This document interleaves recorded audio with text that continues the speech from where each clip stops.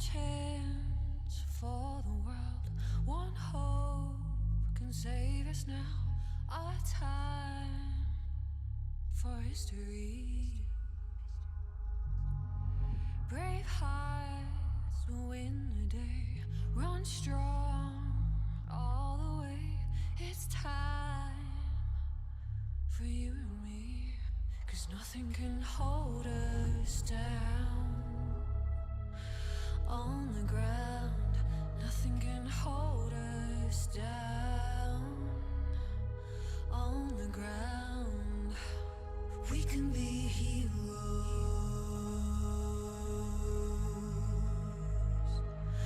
We can be heroes.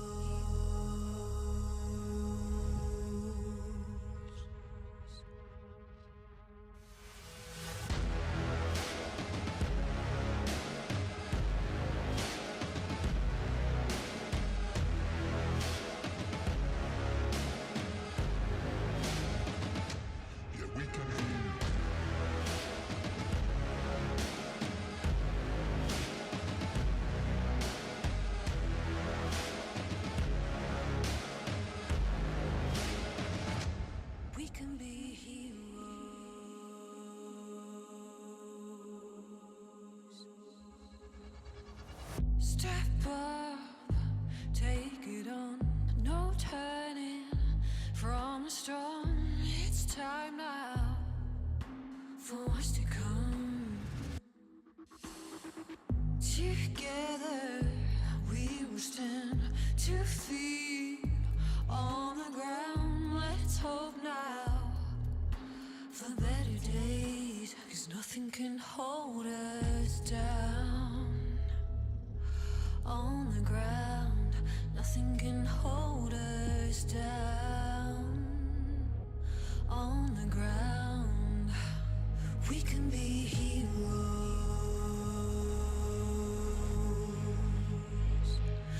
We can be heroes.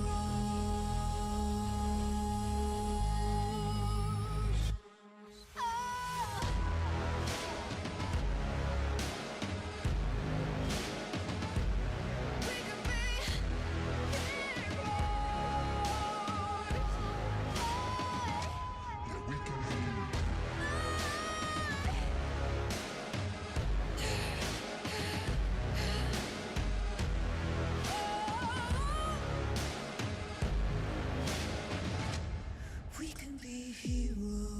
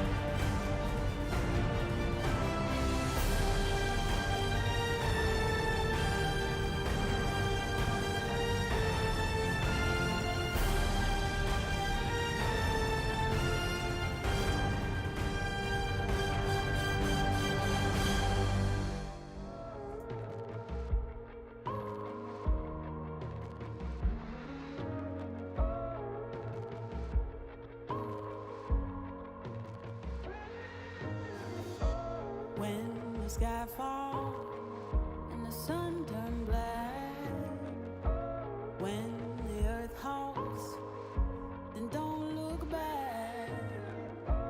Hold me closer. can you feel my heart? We can conquer and win back all. The tide is changing, floods are coming clear to see. The page is turning, can you feel this energy?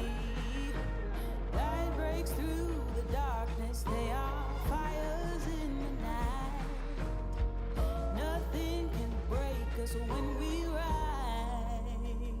We run on the edge and across the flames. The world we knew is not the same. Feel your soul, feel your desire. Walk through the fire. Leave the space and watch it burn. Let the king and queen return. See the sun so bright and high. We walk through the fire.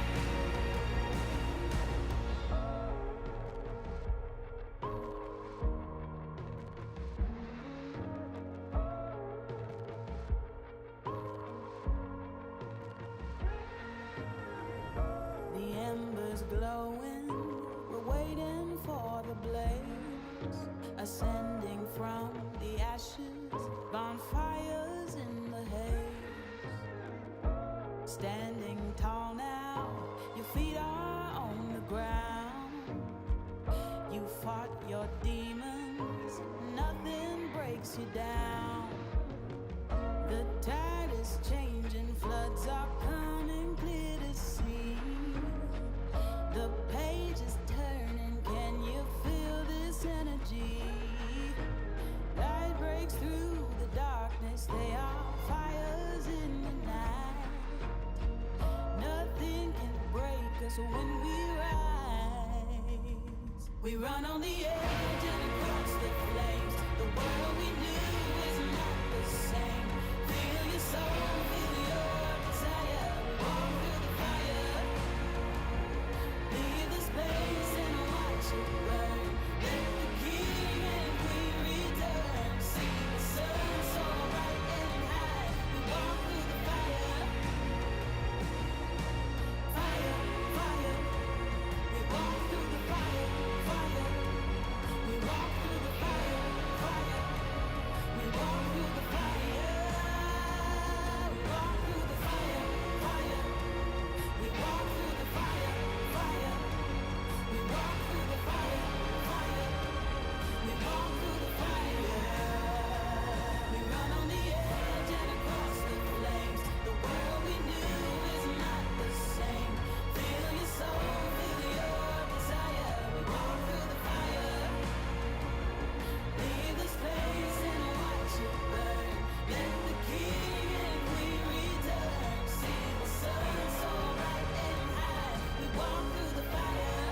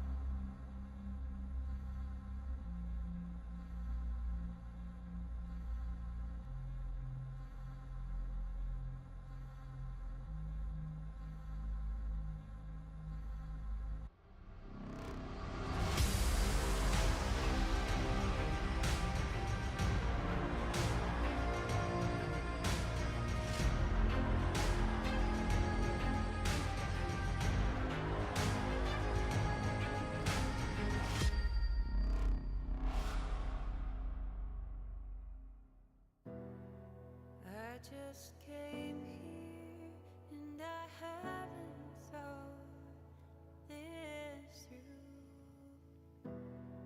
Heart on my sleeve, ready to bleed. Wish I had another drink, then I'd have left it. Instead we're gonna go to the brink. Don't you think that we should forget it?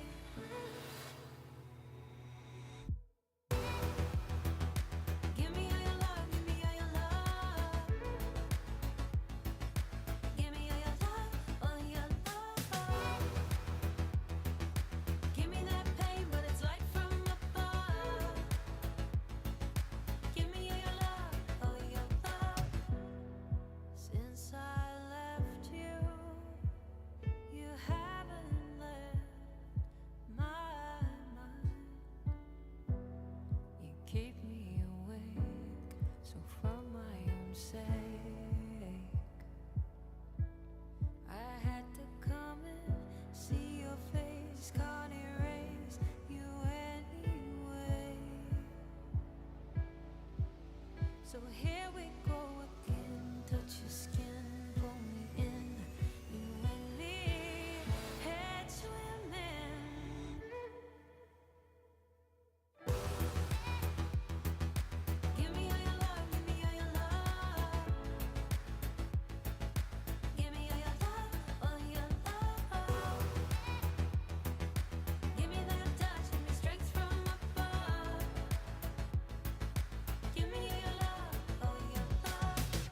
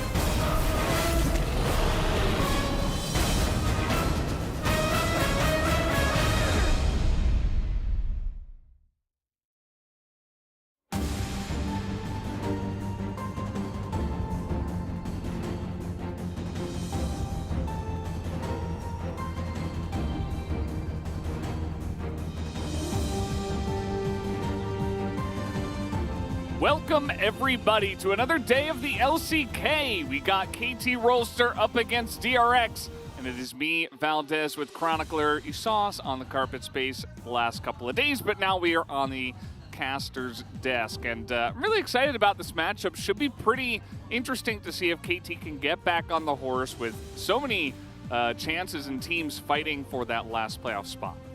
Because what we've seen thus far in the LCK is that there are very clear trenches of how good you are. There's T1 tier, there's Gen G tier, there's Dama, and none of the teams that are in the lower trenches really are able to beat anyone in the top 4, and then the bottom 6, and it actually is a bottom 6, is Mayhem.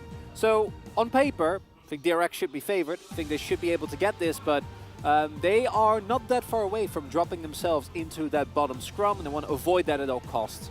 To make sure that they get the best possible playoff spot. Yeah, I mean, it's true. While there is not a ton of time before playoffs, there is ample time to also throw your lead that you have right now. So everybody's really stressed out, trying to do their best in these last bunch of games before we do get into playoffs. But let's take a look at the points of the match for this one and see what we have on the table. The air is tense. Production is with me on this one. Which team will recover and take the victory? And for KT, it is a much rougher sight than it has been for DRX. Yeah, DRX, if you look at the round 2, hasn't been amazing, but the team as a whole still looks like an actual team, which is something that we couldn't really say about DRX in the first couple of weeks. And right now, I don't think we can say for KT. The team that has had really some breakout wins, really decisive 2-0s with very, I want to say, recognizable playstyle, have been abandoned, and they just kind of falter at every point in draft, in gameplay, and in coordination with the team. Yes, pretty savage from Chronicler, but it is the truth. As KT defeated by the legendary DRX challengers in round 1. Can they redeem themselves this time? Of course, if you guys did miss it, we had Deft and a bunch of very young players from the...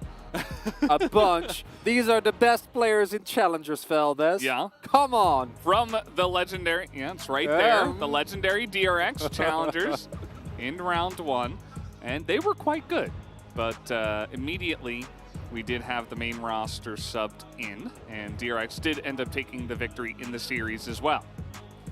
And that was honestly the turning point for KT, unfortunately, as now we will be getting Vikla, and Vikla has been one of the better mid laners that we have seen within Challengers. I think one of the more consistent parts of a KT that is currently in top 3 in the standings, and unlike some other teams, I don't think they have as clear an identity. They're just a good team, right? They're not as overpowering as a team like DRX, but he's honestly been a very consistent mid laner, has been able to stand up to people like Bulldog, like Satab, obviously, like Poolbay, and I think should be able to at least provide some fresh new air in KT, which they desperately need because Arya has been having a pretty horrible time.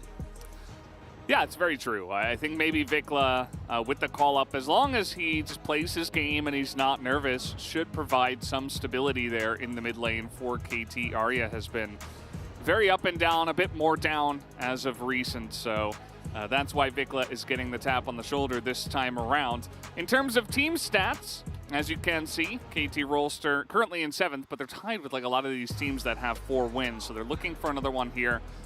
They still have 2nd in terms of first blood, so that's how the stats go sometimes. Yeah, really important for KT to get this one here. For DRX, the team trailing the most is obviously Kwangdong Freaks, and any distance they can gain between them is going to be very beneficial. And DRX has been kind of hot and cold, really depends on the day. I feel like they are still somewhat over-reliant on Deft and Barrel, who have been in great form this split, but the top side has been extremely inconsistent. Pioshik in particular, Zeka not really a liability, but sometimes just kind of invisible, and King, and well, he's been, I'd say, overall on the upswing. Even he has games that don't look that clean, and it's not really what you're looking for if you really want to solidify yourself as a top 4 team within the LCK. That is absolutely true, as we are going to take a look at the KT roster here with Vikla in the mid lane, as you can see. That is the one change that we do have for KT Rolster this time around, and they do need some kind of a change with this loss streak that they are on. We mentioned it in the points of the match, 4 matches in a row and 6 games in a row. So really just trying to switch something up, change the atmosphere even. We've seen what subs can do before, and maybe this is, you know, what Gory was to Nongshim back last year. Maybe this is Vikla now to KT, and maybe they can turn things around. And it's possible. Look at Kwangdong Freaks, a team that I think had a lot of similarities to KT, because Rascal has been so good this split. I think aiming has been perfectly fine. Kaz and Life have been kind of hit or miss, and obviously Arya hasn't had the greatest time, but now maybe with Vikla in, and if Kaz and Life can take a page out of the book of Element Hoyt, who have been looking better and better week after week, KT might make a splash here. That's the hope, at least. Otherwise, they might just get bopped on the head by Deft or his more vocal brother, Beryl. As you can see, he's very happy, all smiles, and laughing a bunch. Everybody is actually on that side. And seems like Spirits are pretty good. After, you remember DRX, they had a pretty rough start to the season. I think they started 0-3, but they immediately were able to turn it around with a huge winning streak. And now they have put themselves in a great spot. And it's a team that overall will still rely on the bot side of the map. They have been the most consistent. Deft is having one of the best splits that he has in a really long time. I'm not Atlas, so I can't give you the specifics, but he's been playing exceptional, right? And yeah. Beryl also, again, showing the value that he had for Damwon now in this team. The shot calling, extremely vocal player, has also not been as held back by some of the inconsistencies that we saw last year. Think back to MSI Beryl was not something that I think many LCK fans will think back to with a happy feeling, but none of that here right now as Rascal. No, Rascal. Yeah, and you don't say that about specifically this matchup because he is going to be the huge favorite in this 1v1. You can see he has the most solo kills.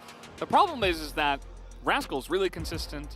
He's a great player. He can mechanically outplay you, get a ton of solo kills, but his team does very little to back him up as of late. So it is a bit of a sad time for him, but hopefully maybe today he can do a little bit of carrying and perhaps, you know, get ahead of Kingen, who's been looking a little bit here and there as of late. I wouldn't say bad or anything like that, but just not making huge impacts on the rifts, I would say.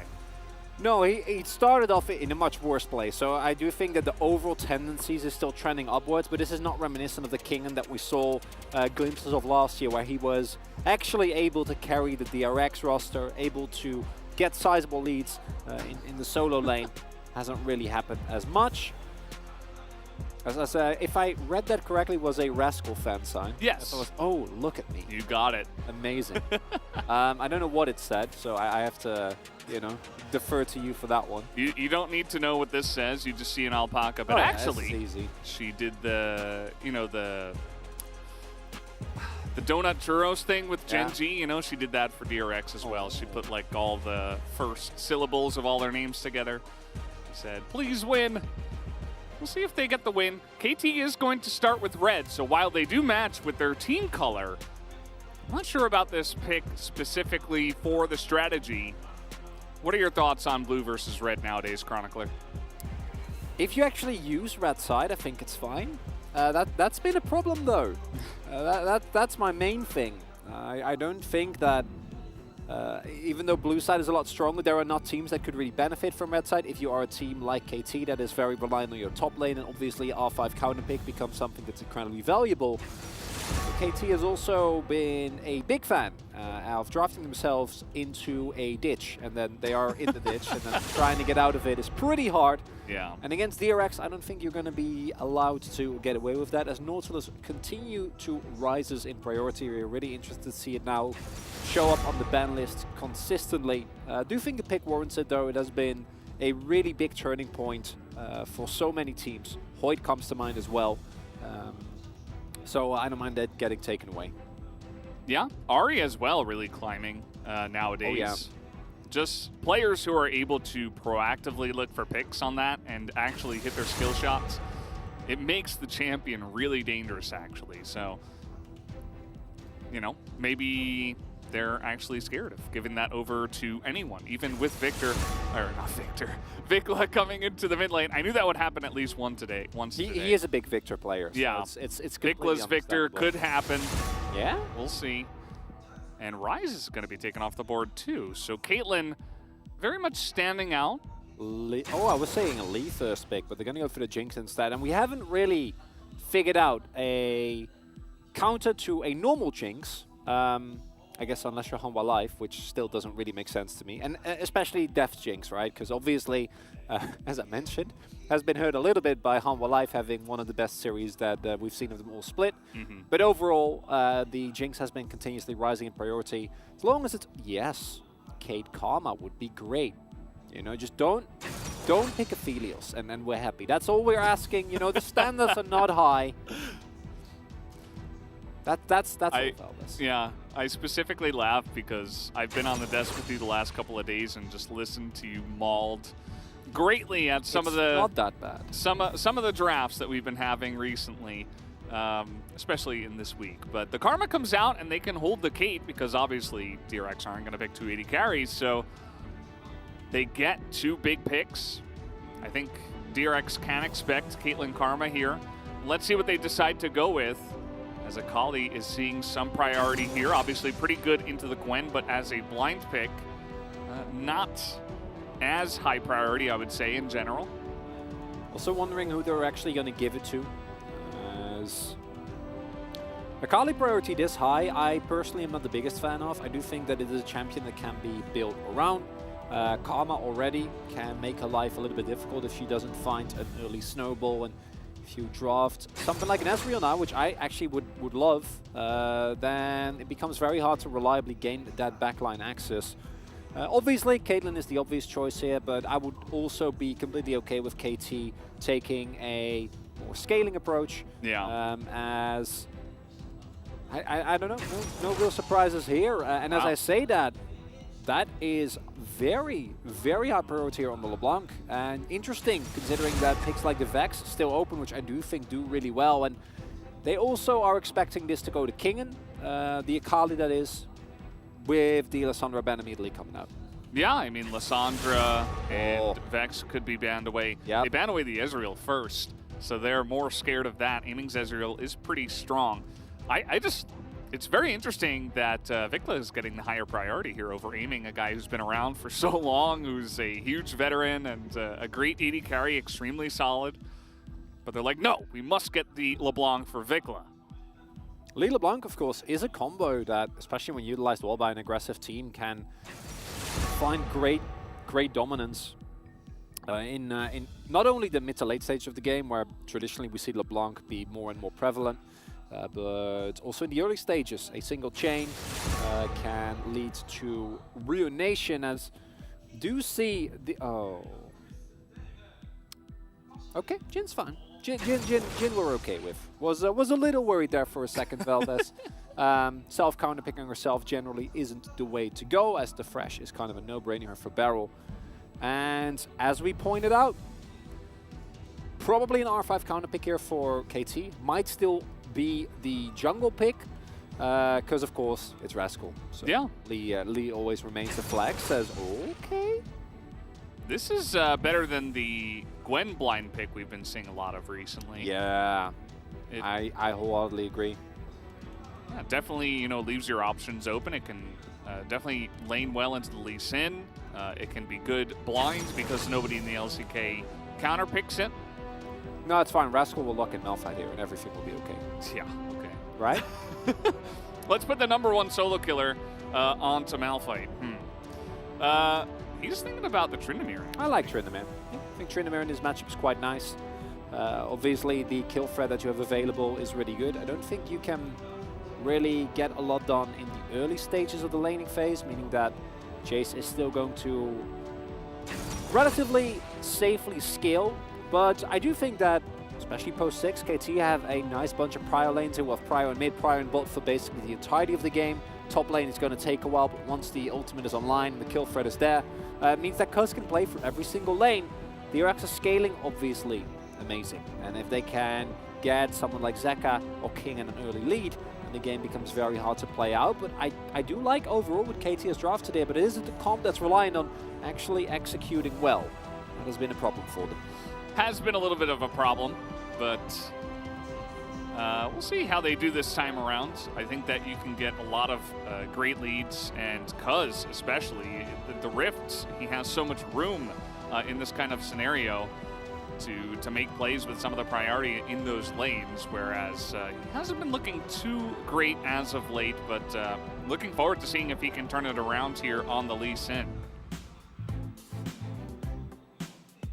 And overall, DRX, I think a lot of comfort. I remain not the biggest fan of the Akali, but I think that the position in which he is picked here actually turned out relatively well. The rest of the composition, though, very nice. Very all-round, right? You have engage, you have disengage, you can play for your Jinx, you can play for your Jace, and it will be up to KT roster to show they can actually pilot a proactive 1-3-1, 1-4, or all possibilities, skirmishing style draft that they've made for themselves here.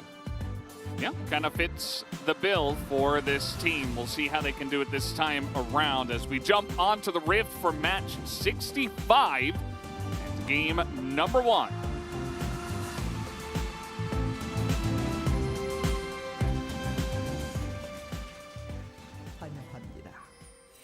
All right, here we go.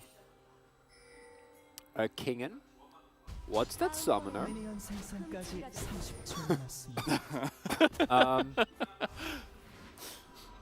Yeah. Well, you know that the Tryndamere, he has a healing mechanic in his kit. Maybe you can, maybe you take some of that away? Oh, a little worried there for a second. Honestly, we've seen a lot of Ghost tech, right? To match the Ghost that the Tryndamere always is going to bring out. But this really reduces the ability of KT to actually be able to reliably match a possible 1-3-1 from KD in the later stage of the game, much more so than otherwise. But it also increases the kill threat that Kingen has. And while I do think that, as mentioned, the Tryndamere, especially if you get some attention from either mid or jungle in the later stage of the game, post 6 has all-in windows. It's also somewhat reliant on the Jace to make mistakes. Kingen clearly saying, I'm not going to make mistakes, I'm winning this lane. You are about to get bullied. Doesn't even need Scorch. You know, he's gathering the storm regardless. It's life. Let's engage on. Yeah, these two supports going head-to-head is going to be a lot of fun, I think. Life isn't playing a set or a Nautilus or something that he's going to be looking for hard engages on. But these two guys, if they find an opening, they will go. I mean, everybody knows that about Beryl, but Life, he has definitely owns that play style for a while now as well. So I'm curious about this one. You said before that, you know, Life on the Karma, he should get the priority here, get the push for this lane. We'll see how it goes, as they're actually threatening here. Oh, that's not good. Deft and Beryl able to get level 2 against the Jhin Karma. Even with a trade, that's not what you want, ideally. Losing control early of this lane can provide a lot of freedom and control for Deft and Beryl. As we mentioned previously, Vikla has mostly been playing his Victor on the mage picks. Zoe is the one that is kind of out of meta, and even then she pops up fairly regularly, but not to the level that we've... Oh! Chronicler's comments! That's Chronicler me. with the 1.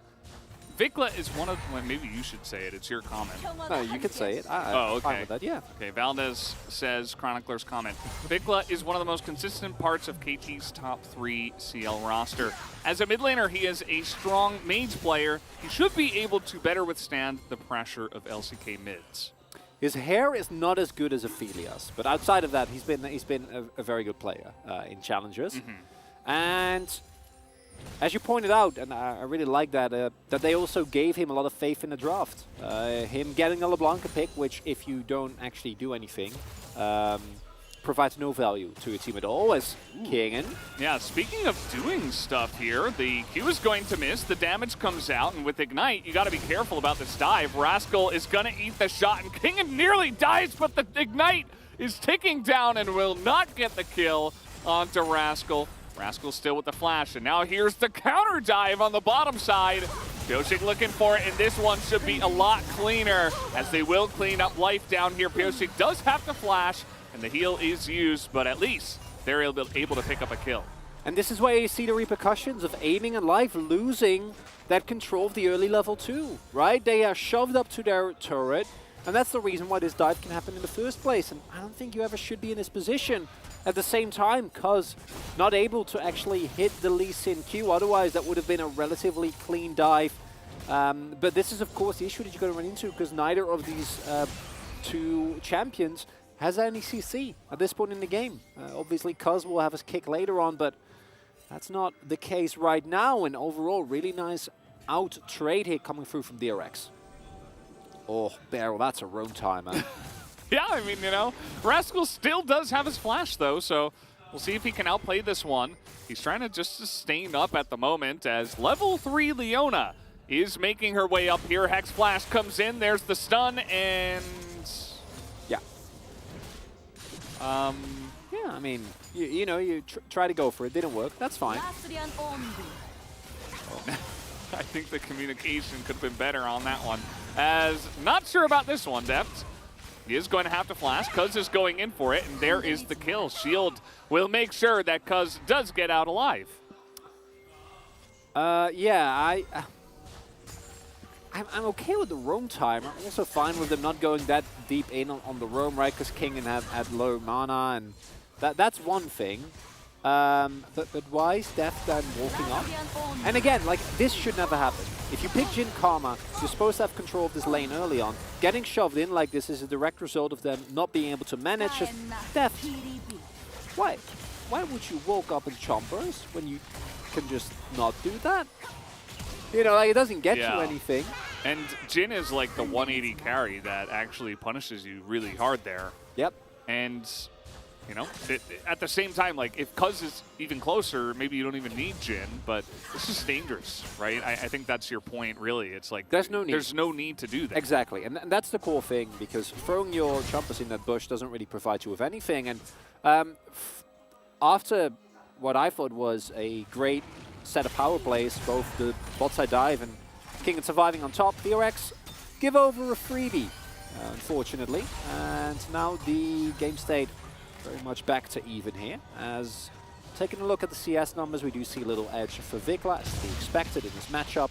Kali always going to suffer pre-6 into, honestly, most matchups, unless you're, you know, Chovy doesn't really fall behind in any matchup, but the rest of us mortals definitely will do so, as Kingen does have the Ignite available again. And this is kind of what we're talking about.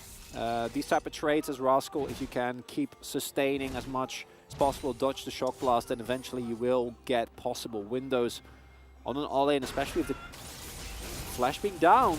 Yeah, he's going for it. The Ignite is on, but he does not care as the flash is not there. And again, Rascal had flash, so that again comes back to win him the trade here as Pyosik is here. Rascal was trying to push this one out. When it becomes Lightning will go wide, and Pyosik cannot do anything. Yeah, you don't know where Cuz is, and if you walk into a Cuz counter gang there and you give another kill to Rascal, I don't know about the game, but the lane is definitely over. But already, as we mentioned earlier, this matchup, pre-6, great for Jace. Post-6, I think Jace, if you play it out very carefully and respectfully, you'll be fine. But when your flash timer is still off, you can get punished like that. Yep. Nice little engage does come in from Beryl. It's a lot of damage. The Ignite is down, but they can't quite finish him off here. Deft not level 6. And so aiming will get away. It does kind of push them out of the lane. Well, a little bit, but not too much. They will stick around as Pyosik is getting to work on the Rift Herald, and aiming is just fine. A lot of things just really going well for KT here. They've got a pretty sizable early lead. All their lanes are going well, especially after Def made the mistake, and then Rascal got the solo kill on the top side, and the LeBlanc is doing well. Rascal now sitting on 21 solo kills. Wonder where he'll end by the split. Also showcasing that your team might not be doing great, but if you just are more like Rascal, you too can solo kill in every single matchup. Unfortunately for KT, we do see the Rift Herald being taken by DRX, and this is something that they can utilize to pop a lot of gold into Deft, which I personally would think would be the main benefactor of this. I think I got him. He said that like right when he got on top of him. So knew it was coming already, and Cuz is going to set up a kill down on the bottom side. We're going to see how that one starts, but I would imagine it's just Beryl going for a very deep ward, at this point deep, because they don't really have control over this lane anymore. So even, I mean, take a look at this. Vikla just 1v1ing and having a fun time in mid, and ㅅ2022 is just, he's just farming it out, essentially, after some failed ganks. Well, he's also 14 CS behind. Yeah. So He got the Rift Herald. he did. It's like a new way to did. punish the Rift Herald. Yeah, but ideally you'd be able to either get pressure. I think he was trying to cancel. It's just a misread. So They didn't know they were still there. Yeah, exactly. So it's a good bait by Life and Aiming. Actually, well done. As we see with Deft throwing at an ultimate, thinking that it's completely safe, but didn't check the brush. Oldie but a goodie. Works out nicely for KT. And this is slowly starting to become a bigger and bigger issue in terms of gold lead.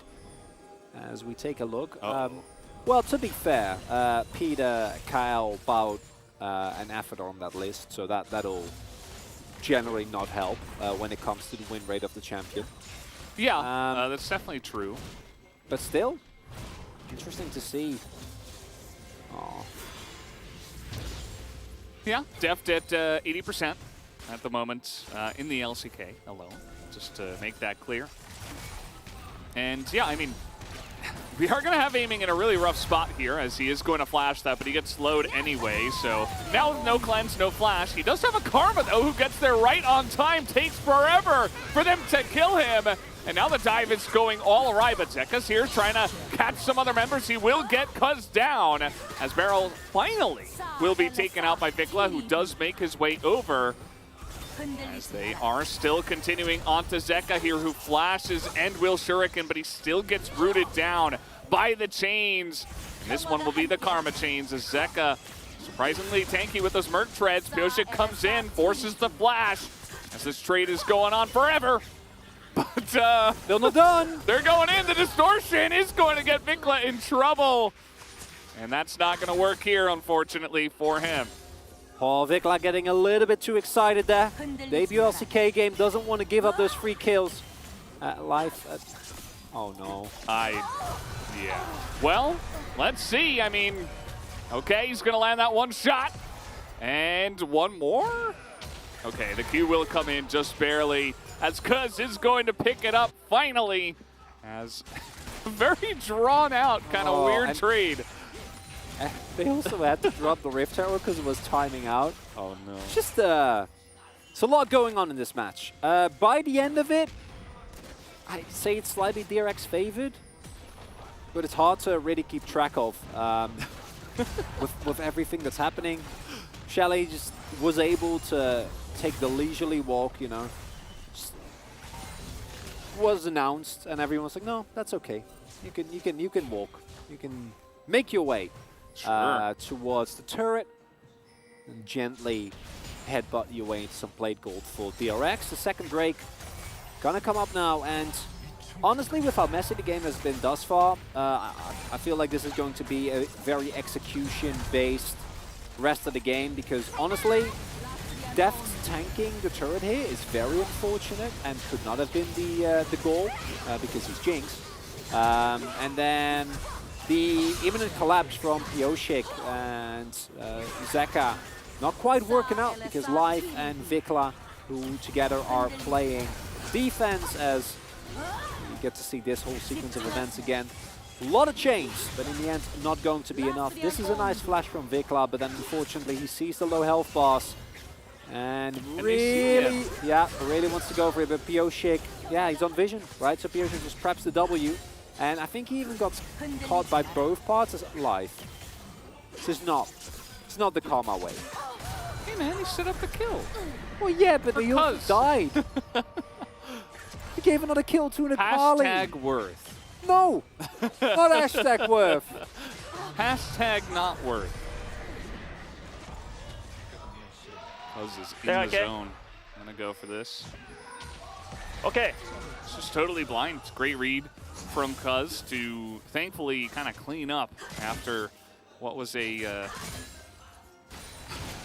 I don't even know how to describe it. It's messy, Valdes, and Yes. that's okay. It's a Bit bit of a fist fight. As Okay. here we go again. He's going in there. Doesn't have vision on the other side. He will just kick away Pioshik and decides, well, a little bit more than I was asking for, so I will push you away. Meanwhile, Rascal, as always, is having a great time. He is winning that top side after his 21st solo kill. This is what we expected. It's what we talked about before the game even started.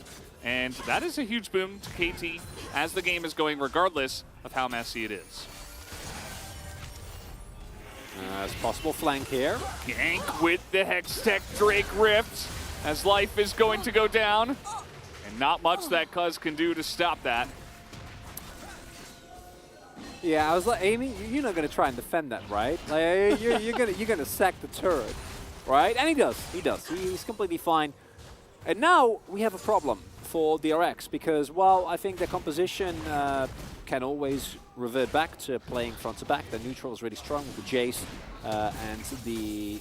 Oh, yeah, that's Rascal. He doesn't actually have a way of reliably getting that. So nice attempt there from Kingen. Tryndamere with Rift Herald is not what you want, ideally. But the issue now is that no one can match Rascal on the side lane, and this is Tryndamere, so it's not going to get better, unfortunately. As Meanwhile, this game doesn't give me the time to talk about what's happening, Valdes, just like and a I lot appreciate that. No, it's a lot of action. Yeah, it's We've good. had a lot I of like games in the LCK where it's very. Let's really think about this one. Is this a 99% play? Is it? Okay, then we can go. This is not a 99%. A lot of times it's not a 99% Yeah. play. In this case, neither team is following that philosophy whatsoever. And honestly, if I think back to the games where KT has done the best, this is the type of game. These messy, brawly, very aggressive, skill check type of matches. Yeah.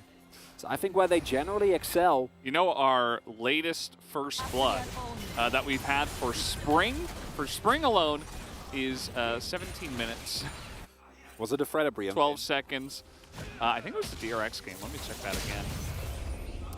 KT are also a Hextech Drake away from... Hexdrek. A It's like Hexdrek... Sneck, but it's for Drakes. Yeah. They're a Hexdrek. My favorite Drek is the Cloud Drek. Oh wait, I'm not Atlas. I like the Infernal Drek myself. So personally. you're only a single Hexdrek away from Yes. Soul Point. You asked if it was Fred Brion. It was. Fred Brion against DRX. So. I do think those two teams reinforce each other's worst tendencies a lot. That actually makes a lot of sense to me. Yeah. If KT was in that game, they might have given up first blood, but there would have been a first blood beforehand. Yeah. But it also means that if you park Rascal on the side lane and you allow him to pressure with Shelly, then picking up this Drake in 50 seconds is actually going to be really hard for DRX. It's going to be reliant on Zeka finding a flank. And Zeka doesn't have TP. Kingen doesn't have TP. So it's not like you can fight for the Drake and then TP back. And, Then what do you call those Hexdrek thingies? Huh? Those are teleporters. The Hexdrek teleporters, yeah. I like it, I like it. And yeah, I mean, at the moment, Rascal is hanging out with his friends. Yeah, I mean, you were right. He just doesn't really care about anyone on the opposite side of the rift. No, and he's about to break holes as well. Gonna pick that up on his next back, probably. I would like to see them put down the Rift Herald here to guarantee themselves Soul Point. Would be a really nice way for them to get a decisive grasp on this game. As we're looking for a chain, not quite working out. Yeah, a little bit slow on that one. You got to be really on the ball with that. Vikla this time around is going to set it up as they do get the root onto Barrel. You may think that the composition with Jace and Jinx has the poke, but not right now. Not when they're a little bit behind. The LeBlanc is getting a lot of value. The Jhin is getting a lot of value. Even the Karma's getting in there. Cuz is throwing Qs, and KT are going to push them off of this objective as the Rocket is just going on vacation. The Rocket wants out of this game, so just threw it off to the right side. And yeah, Rascal can immediately go back to doing what he does best, as apparently that's solo killing. But there's a lot of people over here, Rascal. Again, not caring too much Goodbye. about the enemies. And you know I'm going to go there. Hats off to Vikla. Actually utilizing LeBlanc. As he pointed out earlier, LeBlanc is for a good reason a high priority pick. I think obviously Faker has had some great showings on it. We've seen a lot of mid laners try and get these kind of pokes off before a given fight, making it a lot easier for you to actually get anything done. But into DRX comp can be a little bit risky with the Leona existing or getting hit by Shock Blast on the way back. So nicely done, actually able to do a lot of damage in that previous moment. And now any subsequent contest for DRX becomes so much harder, because I do think that they have a comp that needs setup. Because you need at least some vision to be able to hit your Shock Blast, to be able to hit some zaps, some autos. You also need to make sure that KT don't have pockets of vision, because look at any of their champions. Between Lee, Tryndamere and LeBlanc, it's just a really bad time. And there's Hextech Gates, so I don't think that the chaos is going to relent, Veldas. I think it's going to get worse. I think we've only just seen the beginning. We've only scratched the surface. Oh yeah. Yeah, this is the start of I don't know what quite yet. It's developing as we speak. But there will be no front to backing if everything goes according to plan here in this game. Yeah, I mean, you can definitely see that, even in just the mid-jungle 2v2, but then you add everything else in, and it's gonna be a fun time of League of Legends here. Well, not if you're Deft, honestly. Like, I feel like this trend of picking hyper carries and then not drafting any support for them has been very prevalent, and it's been working decently. But poor Felios, man. Yeah, I think we gets dunked on every game by Ari Hecarim. Maybe stop doing that. Fresh was open, was hovered. You know, that would help a lot. So Deft can actually play the video game, and maybe he'll still be able to. Maybe KT overinvests on a play, doesn't work out, Deft kites back. Still, of course, a possibility, but Kraken Slayer as well, not giving the mobility otherwise. So I feel like he might be a little bit of a sitting duck, especially if his summoners at any point are down. Rascal now with the hull breaker done. Pretty sure he beats everyone. Yeah, I mean, Zeka's got to be a bit careful, right? It kind of looks like Zeka just wants to farm the minions, but this is Rascal. Yeah. I mean, you're getting Gale forced on as the Shroud is forced, and Zeka's like, oh, okay, so King, he wasn't lying. You know what I really like about Rascal? It's how happy he is to prove a point. Because some other, especially in the LCK, you know, laners are like, oh, they have a lead here, they can push it, and then that never happens because they just handshake, clear waves. And then when I talk about Rascal, he's like, he spins in, he like 3 hits, half of the health bar, and Zach's like, oh, okay, well, never mind, I guess. I will leave. Yeah. Yep. It's very true. I mean, Rascal is trying to set himself up for a very juicy 13 out of 13 POG vote here, potentially. We've had some interesting votes recently, but hopefully this will get everybody on the same page. Imagine faking I'm not going to vote for Vikla. Come on, Veldas. As, I mean, Barrel's going forward. They really want to find a fight here.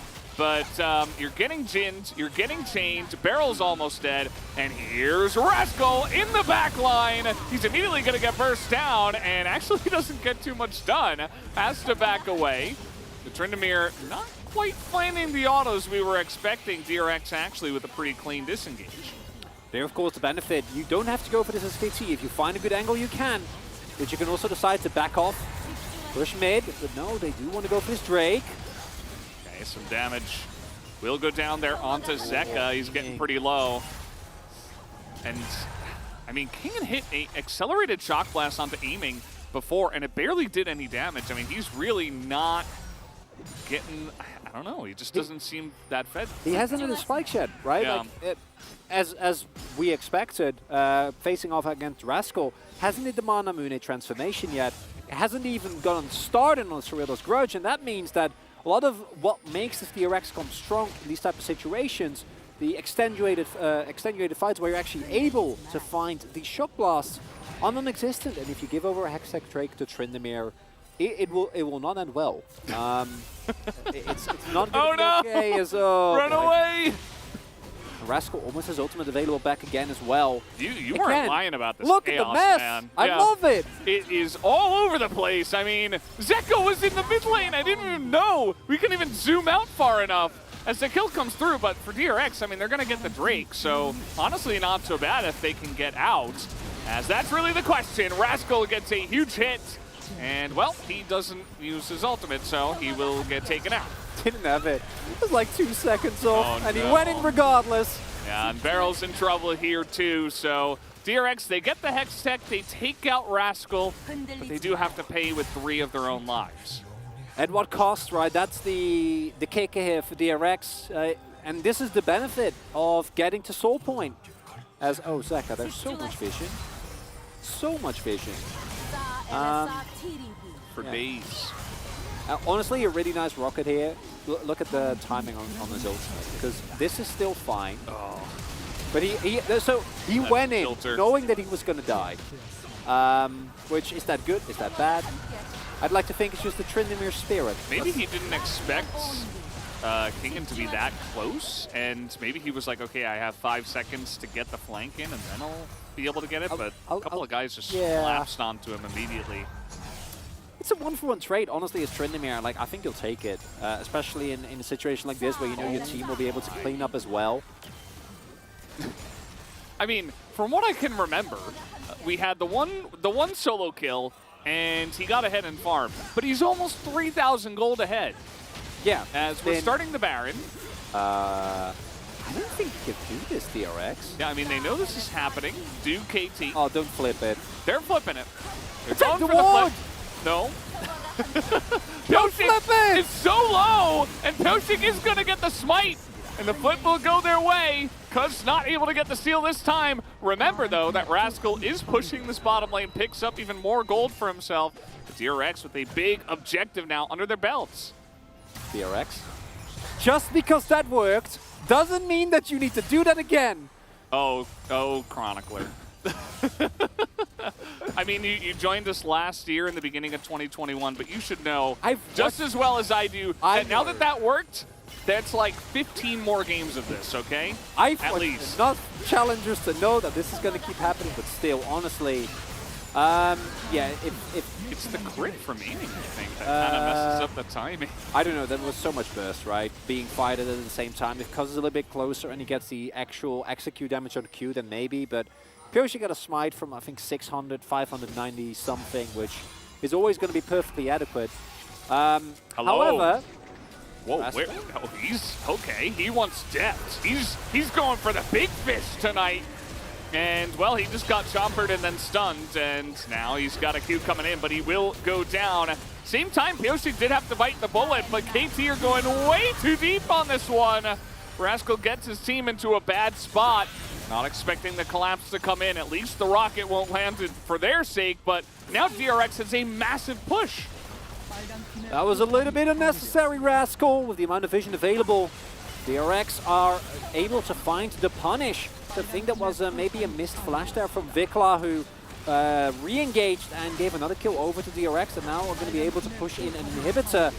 And the gold lead that KT had now fully evaporated. And honestly, I still think KT, with how fat this Tryndamere is, should be perfectly fine.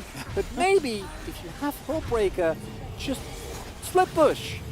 And then, you know, play accordingly with your team. Don't hex drag gate over 5 like wards that are there. Can't resist the Hex Tech Drek. Why would you do that? Not necessary.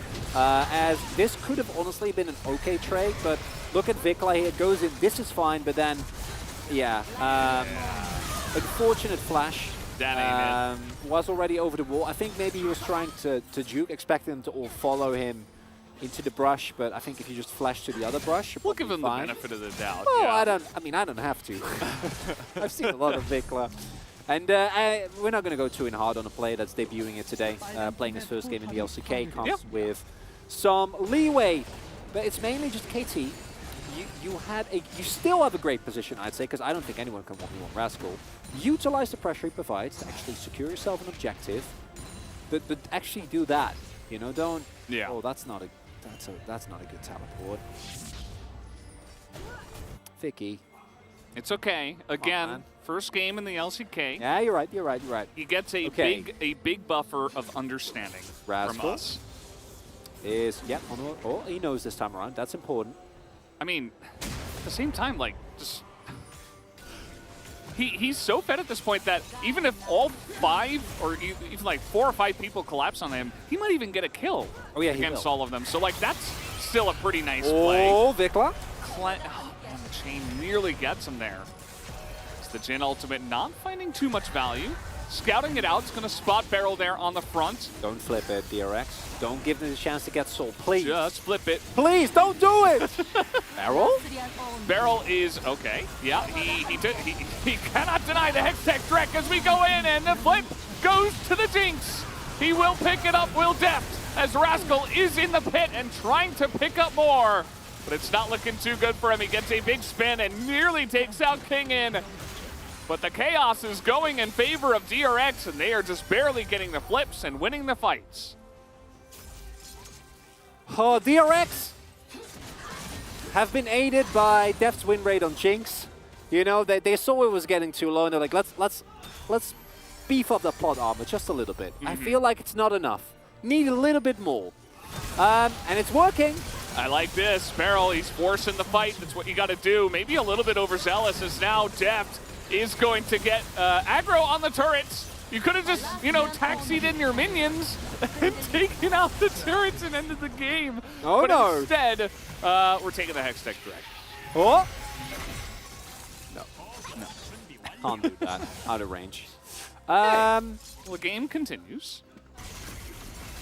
This game baffles me a little bit, Valdez. I'm not going to lie. Because I thought they were going to 100-0 Pioshik here, which almost works out, but then neither of them actually hit the smite. And then Deft ends up getting it. And then while that is happening, obviously Akali is in the back line. And if you go for this play, SKT, and you pick up the Drake, then it's fine. But I felt like I've said that like 3 plays in a row. And now it's starting to not be fine as Deft could tank 2 turrets, has to heal as well. It's a fun game, Valdez. It's a fun it's game. great. I love it. It's awesome. It's a lot of chaos, and I think KT loves the chaos, although it hasn't really been working out as much for them as they'd like. And I would just ask them, like, try to set up for Rascal a little bit more. Either actually allow him to split push, secure some vision in the bot side of the map, and then hover around mid, hover around top.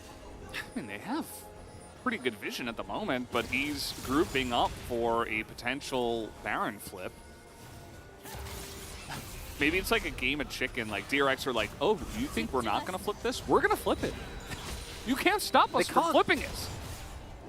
And KT are like, oh, I guess we gotta respect that then. There's a finite number of coins in the universe, right? They're like, eventually it's gotta stop. Come on, Valdez. Okay, Randuin's Omen now done for Rascal.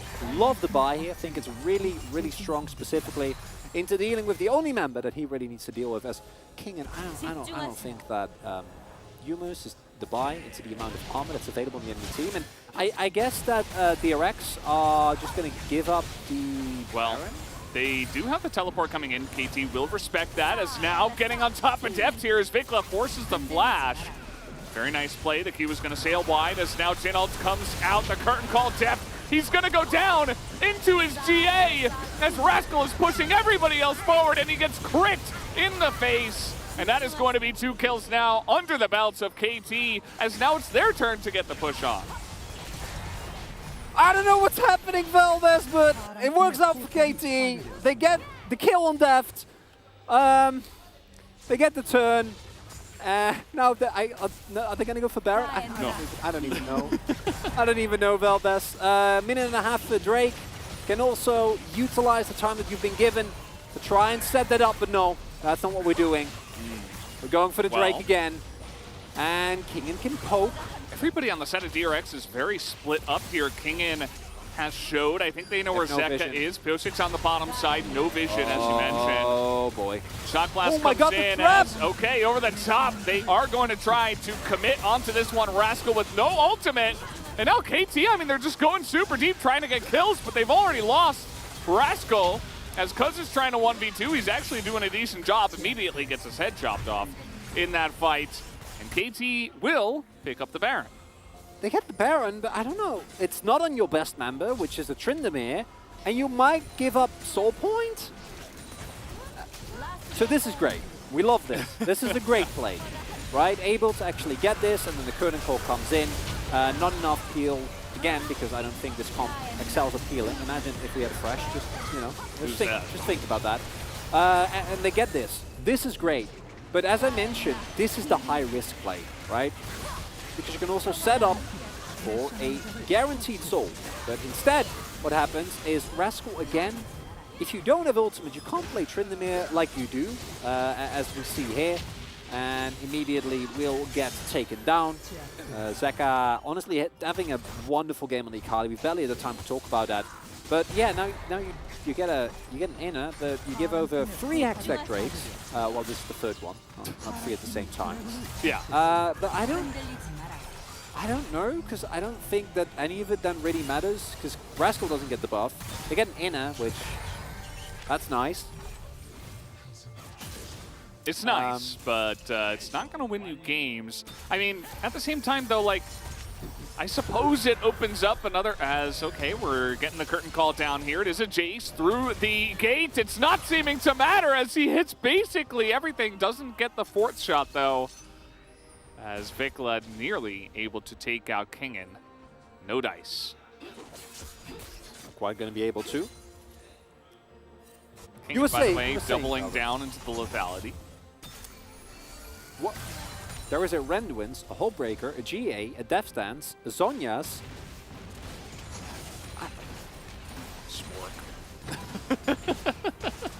He's going to build Edge of Night, isn't he? Yes. Sereldas is such a good item, Veldas. Yeah. We even saw yesterday, I forget who it was, but... Ana, I think. Yeah, rushing the Sereldas and immediately getting a gigantic boost in damage. Well, not today. If you want to kill Vikla, or most specifically aiming, then it's quite good. But honestly, I'd rather see the Serpent's Fang before I see... Because you're playing against Karma, right? Serpent's Fang is a great item. Why not go Serpent's Fang instead of Yumu's? Or... Just don't build that. Good question, good question. Unfortunately, we don't have the answer for that at this time. Veldas. The Baron buff is still pushing. It's 16-16. Quite a lot of kills so far in this game. Actually, everything really good. This is very reminiscent of a good old Challengers game, which is ironic because there's only a single Challengers player in this entire roster. So I don't know why, but it definitely feels that way. And it looks like 5 minutes later, Rascal has decided, okay, I remember that I'm good at split pushing. I'm going to go bot. He can 1v1 anyone, man.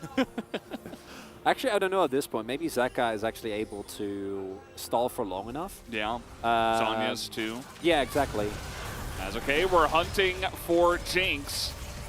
At this moment in time, Pioshik is able to get in the front here. No lockdown as well. So doing a nice job of negating a lot of that damage here. Rascal still going to respect the ability of, Zeka +1 to come down and potentially make his life not great right before this Hextech Drake spawns. Aiming now. Full items. Multiple GAs for KT. Only a single one. Only Deft has the GA back up again. And yeah, there's nothing in the map. So I guess we're just going to back and wait for the inevitable flip. That's going to come through on this Hex track. Yeah. Looks like that. You know what the best part about games like this is you have no idea who wins. Like there's no way to know. It's pretty up in the air at this point. It really is. I mean, Zeka's incredibly strong. Deft, obviously, because he's full item Jinx. And it's a huge amount of poke that comes out from both of the AD carries that can, just like this, it can easily turn the tide of a battle. If the Shock Blast hits aiming before the shield goes up, that's another big chunk. I don't think it chunks that much. I mean, it's got a lot of lethality. Oh, but he's got GA now. Yeah. Sorelda's 6th item, maybe. We'll have to wait and see on that one, though. No confirmation. As we are waiting on this Hextech Drek. This is good from KT, right? They're actually setting up vision control here. And if someone face checks into Rascal, he will spin to win. He looks very angry with that big red bar. He's going to build it up again. Aww. Does hand over the red to Aiming. And he says, you know what? Let's group in mid. He's trying to get the kill onto Kingen, and down goes the health bar. One snipe could do it, as Kingen is going to be blocked now. And no more shots will go in, but there's that poke damage we were talking about. Vikla and Aiming putting their heads together. Now just shove the waves and you guarantee yourself the Drake. Don't let DRX actually enter the jungle here. They're gonna need time. Kingen now making his way over from base, but they're gonna be scrambling. I like this trap setup here. Well, you kind of got to do something with it as Rascal is going in. He's going to be burst down immediately. Vikla gets in, has to Zhonya's. Where's the damage? Depth is so low, but he's surviving. Goes into the GA, and this is not quite the dive into the jungle that KT were looking for. As another GA will be popped here. Down will go Cuz, and Life and the rest of them will be on the run. Aiming, never really able to join that fight. You had 3 shots, KT. 3 opportunities to get 1 Drake. Couldn't do it. Oh, no. Well, they do have some nice... Oh, he walked back into it. Feels bad, as now that is going to be a dead 80 carry. And Life might be soon following him. There he goes. DRX, they get the job done. Somehow, some way. As now with the Hextech Soul, doesn't look like they're going to go for the end, as those death timers a little bit close here for Rascal and Vikla. I feel like they should be able to, right? They just need the wave. Don't know if they can guide it. Maybe it's actually not enough. Maybe we need an Elder in a game like this, but it's close. I don't know if Rascal and Vikla can hold on here with 5 members available for DRX. This should be it. They're going to go for it. Rascal with an ultimate ready. Vikla tries to hop forward, immediately just gets burst down. And that is in fact going to be enough. It doesn't matter if you've got stopwatch now. As down will go the Nexus. DRX will be able to take the game eventually with some ups and downs, some turns and twists. But a win is a win. Very clean, nothing to see here.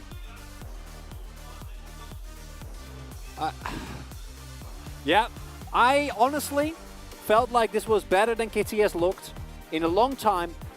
But at the same time, if you look at the game, maybe that's not quite the praise that you're looking for, because it was still an incredibly messy game from either side, a lot of individual mistakes, and overall really just Zeka and Deft trying to desperately keep it together, able to do so in the end. But man, DRX are not going to be happy about this, because I think that against a KT you're expecting to be a lot more dominant. KT are not going to be happy about it because they lost. January, that will get you in a bad mood. And it was a game that we were talking about, you know, kind of in a funny way, but it's still true about how many win conditions they had and ways to play with their lead, and kind of just fell apart. I don't know if it was a communications issue or a lack of trust and confidence kind of issue, but Rascal immediately trying to join the fights and then kind of just going in alone a lot of the times, not really setting up, you know, flanks or opportunities. Not willing to flip over any more objectives, so they just decide, hey, let's just run into them in the jungle. I don't know, felt a bit rushed or almost desperate towards the end of that game, and KT had a lot of different times where they were ahead and opportunities where they could have tried to get farther ahead and win the game. At the same time, DRX won this game off of a Baron flip, multiple flips for Soul, and I don't know. That's a nice gold graph. Really like that one, yeah. The blue team was in the winning position for what percent of this graph? Approximately. Show your work. Yeah, I'd want to say like 5%, maybe? Yeah. I'm gonna go with 4.3, repeating, of course. Naturally. Yeah. That's my official prediction there. But, yeah, guys, that was a game of League of Legends that we did just watch. I'm curious to see what the analyst chairs and collaborative Carpet Space members do have to say about that one, as I'm sure there was a lot to break down, a lot to criticize, a lot to bless as well. But either way, guys, we're going to go to a bit of a break and have those chairs.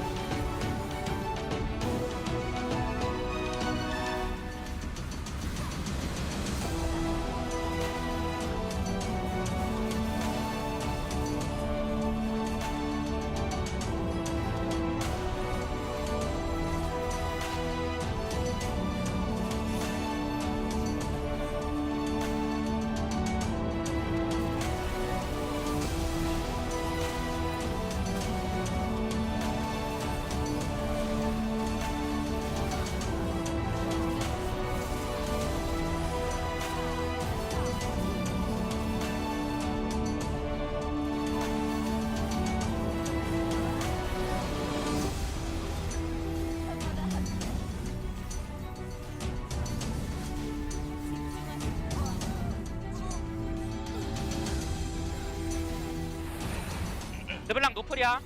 살짝 몸 좀. 얘네 나온다 이거. 정 안 되면 그냥 발언으로 해줘야 돼. 돼. 이거 무조건 돼. 얘 상체 나온다. 르블랑이랑 팀 나왔다. 따로만 있자, 따로만. 이거 르블랑 포킹 조심해 이거. 피 없는 애들. 괜찮아. 나 가고 있어. 나 타워 볼게, 나. 타워 볼게. 타워. 타워 바뀌었다, 넥서스. 이거 우리 팀것들 분파 받았어. 넥서스. 얘 노플. 잡아. 나이스. 오. How many times have Darmonkey been spectators so far? It's been the last two neutral fights. Faker! And Faker is just going to pick up the jinx! Oh, here we go. Back again, same scenario. Win, yeah, we on a roll. Yeah, 2, 4, 6, we like 10 and 0.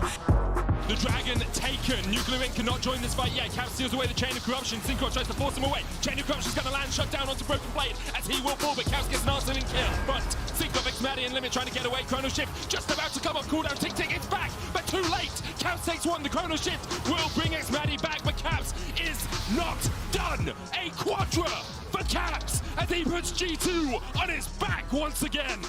Say, oh, what now? Tell me who you see when you look straight up. Like, wait, oh. Faker, oh my god, so incredibly close. Got to be so careful here as T1 pushing the issue here. You have opposite side to Baron, inhibitor down, so just back off. This is T1 waiting for this minion wave. They're thinking of going for a flip for it as now Bertle will try and get out, but now Ona trying to stop these backs. Ona's trying to get over there. Doctom immediately kills him. As now Bertle, can he actually stop this? Nexus turret number 1 goes down. Showmaker loses his entire health bar before he manages to go into his Zhonya's and then is going to be taken down. Now the Nexus is back. Umushi flashes, gets himself out of the way, and T1 secure the 2-0. Oh man, they made us sweat for it. What it is, it isn't what it was. They all love to hate when it don't work out. Tell you that they always been down with it. They connects, and maybe it is the time they want. They find the Tom Cage. Big damage turns around. The Super Mega Death Rocket at that time, and that's a headshot. At least it just parts the seas, lines them up, and then everyone on Peace follows through. You already know what it is when we come through. Oh, shut down. To get the most out of their headshots and try and use their extra range, but Licorice though, Mininar being attacked. Blitfo's gonna die before he can reset again, but Lost has fallen, and that's all that matters. The Golden Guardians drop the ball, and it's Team Liquid picking up the fumble. Bjergsen flashes back away as a Blaze Olive is here in a 1v3. He'll do his best to try to win it. Hans saw the block to get away, but a beautiful bounce for the kill. The fumble don't matter. A Blaze Olive just smears him into the ground. Team fight ㅣ2022. Not usually ideal. There's a great bubble comes out from Scouts. Actually cleansing super late on that one. Viper is here. Kiss the ring, top esports. 1 by 1. How is that allowed? Viper destroyed all of them. Oh, shut down. Oh, shut down. Oh.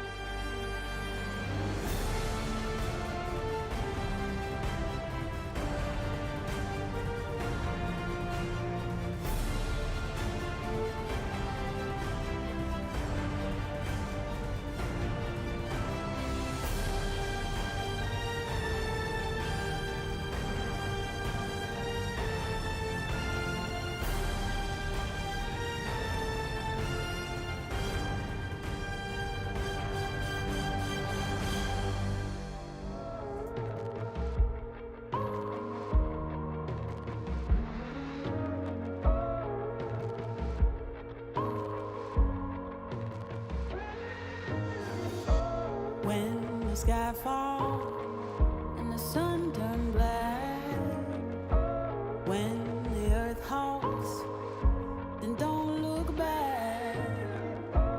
Hold me closer, can you feel my heart? We can conquer and win back all. The tide is changing, floods are coming clear to see. The page is turning, can you feel this energy? Light breaks through the darkness.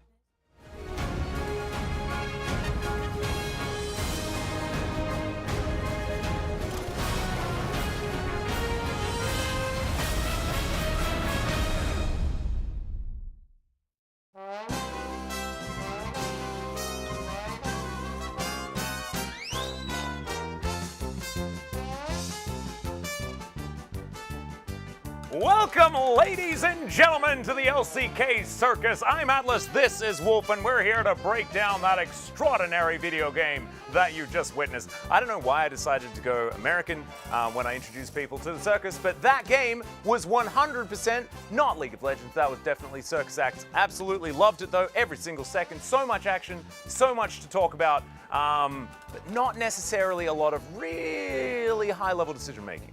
Yeah, sorry, don't mind me, I'm just throwing things. Let's take a look at this draft here for a second, because there were a lot of things wrong with this. The LeBlanc pick here for KT was where things really started to, in our opinions, really go badly, because they had the opportunity to lock in the Caitlyn here. The Ezreal was going to be banned. The Caitlyn was going to be banned if they lock in the LeBlanc.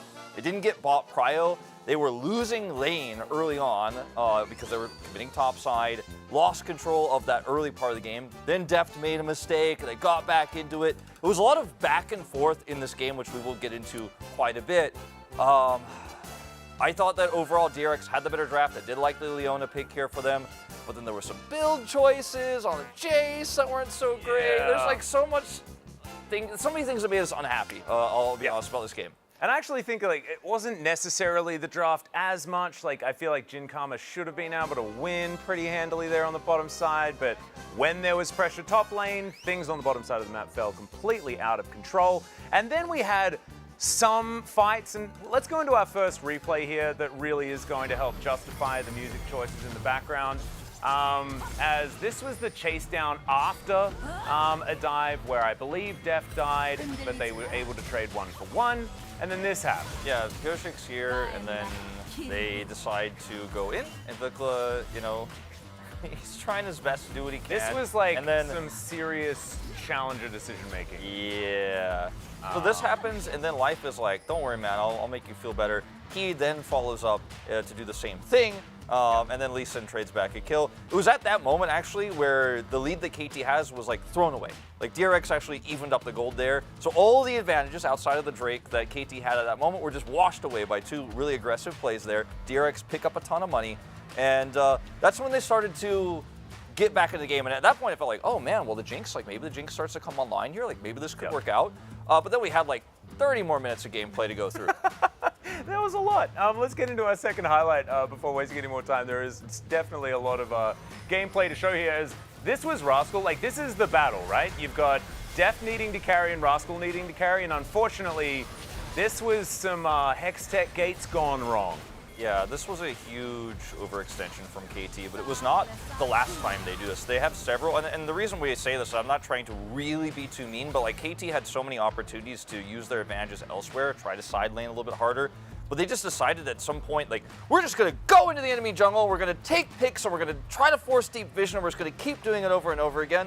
And like, sometimes it worked, but usually it backfired right before critical objectives, like this one in that one we just saw there. So a little bit more passive play for them, I think, could have been very strong. They had a huge Drake lead, and they tossed it away. Yeah, and it's really weird because if you think about like how this game was going to go, we heard Chronicler talking about peel options for the Jinx over and over again. He took the Kraken Slayer even though there wasn't any Thresh or anything like that, so he was pretty stationary. This is one of those games where a Rascal flank can be very, very useful. Just never really happened at the right timing. Like the coordination was never really there. And that ends up leading us to our final play of the game, which I actually thought was a pretty great bait here from Beryl, understanding that the rest of his team was there to back him up. On one hand, I agree with you. On the other hand, I think KT, what we don't see in this highlight, which, you know, we have so much to show, there's only so much we can actually show you guys here in this crazy game, but what we don't see is KT had that almost pick onto the Jace, and then they didn't back off. They didn't actually get Drake prior. They didn't actually set up for what would have been finally denying that soul point from DRX, because DRX were able to get 3 in a row.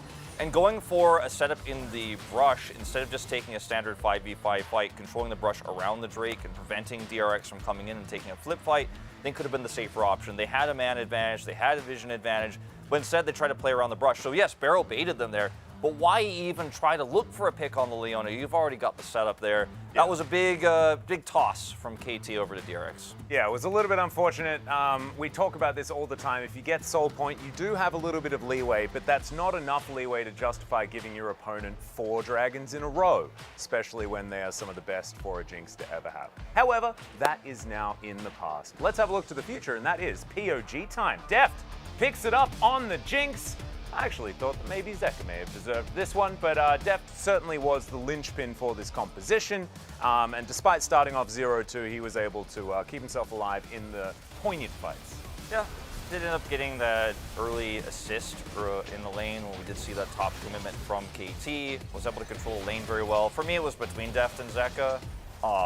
And you kind of sold me on Yeah, I did. I think I might have swayed you there. So but it's okay. I mean, I think that both of them had, I don't want to say a POG deserving game because, like, honestly, it's one of the hardest votes I've ever had to put in. But yeah, at the end of the day, like, it's a really scrappy, crazy 40-minute plus game. You know, I think we will see a split vote here. Deft is very popular, so he will pick up a lot of votes. He also played very well. His positioning, I think, was good, and I guess though, at the end of the day, like the reason why I was originally wanting to vote for Deft was because I thought he had the most consistent performance out of anybody on KT or on DRX rather. Even though I think there were some flashier plays for Zeka, arguably. Yep. Deft now with an opportunity to equalize things with his friend from Mapo University, Mapo High School, sorry, in Faker, if he's able to pick up another one.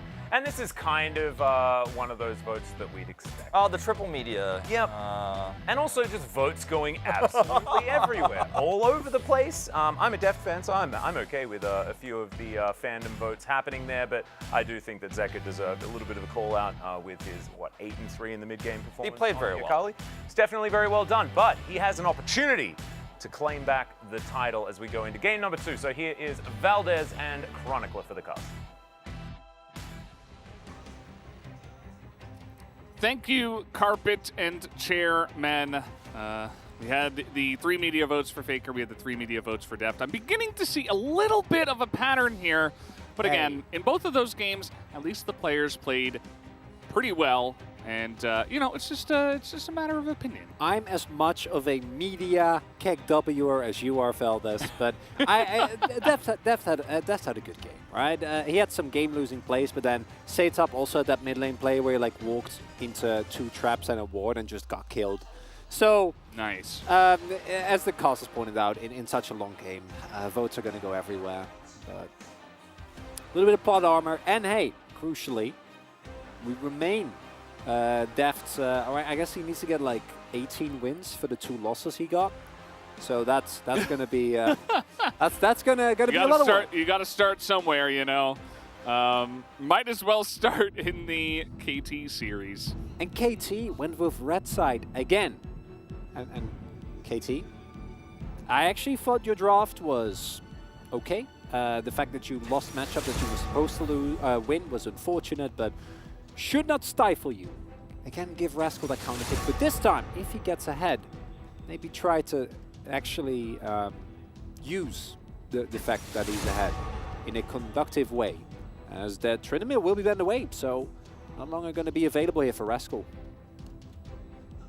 They got close to winning the game. Yeah. Didn't do it. There was just a time where he decided that he was going to group up as 5 with his teammates. With Hullbreaker. Yeah. Not look for flanks, not look for side lane pushing. But, you know, like Atlas said, that's in the past. So we can kind of, you know... Let it go. We can let it go. Let it go. No more holding back. And I do think we... Yeah, definitely. We need to also give some leeway to our players. Right? This is a very important series for KT. There's a lot of pressure on them. They've been on the receiving end of a lot of losses. And in a row. Yeah. Yeah. And honestly, you know, Vikla had some challenger moments, but I think overall was a serviceable mid laner in his first game. Oh, the respect. Yeah, very good. Very. Oh, they're gonna blind pick Athetus, aren't they? No, it'll be Lee Sin. It's gonna be if it's first pick Athelios. You know what the worst thing is? Is that KT could lock Ziggs, but they're not going to. Oh. Ooh. Oh. Okay. That's an angle. I mean, I don't love it. I don't know about how I feel about this angle. Oh, I don't like it, but it's definitely a choice. It's That's an something. angle. Yeah. Yeah. Akali first pick. I mean, this happens sometimes with players, right? Where there's a lot of discussion nowadays on Twitter about the TSM situation and all that stuff. Don't want to get into it, obviously, but the players sometimes they are feeling really good on a champion and they're like, pick me this thing, right? I'm going to pick this champ. Let me play it. And he carried in game 1. So I think in this case, it's like, give him the Akali again. Let's see if he can carry here again. And, you know, while it might not be the best draft choice, the best comp choice, or, you know, best situation, blind or anything, I think that, you know, we can give Zeka a bit of a chance here. Maybe Poppy? Poppy is really good. I would really like a Poppy here. I could also pick Lee again. I felt Kaz actually had a great game. Lee is a good pick into Akali. So I'm not going to be the source of too much derision here. Feeling like Zin's out for Pioshik, who in that last game as well, he was there. But it kind of continues the trend of Pioshik not being apparent. However, this is of course a champion that was left open, that is comfort for Pioshik, but does require a little bit more early impact than he himself has had. Because the just farm style on Hecarim doesn't really work anymore, especially with everyone going for the phase rush. DRX's comp is going to load up on power picks here. Yeah, I actually like it a lot. I feel like Hecarim, you know, you talked about comfort. Hecarim was really strong back when Pioshik was having a lot of luck, and back in the meta where Pioshik brought out the Udyr and stuff like that, so he should be extremely comfortable. That was like in his heyday, essentially, as all these amazing ults. Let's take the Sylas. We are going to see that here in this game.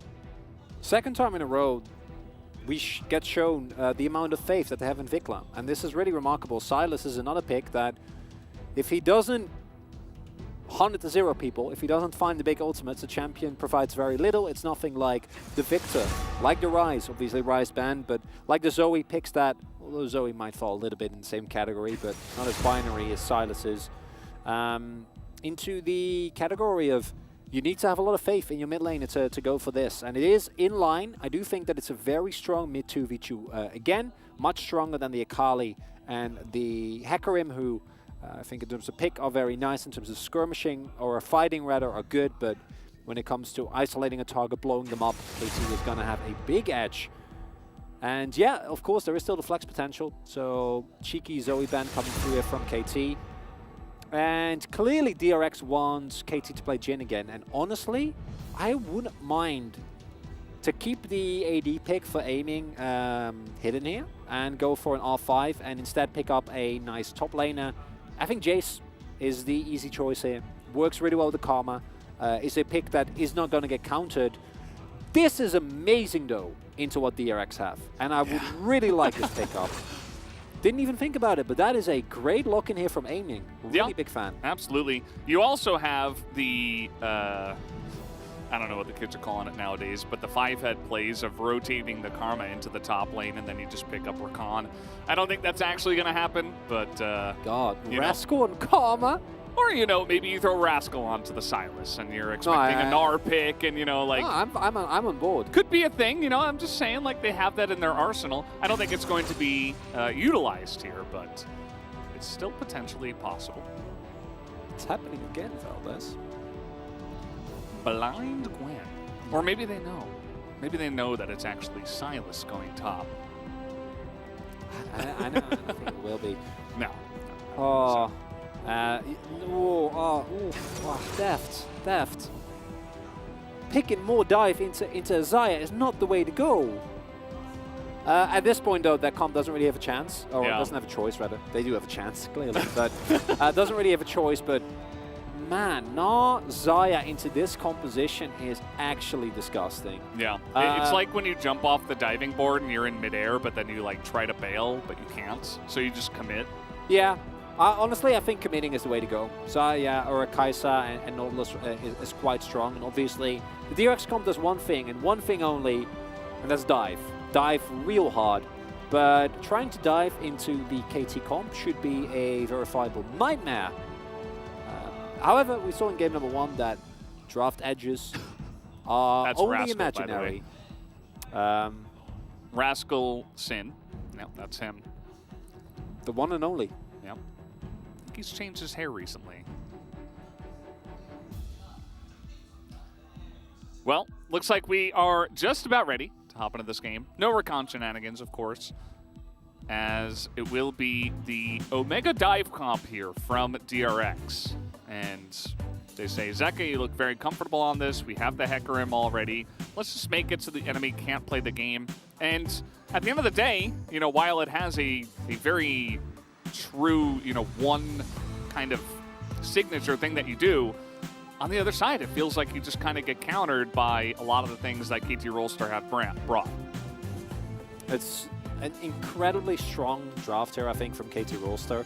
But I thought so to a certain extent in the previous game as well.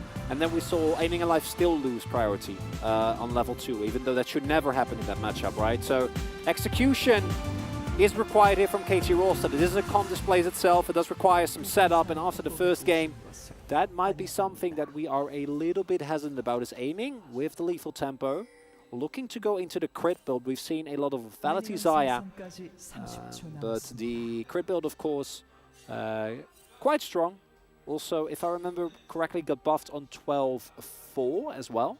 So getting a little bit of extra benefit there.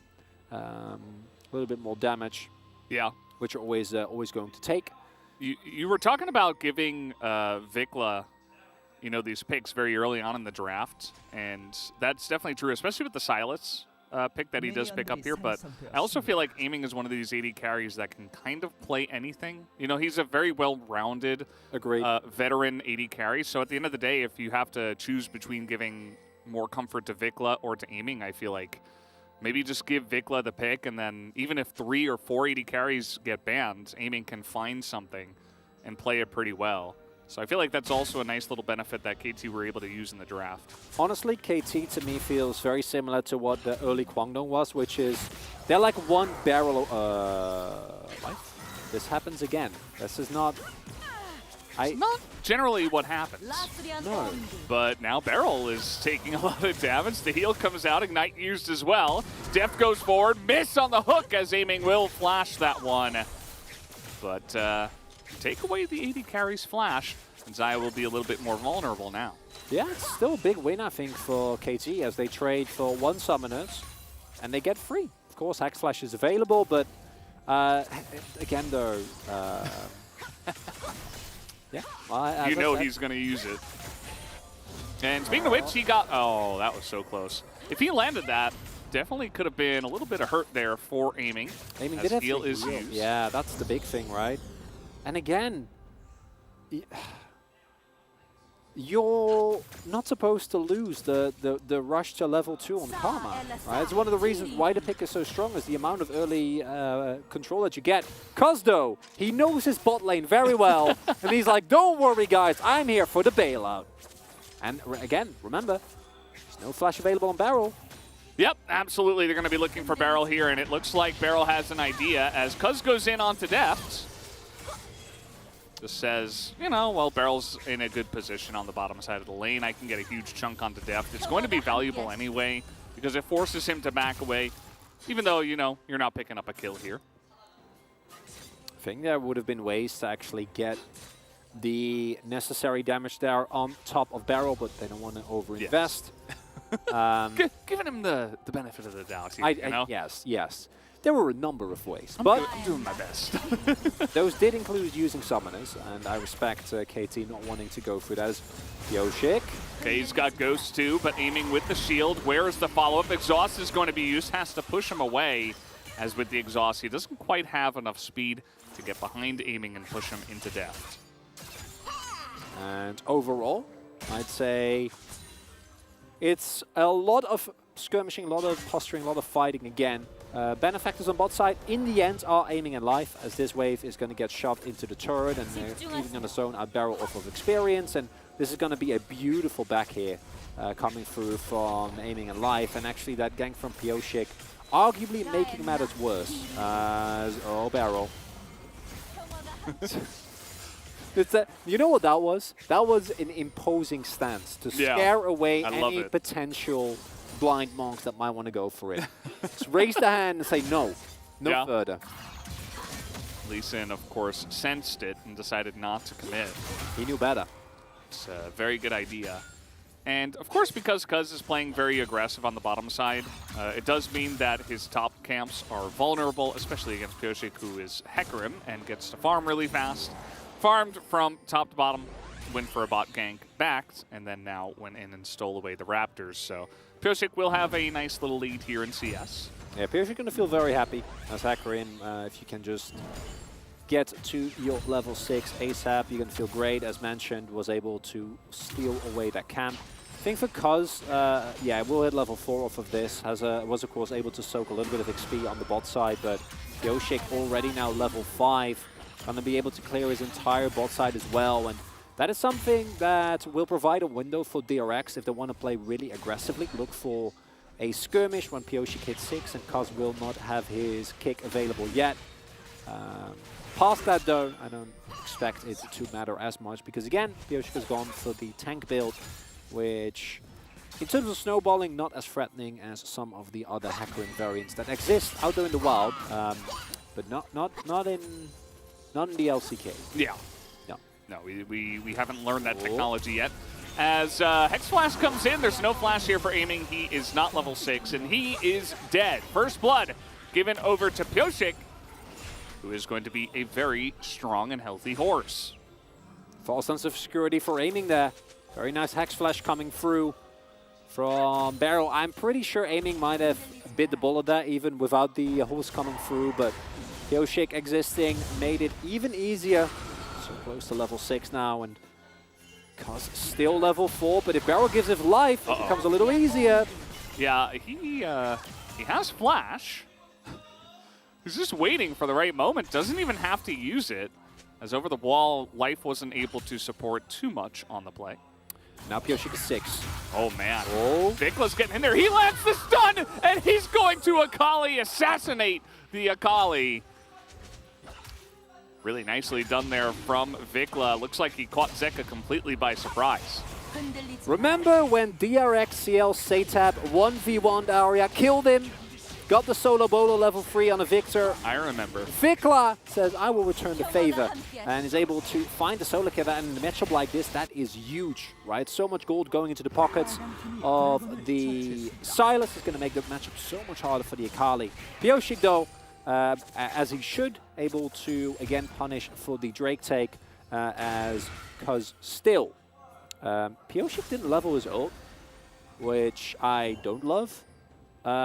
Generally I feel like that, you know, it's pretty good ability to get on any champion, but taking a look at the play here, as yeah, very very straightforward. Barrel Hex flashing in, get the hook. Going.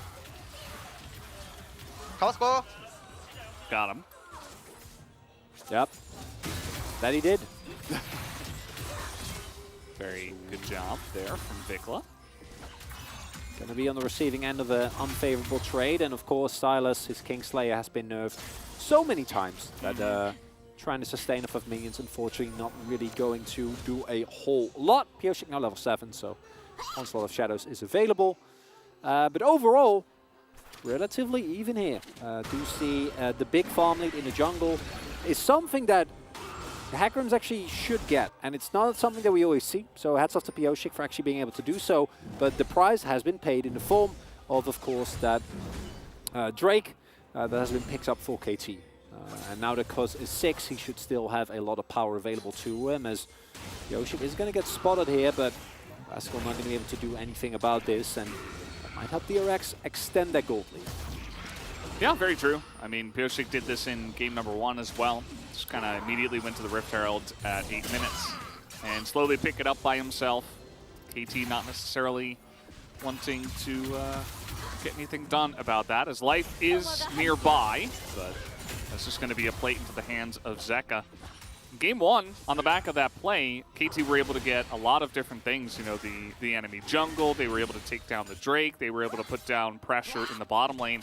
Not getting a lot of that in this one, though, as ㅅ2022 is very much accelerated, hugely slow, so especially in the jungle matchup here. He's now also picked up the Lucidity boots, and just continually power clearing here has added the Raptor camps of Cuz to his standard rotation, but at the same time Cuz with his R is always going to be a huge threat. Wave should slowly push in, but this is again a lot of time being used here with no guarantee. Deft and Barrel, especially with the summers up, can play it very slow, very respectfully. The wave will push towards aiming and life, but ever so slightly. And with that Blade Caller, this is taking a lot of time as well. Vikla is just going to get dunked on by the horse. I mean, that was one rotation, a couple of Qs from and an E, I suppose, from the Hecarim, and he just has to ult away. And Cuz is spending about a minute down here trying to get this gank, and meantime, losing the Scuttle. Barrel and Deft playing very respectfully here. Seems like they have a decent idea with how far away they are from the Lee Sin, too.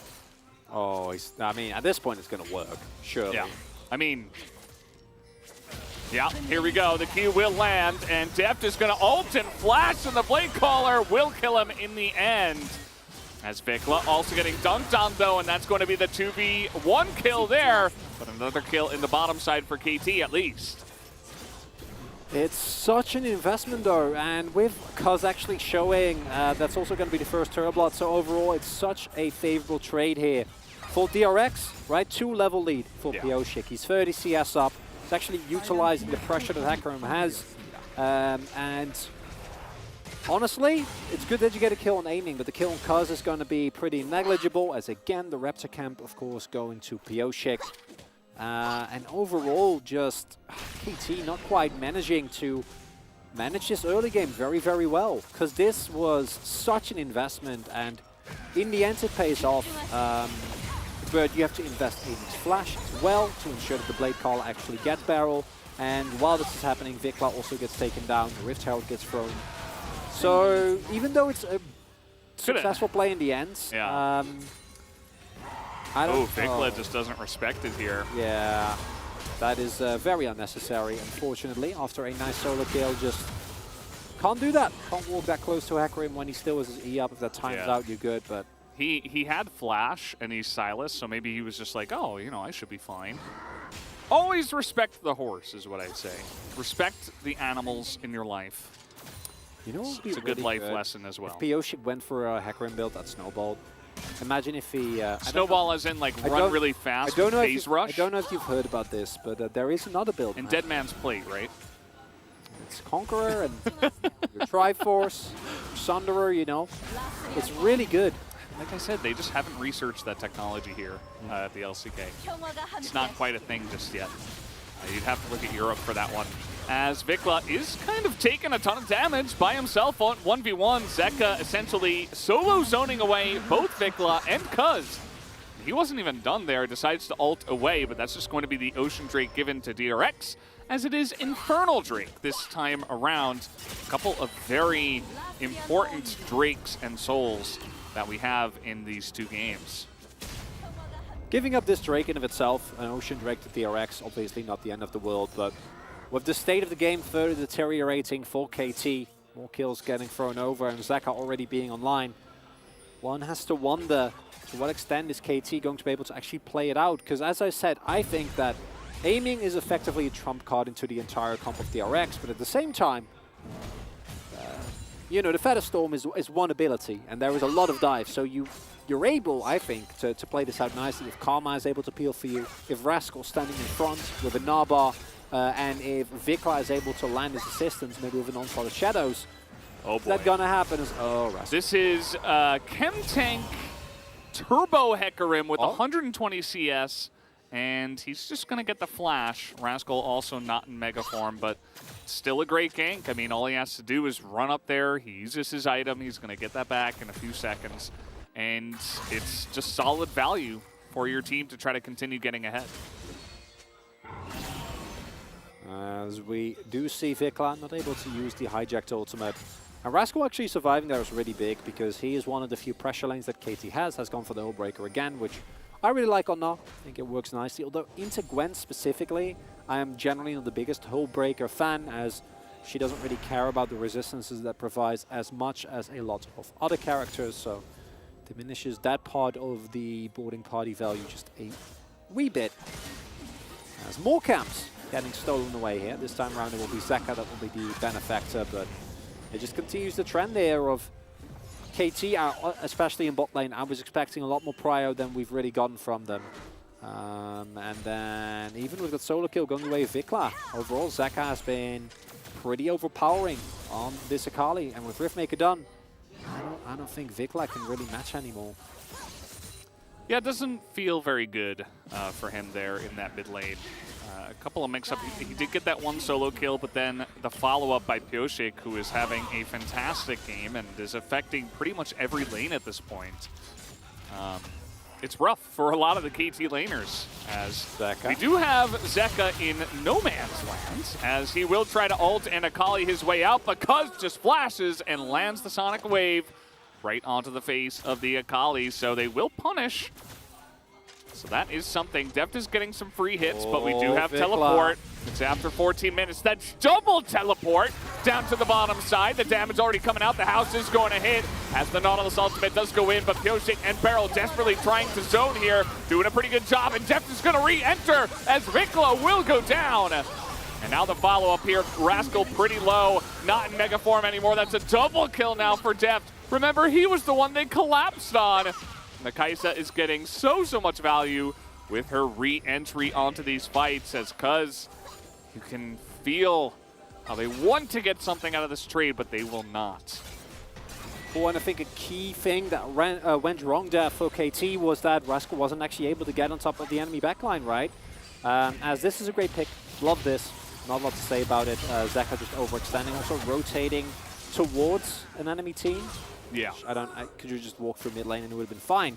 This double TP in theory is great, but watch Rascal isn't actually able to get any value out of the Mega Knight, right? And then now you're team fighting with Mini. Yeah. Deft feared them both as they were coming in as well. It was really rough. Yeah.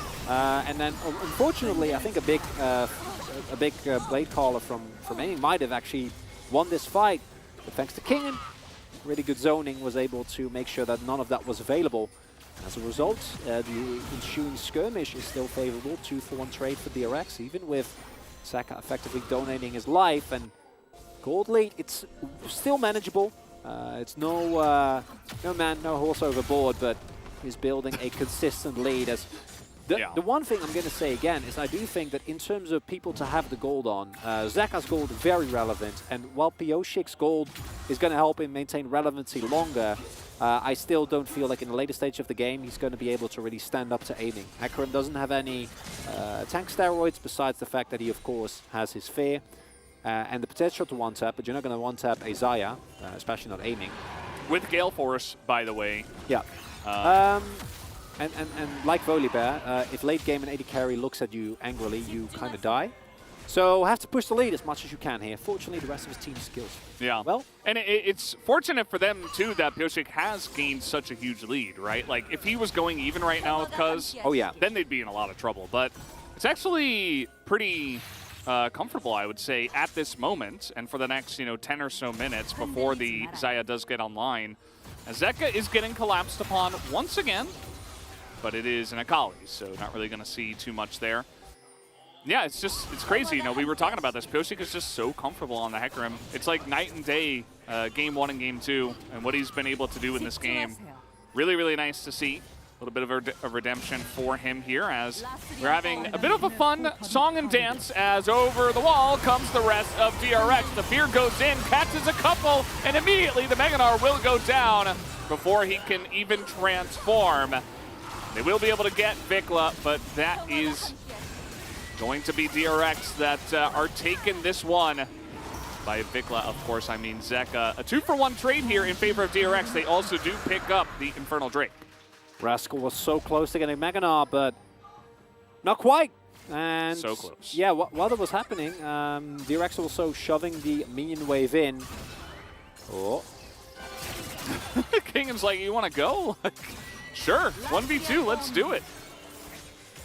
Gwen is immune, so she doesn't really care for the feathers. And yeah, as mentioned, he keeps finding these fights that are just not that favorable, right? No, you're not allowed to back when... Cuz backed first, and then Aiming was like, well, now I have to run. Yep. Unfortunate. Still stopping the backs as his team is getting a huge push on the top lane. Just going to delay the defense here from the side of KT. DRX really getting the snowball into, kind of a large snowman size at this point in time. That's what you like to see. Zeka, 0-3, but I mean, he's actually doing a lot in terms of drawing so much attention from KT on top of him, I suppose. We can look at the bright side of things there. Rascal's Gnaw also has not been very impressive to me, has not showcased the control that we're used to seeing some of our Gnaw aficionados, right? Obviously Zeus comes to mind, but Keenan is another one that feel so incredibly on point in terms of when the Gnaw bar is available. And into the DRX comp, I was kind of expecting KT to not have an issue with that. But like, look at it here again.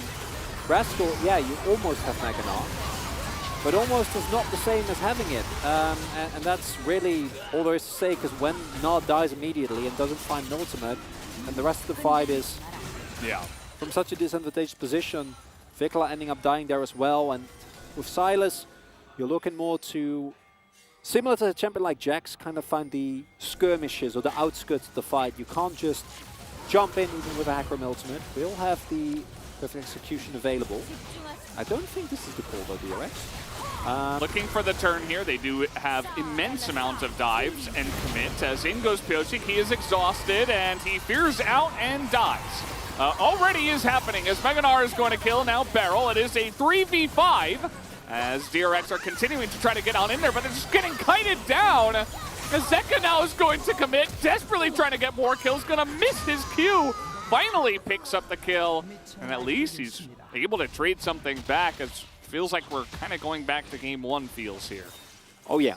Yeah, this is not it, because that is a big shutdown, or multiple shutdowns rather, giving over. It's good that Death gets away with his life, but you know, we're talking about that Xayah win condition, and if she can get, well, she's in the late game now. Yeah. That is a lot of gold getting donated over to Aiming, who, with this turret especially as well, is going to be monstrously strong. Yeah. You want to know why LCK teams also, always try to never make mistakes and never take big risks? Because of this, because of fights like this. Like, DRX are in such control, and with one team fight, it can all turn around.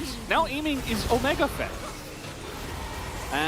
It's a karma, right? There's just no need to go in this aggressively.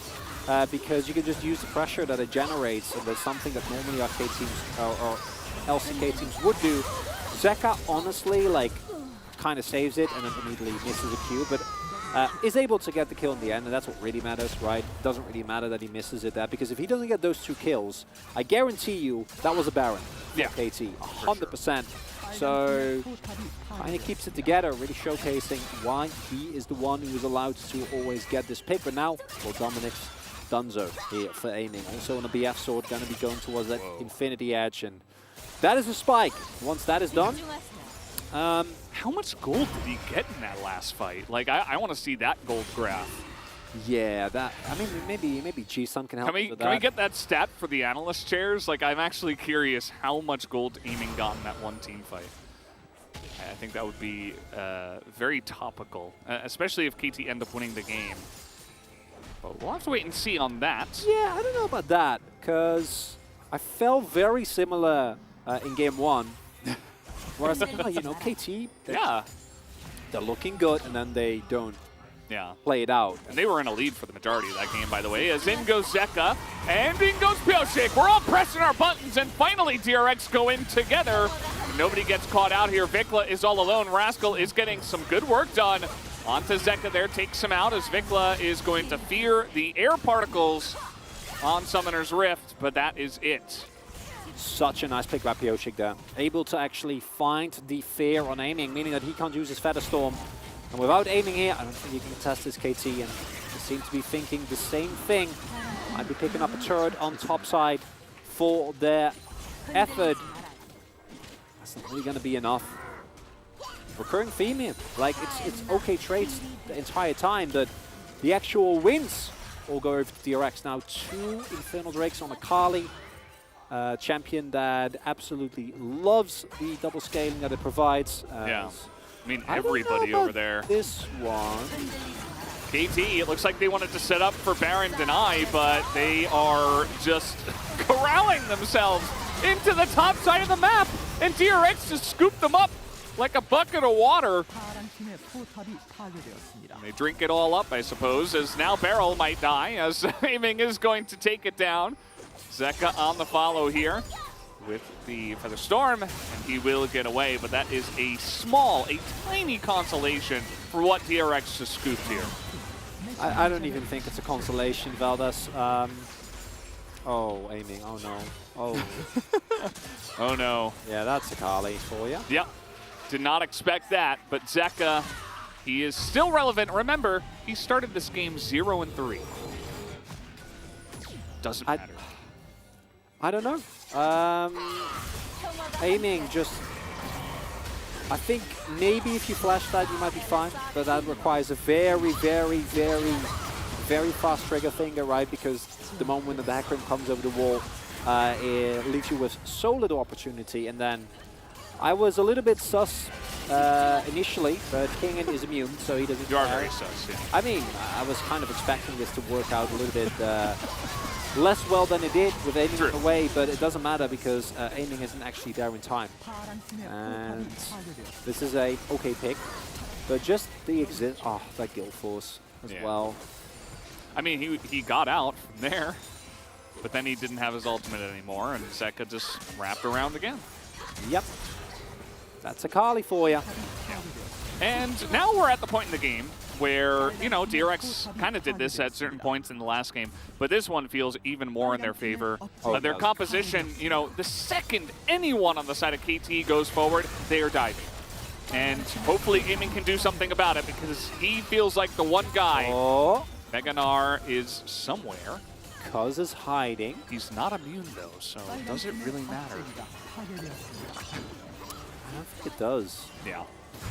And yeah, Cuz not going to be able to get any kicks down here or anything like that. They do pick up 2 inhibitors for the side of DRX, as Cuz has decided to AFK. Yeah, setting up a possible trap in case that someone walks by but does not wave. I'm having a lot of fun this series. This is a great series, actually. Lots of action. There is a lot of action. It just, again, showcases us that I think what KT needs above all, besides some more experience on Vikla, who I really hope sticks around. I do think that this KT looks a lot better. Not that they set the bar extremely high for themselves, but the key thing here is that they need someone to actually call the shots, because so many of these fights from KT feels like they run directly against what the team comp is supposed to do, right? They keep trying to overforce these timers when Rascal doesn't have the Meganar form actually available, Vikla doesn't have a good ultimate, Aiming is not in a position where he can actually kite back, and that just keeps happening back to back, and that's why DRX always trade up. That's why KT in both of these 2 games, and it feels like they're slowly losing. Oh God, that's a huge fear. And in goes Deft immediately. Yeah, you got knocked up, but who cares? As Rascal, we finally got Meganar here, and it just doesn't matter. There is the ace, and there is the 28-minute win into the hands of DRX. A clean 2-0 tonight. Nothing to see here. Unfortunately, KT will continue their loss streak, but DRX will solidify their spot with a 7th win now in the LCK. Actually, an 8th win here. Fantastically done for them as they continue to rise in the standings. And as we saw, even into picks like Zyad that are explicitly designed to punish dive comps, if you just dive hard enough, doesn't matter. Seeing a lot of that recently, actually. Also, huge shout out to Pioshik. I do feel like for the first time we really get to see, I think Kane's had good hacker games as well. Yeah. Rocco's had some decent ones, but the power farming part of his kit is often underutilized, I think, by LCK players, because a lot of our players don't really love invading, right? It comes with a certain risk. But as we see here, Pioshik actually able to snowball an early farm lead into so much more. And very deserved win here for the DRX. The first game was a little bit happier. I think the second game, even though there were some mistakes, was a lot closer. Every single time they traded, but they were the ones who got the better trade. Yeah, I mean, it's a great point you make about the farming. Like, this is the type of Pioshik, or the type of jungler that Pioshik is. And I'm glad that he got to showcase it and why it can be strong in certain times, because nowadays he really has not been the star. As here we go. Uh-oh. Where's he going? Who's that? Is that Corky? It's Hecarim. He's swinging his okay. phalanx. That makes sense. He also bumped into I don't know who it was. The other players are like, what are you doing, man? He always likes to have a lot of fun. As we might be speaking to him again after his Hecarim game here. Yeah, I think Zeka was a little bit robbed today because he had a really good bounce back on the Akali. Obviously, great Akali game #1 as well. Showcasing why he deserves to get the high priority that he did. And unfortunately, I think Pioshik for this one was just too impactful, especially with that pick on aiming in mid. But as a whole, DRX, they still showcase some of the traditional weaknesses that his team has shown, I think, since the beginning. But at the same time, they got the win. It was actually a 2-0. Second game was already a lot better. And that is something that surely they will be happy about. King and also much better on the plan than on the previous game. Didn't get punished. Do love me some Naruto. That's what it says on top, Kyoruto. I can't read the Japanese, unfortunately. Wow, Velvet. Maybe if Wolf was up here. Come on, man. I mean, you've watched a couple of animes in your time, where's your translation? Well, I'm a big anime enjoyer, but I speak enough languages as is, okay? Don't get on my case, Velvet. That's very true. I can't argue with you there. And for KT, the lesson to take away today is maybe draft easier comps. Honestly, that's it for me. I think that this team keeps trying to go for these high execution, you need to be this tall to enter type of compositions. And maybe when you're having such a tough time, just stick to the basics. Just play Malphite. Draft a, well, I mean, obviously, but I always advocate for that. But just draft a front-to-back teamfight comp and make that work, right? I feel like it will suit you so much. It will do you so much more favors than trying to go for these very binary compositions that if you work them out very nicely, then yeah, sure. It's amazing, but otherwise you get moments like this where you just look and you're like, what? Yeah. What? What's going on here? I think especially in game one, that's where I was a bit taken aback that KT were not able to handle that late game macro scenario in any real way positively, unfortunately for them. Oh man, Call of the Red buff. Too strong for anyone to resist. He was killing the Krugs. No, but he could have just walked away and walked the red buff instead. He decided he was becoming a jungler. I mean, he's an 8 barrier. Yeah. 40, and that's his red buff. Let's see if they say anything specific. Barrel is talking a lot. No. Oh,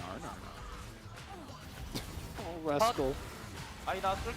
They didn't really say much during the actual fight. Yeah, this game. This game. Pretty much, yeah. Kind of over, right? Press your buttons and win. Kaisa is fun, says Deft very quietly had a really fun game. Yeah, I thought his Kaisa was actually quite good. It was, and as we pointed out, Kaisa into this composition felt like a bit of a risk, but at the same time, with how everything played out, it actually worked very nicely, and this is what Kaisa's designed to do, right? Absolutely. And Zeka, he started 0-3. He ended up doing the most damage by far in the game. And a really straightforward game here, 28 minutes, right? The gold graph was pretty much straight up there. There was that one dip where DRX did dive and throw their bodies into the enemy jungle. Outside of that, a straight up pretty clean win.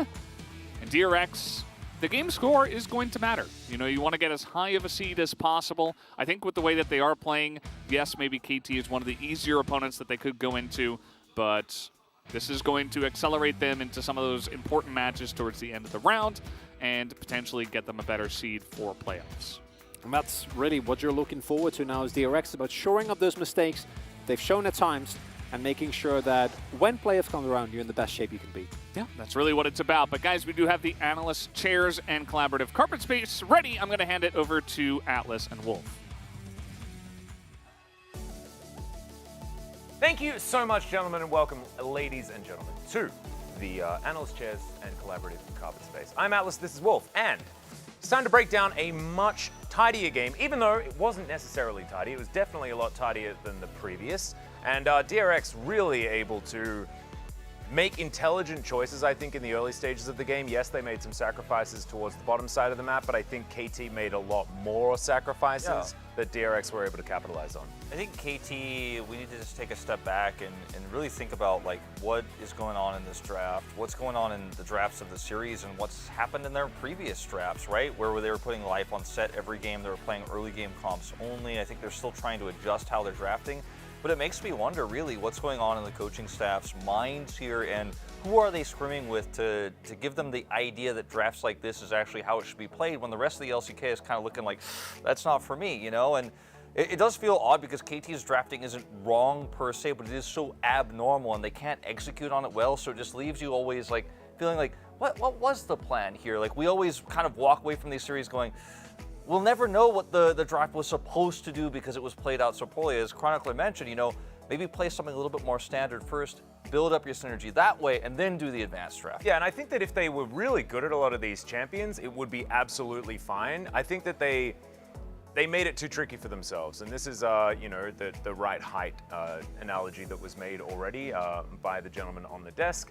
I liked sort of like some of the thinking, right? So you see the Sylas come in that third spot instead of locking down a priority AD carry, mainly because there's an onslaught of shadows, so you want to be the Sylas. You can also pick up some other big ultimates that would be very valuable in this game, and you can understand where some of the thinking is, but like, maybe just lock down a pushing bottom lane that you're actually able to win with. Like, we saw the Karma picked alongside Jhin and Xayah, and it wasn't enough.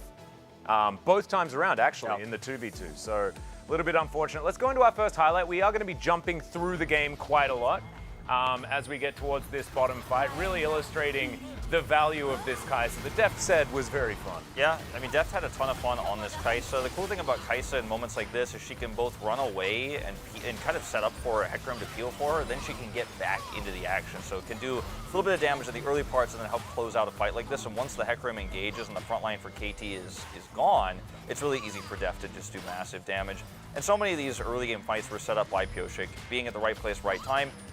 It didn't end up being as big of a deal like later on in the game, but in the early parts, you know, Pyosik was up like 20, 30 CS over Lisa, and he out-farmed him and was getting kills. It was kind of insane. Yeah, it's actually reminded me back to the Udyr meta, right? That he was playing, I think it was largely in 2020, when Pyosik did find a lot of success, being the debut of the Udyr here in the LCK. He still holds on to about a 65% win rate, but it was all about farming the jungle, put your opposition behind when it comes to experience, capitalizing on any proactivity that your opponent makes, becoming way further ahead than him, and then rolling over the game. And now I believe he's at 2-5 on the Hecarim, which was the other side of the coin that he never really found himself on. So really good stuff here for Pyosik, playing out that early game very well. And let's get into our next highlight here. This is the one that Valdez requested. Oh no, it wasn't. I tell a lie. That's going to be coming up. I will let you guys know how much money aiming made. But this is just another team fight that goes horribly wrong for KT because they gave up their positional advantage chasing an Akali on the bottom side of the map. So when Zeka was showing in a side lane, they were like, maybe we can catch the Akali. No, you can't. And at that moment, right before they decided to collapse onto the Akali and didn't end up killing her or even engaging on her, they had full Drake prio, they had the choke point controlled. DRX were able to get even into the red side jungle when they all, as four, moved down to the bottom lane to try to stop that side laning Akali. So the small decisions like this, like what's your win condition in this fight? You need to be faster on the Drake. You need to have the better setup or you will get punished. And chasing Akali just wasn't it. I think the shot calling really needs to improve here for KT Rolster. Yeah, and there was a fight after that actually where we saw the value of aiming when he's with his team, when he's able to use the Feather Storm. He was able to make 925 gold. Valdez, just to point that one out for you, you requested it. Every single fight after that, he was either out of position or dead instantly. And sometimes that's what happens. He makes a whole bunch of gold, gets a bunch of cool items, then never gets to use them. They're just sitting there, just really wasting space. We jump into this highlight here of the final fight towards the top side. Vikla, an unfortunate Zhonya's. Yeah. I don't know whether that was entirely intentional, but it really did spell the end. He guaranteed that he was going to be locked down there, and he needs to be able to help heal when the hard engage comes through for DRX to win this fight. But they were just so far ahead at this point. Zeka's just dashing through team fights, getting triple kills. What are you going to do? Well, we're going to give out an alpaca of the game. I mean, a player of the game. I mean, a horse of the game as Pyosik picks it up. I had to go through that in my mind a few times. Deft, of course, gets a few votes, I assume, but Pyosik, with the way he navigated the early game, the herbivore style, you know, this guy was a diplodocus munching through all of the trees in the early stages of the game and really getting the work done. His kill participation at 15 was 100%. I believe he had 6 of 6 of the kills that were done at that point, up to like 75 at the end of the game. And as was mentioned several times on the casting desk, you know, the fact that he got an early lead kept him, you know, relevant longer in the game. But more important than that is he really set up his bottom lane. And then once he had control over the game and was getting vision control, then Zeka started to actually pop off. Because yes, he did go 0-3 in the early game. There was a solo kill onto him. He had a tough time into the Sylas matchup, as you often do. But then he was able to bounce back big time because he had such a strong front line. I think this will be a mostly unanimous vote. Do respect the support votes here because there was really nice engages from Beryl. Beryl was doing a whole host of work. I might be just a bit of a Deft fanboy wanting for some of those, but of course, the intelligent people are allowed to vote. That's why my vote was revoked. It's because I kept just voting for Deft and Chovy, and they were on the same team at the time. So that doesn't really make very much sense. But thankfully, the interview is ready to save me from this conundrum. So here's Jason for the translation. Thank you very much, guys. This is Jisun for the POG interview translation, joined by Deft and Pyosik from DRX. Congratulations! With this victory, DRX has picked up 8 wins so far in the LCK. How do you feel, Deft? It feels great, you know, to secure 8th win, and also Pyosik did a great job, so it feels better. Pyosik, what about you? Well, I think we were able to play as good as we do in scrims, so it was really great. And Daft, you're on the up and up in terms of the POG standings as well. You have 800 so far. How far will you go in the split? Well, I mean, the first place, the front runner has so many POG points, so I don't think I can make it to the first place. But so because of that, I hope other players can also win POG instead of me. And Pyosik, in the end, we had another Pyosik ceremony. What was that about? It was like, because I played Hecarim in Game 2, so I've never tried Hecarim ceremony as well. So I prepared it in advance, but my details were not that good, so it was a bummer. Maybe I can do better next time. Any other ceremonies you're planning in the future? I don't really plan. I basically just like do a ceremony that I played today and something that I haven't tried yet on stage. So if I get to play a different champion, I might do a different ceremony next time. And KT roster tried a different lineup. They actually called up Vikla from the Challengers team. So how much DRX was prepared to deal with this roster?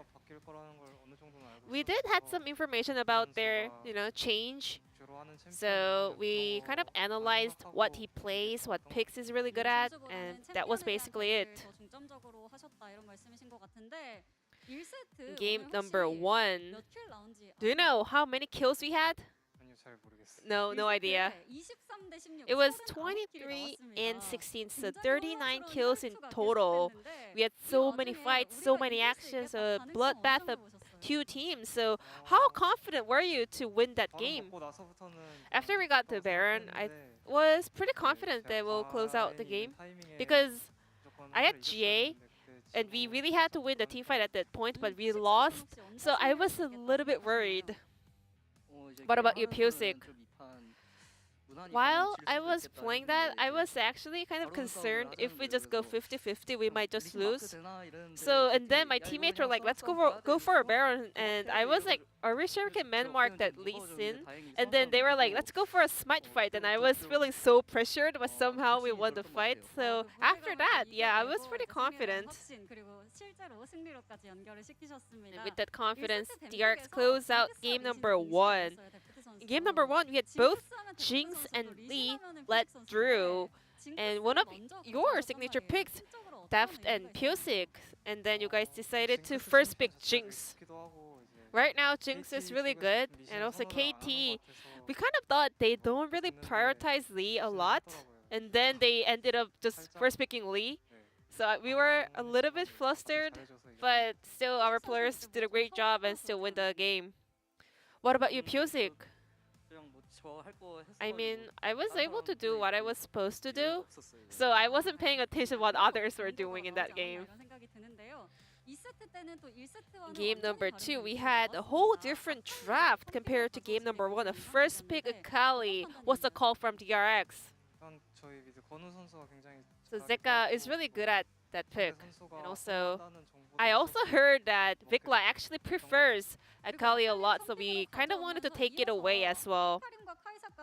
And then we had Hecarim and Kai'Sa added to that Akali. What did you feel, Pyosik, after seeing that Hecarim led through? I mean, even if the opponents played Hecarim, I had some options and plans to deal with the champion, but actually they decided to play Lee. So we wanted to try this dive comp with Hecarim and Kai'Sa. It sounded really fun, and it was really fun to play as well. And Deft, your Kai'Sa was popping off. It was not picked a lot in the current meta, so could you tell us about Kai'Sa a lot more? What's good and what's bad? Kai'Sa is really weak in lane, He needs a lot of backup, a lot of support, a lot of carrings, but once you get the right comp for Kaisa, she is like able to do any kind of plays. Do you think Kaisa will become a lot more relevant in the upcoming matches? Because Ahri, Hecarim are the mainstream picks these days. It's a really good pick into those picks and also together with those picks. So I think Kaisa is looking very viable, in fact. And Pyosik, in game number 1, you played Xin Zhao. In game number 2, you played Hecarim. And your performance was on top. So how are you able to kind of step up so much? What kind of preparation did you go through for today's series? I mean, just as usual, you know, following our leaders, you know, learning from their game knowledge and also the coaching staffs as well, you know, always listening to their advice and tips. And I was like stepping up by like accumulating those things. And today, I mean, even before, you know, today's series, even before we had a 1v1, Zeka was actually able to just bully him, so we didn't really have a lot of interaction, me and Pyosik. Your next opponent is ㅅ Sandbox. That was actually your first opponent on the opening day, and you lost to them. This is your time to get the revenge. I think ㅅ Sandbox is a decent team, you know, they are still really good, but because of that first loss that started off the split, you know, we were not able to have a great start, so I really want our revenge. You know, Kroko is the centerpiece of ㅅ Sandbox, and I hope I can play a little bit better than him and pick up a very clean 2-0 against him. And this will be the end of the interview from Daph to Pyosik from DRX, and back to the carpet space. Thank you. Thank you so much, Ji-sun, and yes, welcome back everyone to the analytical chairs and collaborative carpet space. Let's check out the standings, see what has changed after that one. As DRX, I believe, not going to be able to catch up to Damwon Kia, but do manage to get the same score as far as their matches are concerned. Game score looking a lot better for Damwon. They are very good at winning 2-0. Yeah, so, that's the big difference. Yeah, just smacking teams beneath them, but this 2-0 is going to help DRX claw their way forward. KT, unfortunately, still in 7th place. Damwon will have that match against Hanwha Life Esports later on tonight, which they are expected to take 2-0, so that will also put them one step ahead with that second game, but time will tell. It does look like DRX really recovered very well in that best of 3 and holding on to top 4. Exactly right. They've still got a match to play this week as well, so going up against ㅅ Sandbox towards the end. We'll see whether that revenge is going to come through, but it's going to be the revenge of the gigantic break of doom. So we are going to have to go into that one. After that, though, an exciting match. Damwon Kia taking on Hanwha Life Esports, and we'll have to see you there. Have a good break.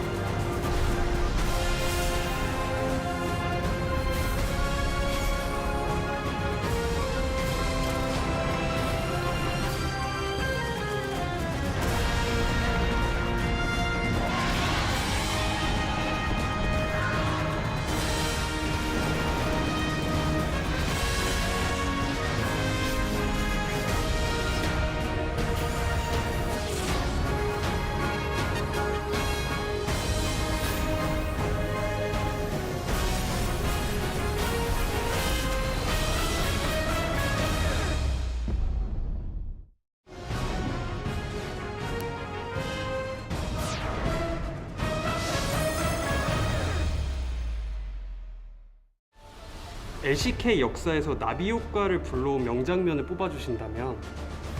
진짜 여러 가지가 있는데 일단 저와 가장 밀접한 사건 중 하나인 뭐 갱만의 벽을 넘었다면이 쇠사슬 조끼를 갖췄기 때문에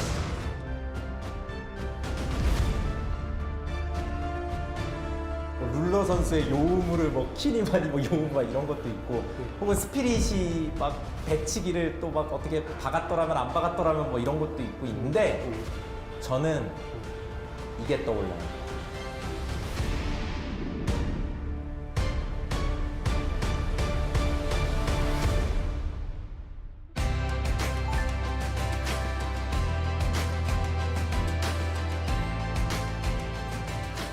자, 그러면 경기에 나선 두 팀을 만나보도록 하겠습니다. 여러분, 큰 박수로 맞주시기 바랍니다. SK텔레콤 T1입니다. 네, SKT T1 2라운드 전승이라는 엄청난 기염을 뽐냈고 이 모습은 흡사. 그냥 15년도가 더 합이 잘 맞았었던 것 같아요. 왜 잘 맞았다고 생각해요? 그 15년도는 다 캐리력이 좀 있었던 것 같아서 미드탑, 바텀. 네, 그래서 누가 하나씩 좀 실수해도 나머지들이 좀 커버해서 좀 쉽게 이겼던 것 같아요. 자신감이 있었지만 네. 좀 경계되는 팀. 어떤 팀들? 아무래도 그 당시에 CJ 팀이 엄청 잘했었던 것 같고 그래도 유일하게 일방적이지 않았던 팀이 CJ 팀이랑 쿠타이거즈 팀이었던 것 같아요. 어게인 2012 CJ 엔토스입니다. 네, CJ 엔토스 어게인 2012. 와, 진짜. CJ는 팬덤이 많은 만큼이나 총적 자체는 꽤 준수했어요. 끝까지 뭐 상위권을 유지를 했으니까 그런 상황이었고 T1은 T1대로 뭐 페이커 선수 필두로 해서 팬덤이 굉장히 커진 상황이었죠. 그래서 막말로 큰 팬덤과 큰 팬덤의 그런 최고 인기팀의 맞대결이었다라고 보시면 될 것 같아요. 그러나 타오만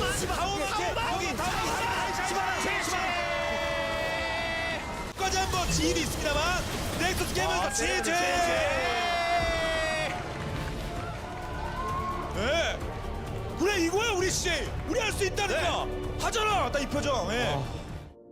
저희가 아마 2대 0으로 지고 있었을 거예요. 저 제외하고 다 4명이 이길 것 같다는 거예요. 그래서 도대체 무슨 소리를 하는 건지 좀 이해가 잘 안 됐거든요. 막 웃으면서 이거 근데 우리 이길 것 같은데? 막 이러는 거예요. 그래서 원래 지기 전에 이러는 건가? 약간 이런 느낌이 있었어요. 약간 그냥 분위기라도 좋게 하려는 건가? 약간 이런 느낌이었는데 일단 2대 0으로 지고 있어도 그래도 저는 그 당시에 주장이었고 선수들 멘탈을 잡아줘야 되는 입장이었어서 어차피 우리가 더 잘한다. 네, 이길 수 있다. 네, 그렇게만 했었던 것 같아요. CJ 입장에서는 그 경기가 굉장히 치열했거든요. 처음에 승승으로 기세를 올렸다가 3경기에서 한번 크게 얻어맞고 4세트에 임했었는데 4세트는 굉장히 장기전으로 질질 끌리면서 좀 진행이 됐어요. 양 팀이 정말 이를 악물고 한타를 하면서 좀 경기가 장기전으로 흘러갔는데 당시에 CJ는 미드의 코코가 직스로 딜을 계속 우겨 넣었고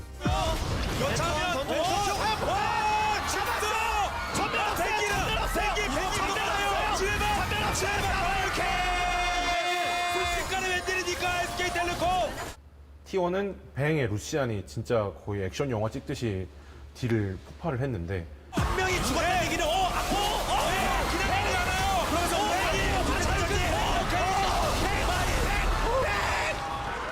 자, 2명 잡고요. 이거 죽어라. 드디어 잘 큰 댕이 역할을 해주나요? 그렇게 둘이 붙다가 마지막에 이제 용합해서 최후의 한타를 펼칩니다. 아마 제 기억이 맞으면 그 매드라이프 쓰레쉬가 싸움을 시작을 했었는데 나도 열받았어요. 나도. 자, 에너지 보입니다. 최고입니다.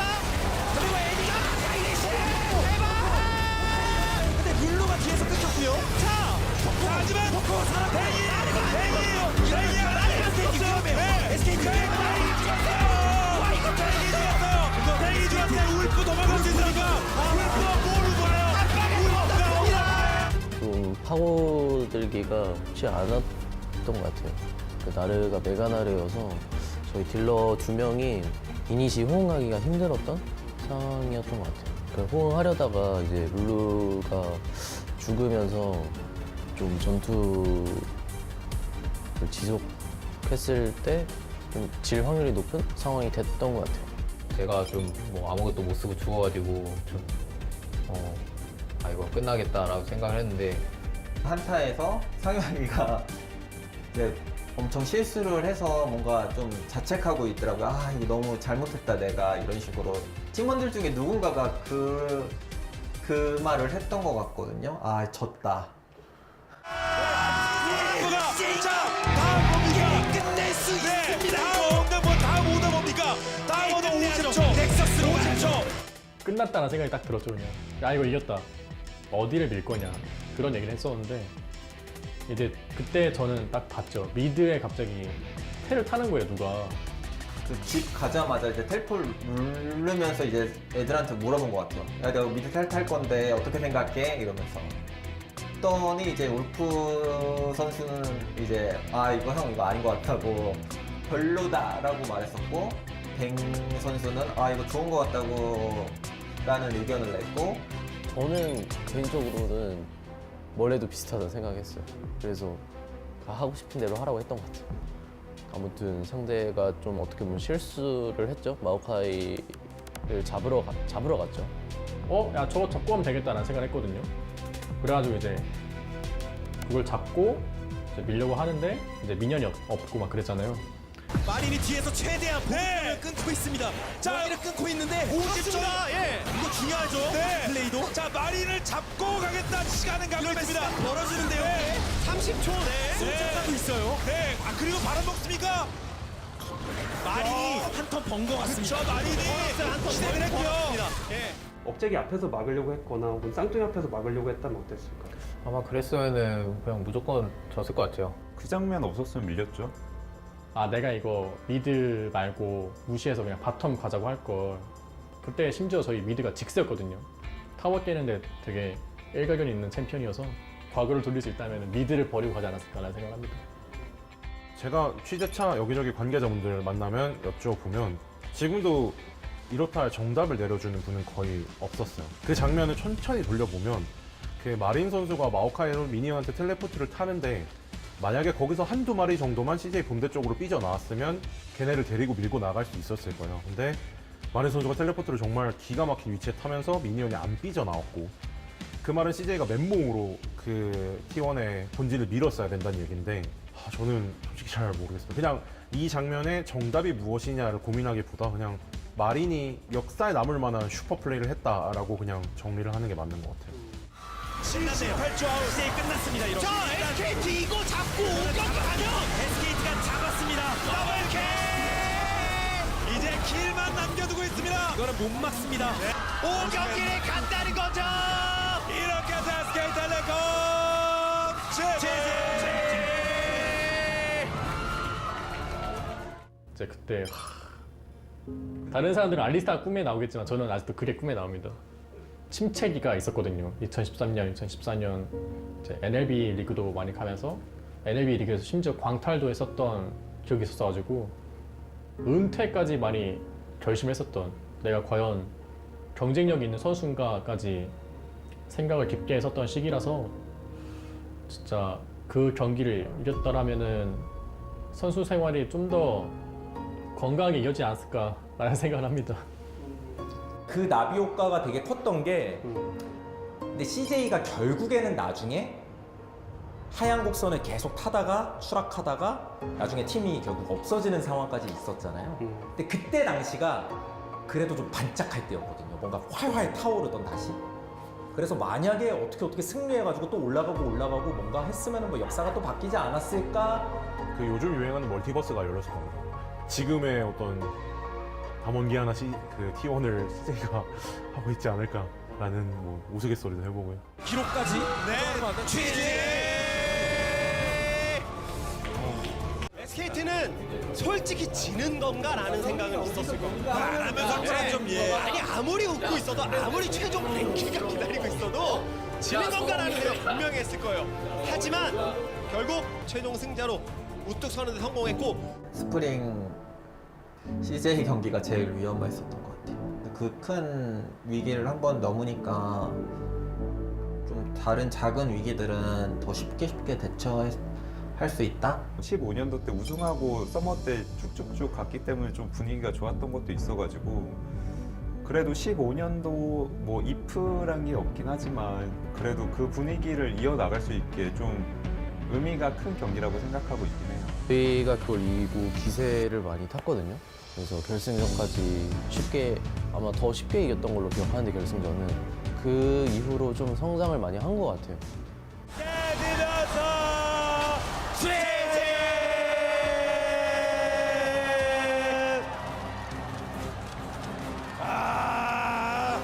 모든 것들을 완벽히 성공으로 이끌면서 영광의 우승 트로피를 차지했습니다.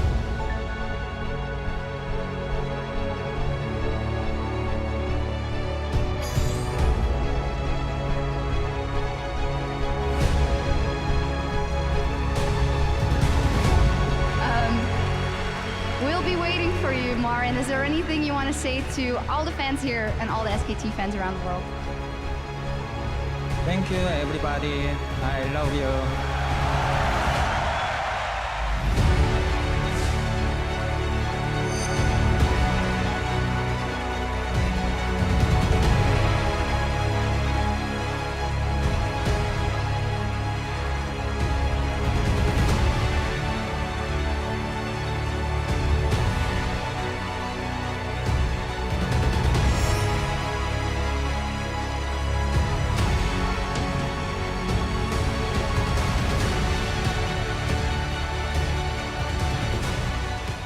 본인에게 이 장면은 어떤 의미일까요? 그 마린 상용차. 롤드컵 우승할 수 있게 만든 원동력? 네. 아니면 뭐 롤드컵 MVP까지 탈 수 있게 해준 뭐 자신감을 심어준 그런 장면이었을 것 같아요.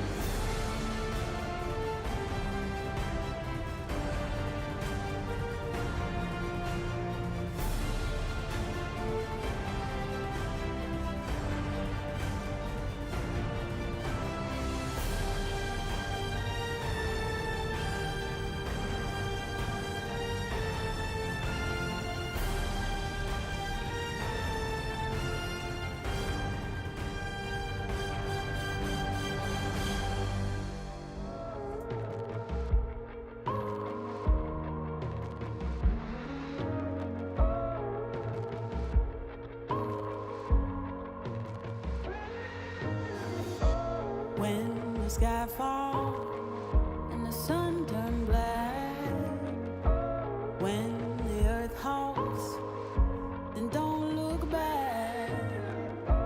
Hold me closer, can you feel my heart? We can conquer and win back all. The tide is changing, floods are coming clear to see. The page is turning, can you feel this energy? Light breaks through the darkness, they are fires in us when we rise. We run on the edge and across the flames. The world we knew is not the same. Feel your soul, feel your desire. We walk through the fire. Leave the space and watch it burn.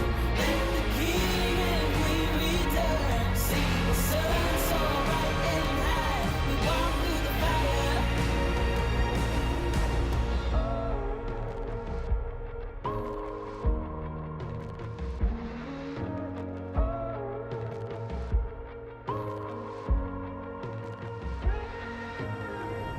The embers glowing, we're waiting for the blaze, ascending from the ashes, bonfires in the haze.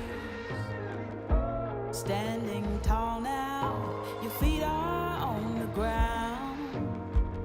You fought your demons, nothing breaks you down.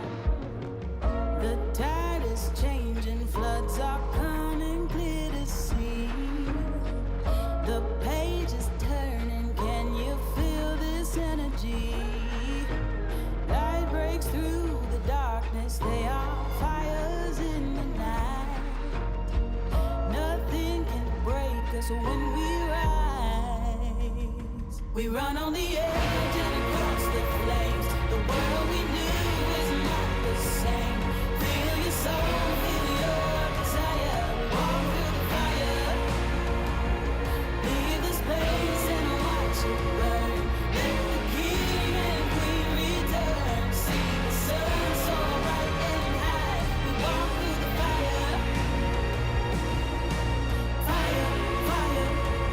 We walk through the fire, fire. We walk through the fire, fire. We walk through the fire. We walk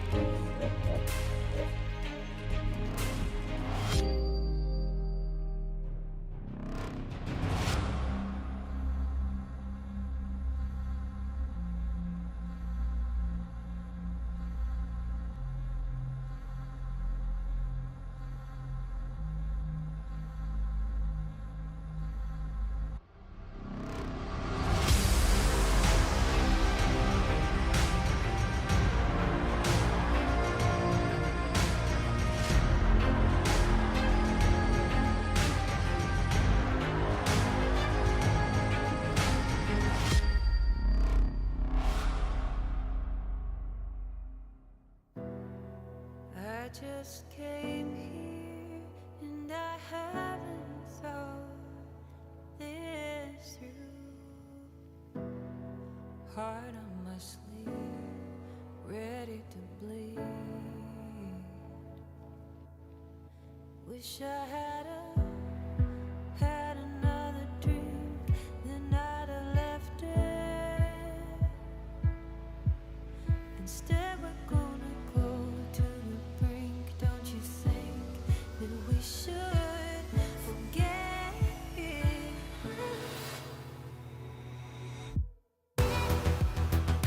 Give me all your love, give me all your love. Give me all your love, all your love. Give me that pain, but it's light from above. Give me all your love, all your love. Since I left you, you haven't left my mind.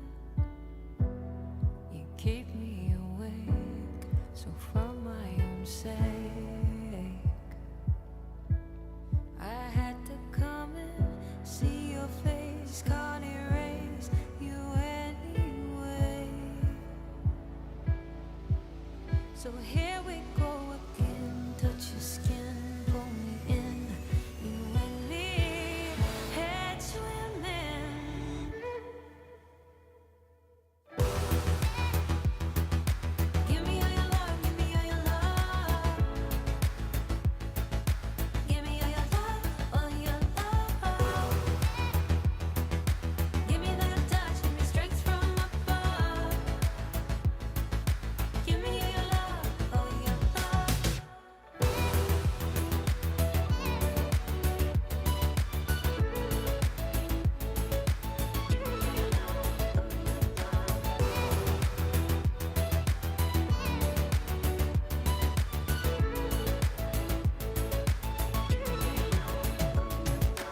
Naked and raw, with your failures and your flaws. Bring me what you are, the lightness in the dark. Naked and raw, with your failures and your flaws. Bring me what you are. Give me your failures and your flaws. Give me all your love, give me all your love. Give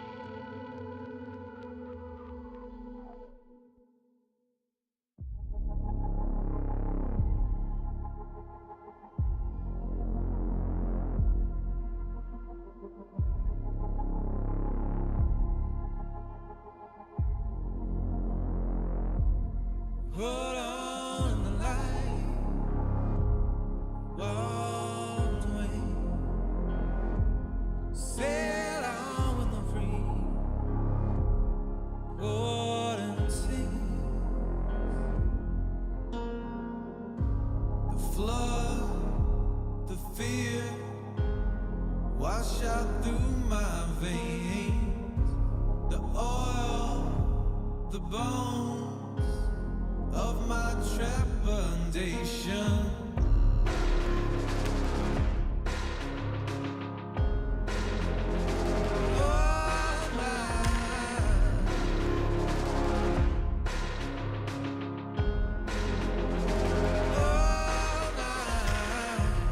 Let's shake the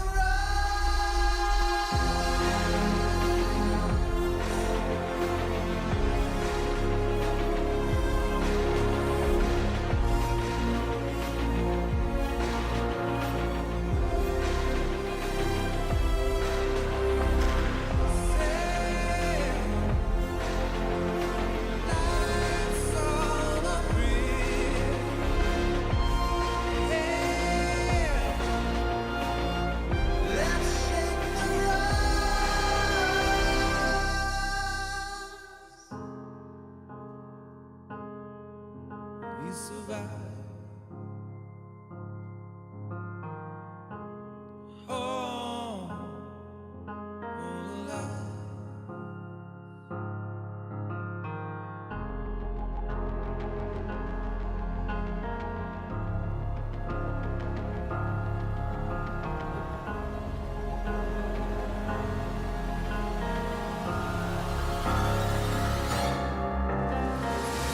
I set you up for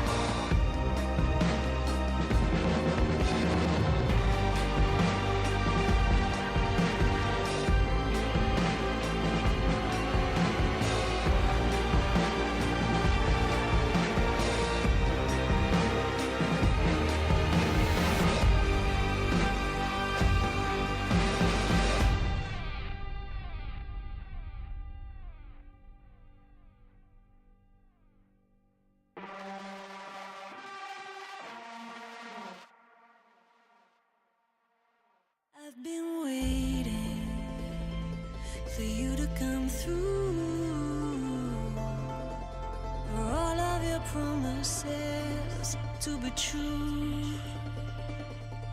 It's heartbreaking, and gray is the mood. I wanna believe in you. You can run and you can hide, learn to live on your demand. Oh baby, I'm losing faith. Get to the chase. I can read between the lines. Don't wanna live a borrowed time. Oh baby, I'm losing faith. Get to the chase.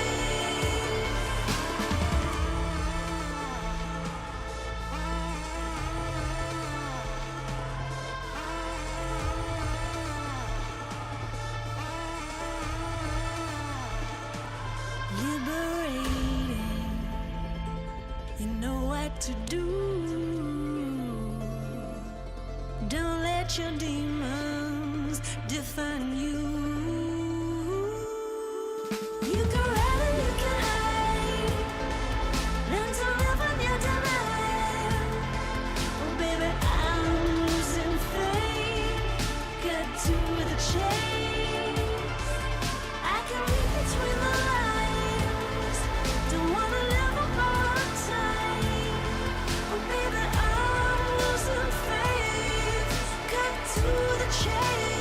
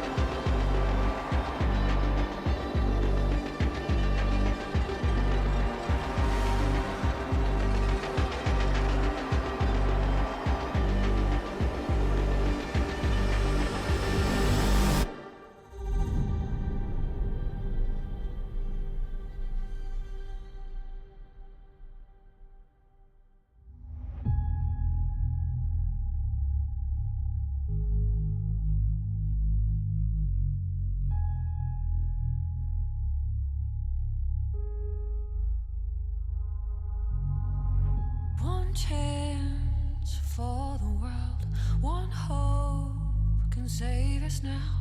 Our time for history.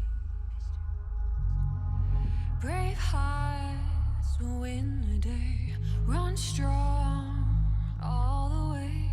It's time for you and me. 'Cause nothing can hold us down. On the ground, nothing can hold us down. On the ground, we can be heroes.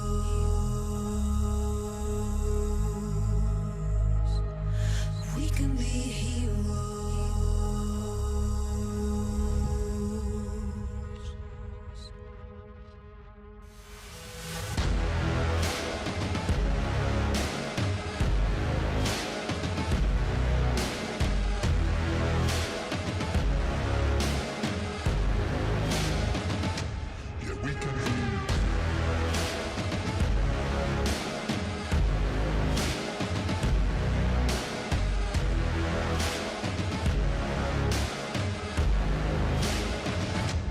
We can be heroes.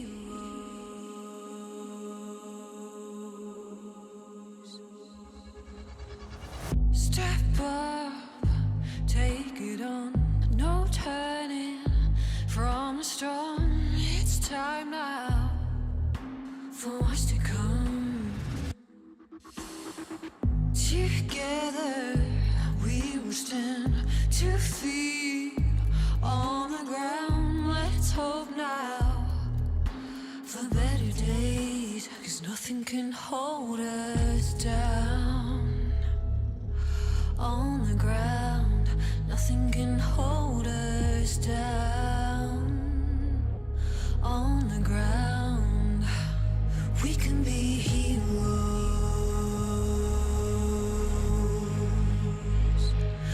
We can be heroes.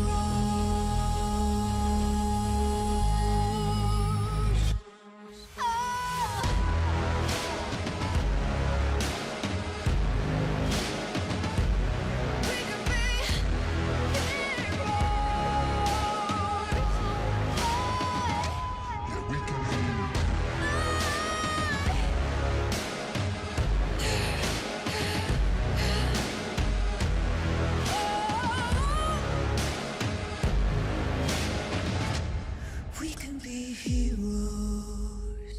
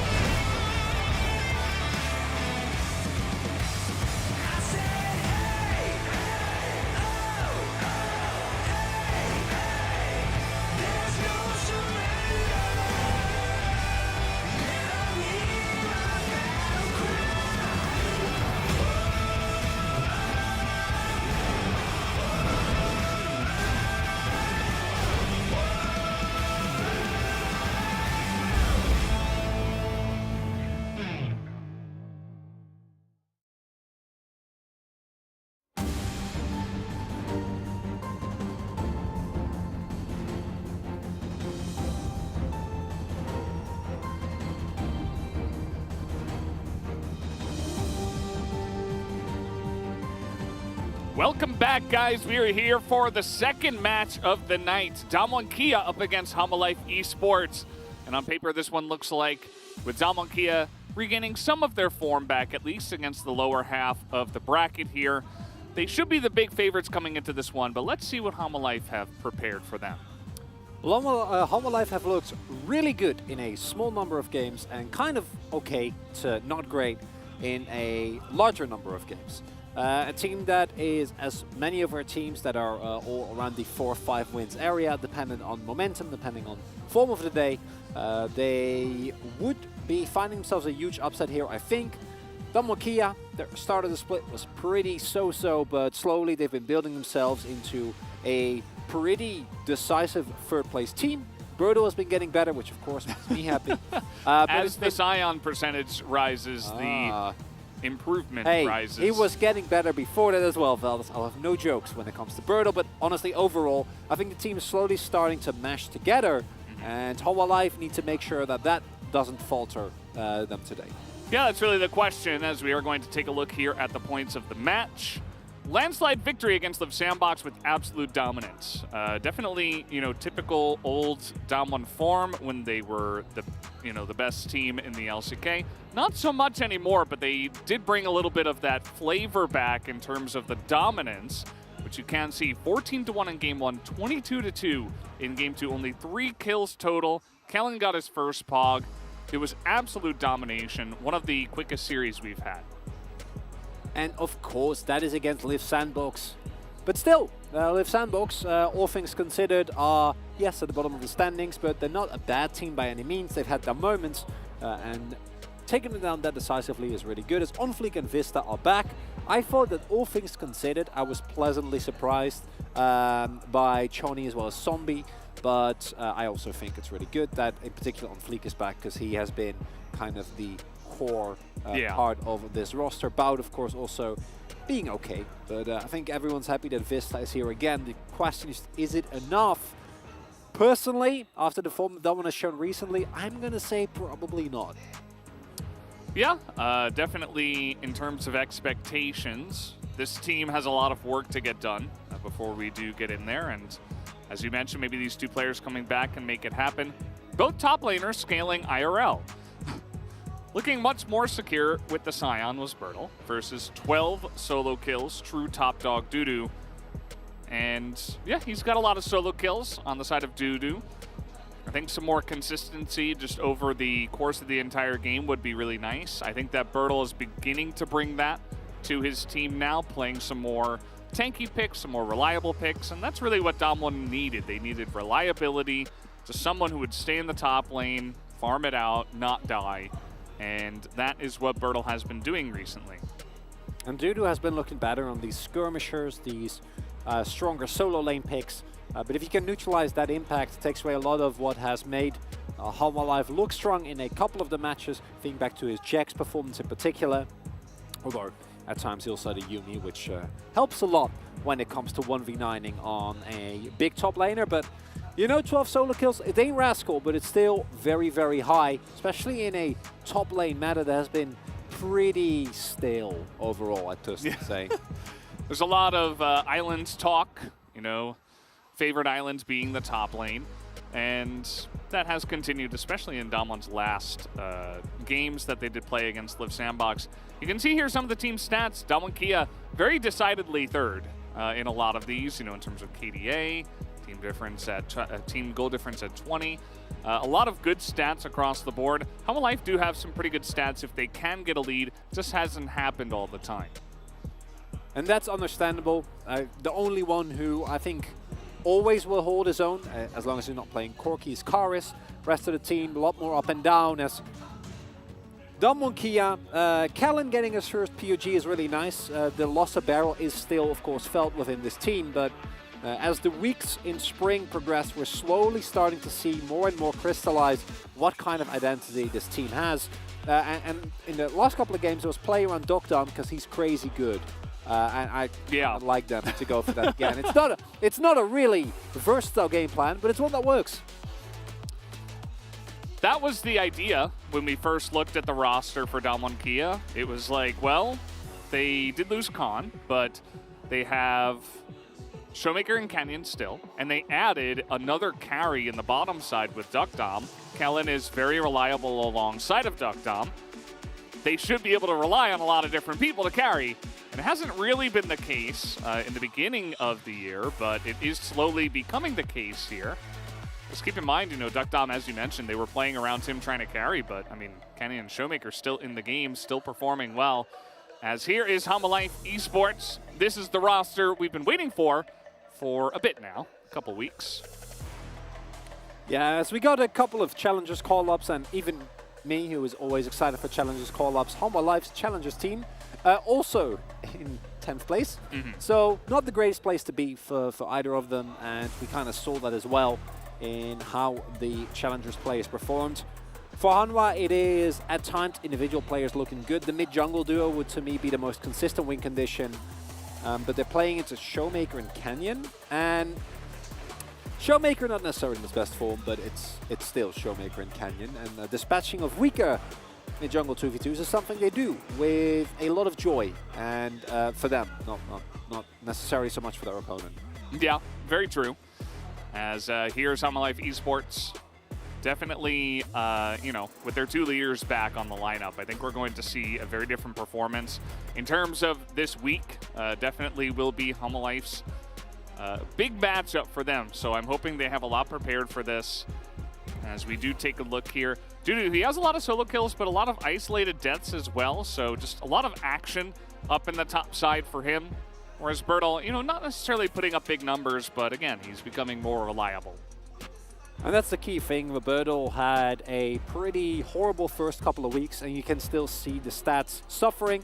If you'd look at just round 2, you'd slowly see the uptake, but long gone are the days of Nuguri, the days of Khan, who were able to also single-handedly carry games. Bertle not quite at that point, of course, an extremely young player, and we saw some of the issues that he had already on Gen G. Those are slowly starting to get better, but we can't all be Sayers, unfortunately, for Bertle. That will make his life a lot better. But in this case, this might be a possible entry point unless we just see Cyan do it again, which honestly, I'm on board with that. That's fine. You don't have to pick high-profile, mechanical, all-or-nothing picks. Just pick Cyan, stand in front of Duckdom, make sure he doesn't get taken down. Yeah, Marin, the Shy, Nuguri, and Dudu. That's a Dudu fan. That is a big-time Dudu fan. I mean, he's That's having the a pretty list. good year, but to be on that list, that's wow. like the short list of top laners. There's definitely a lot that were excluded, but A lot of emotion on Kane's face. Could you see it? He slightly furrowed his left eyebrow more than he usually does. that's how he prepares for the match. Yeah. For the bear. hunt, for the hunt, I should say. Oh yeah. But this guy is not easily hunted. Usually he is also one to do some hunting himself. This is the winning switch, I guess you can say. That's what he's going for. On fleek, with the quote around the on, so you press the on switch, you get it, and that's how they turn on the win. It's good. It's a great sign. Speaking of signs, this is Hosu, which is Showmaker's name.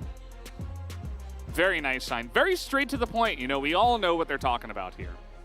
It's really easily done. I like the combo signs.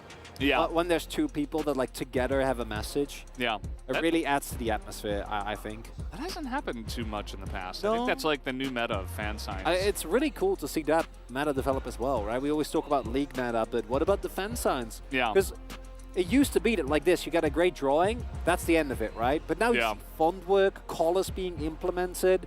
You got to work with the space that you have available to yourself. As you pointed out, multi-man. When are we going to see entire rows?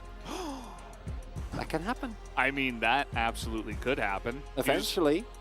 You just got to get people to work together, make a group chat. And you flip them one by one. Yeah. It's a whole maybe it's like a whole comic row. Just a row. It's just Dududunga. One syllable at a Yeah. time. One letter at a time. I'm down with that. Dalmonkia have selected blue side.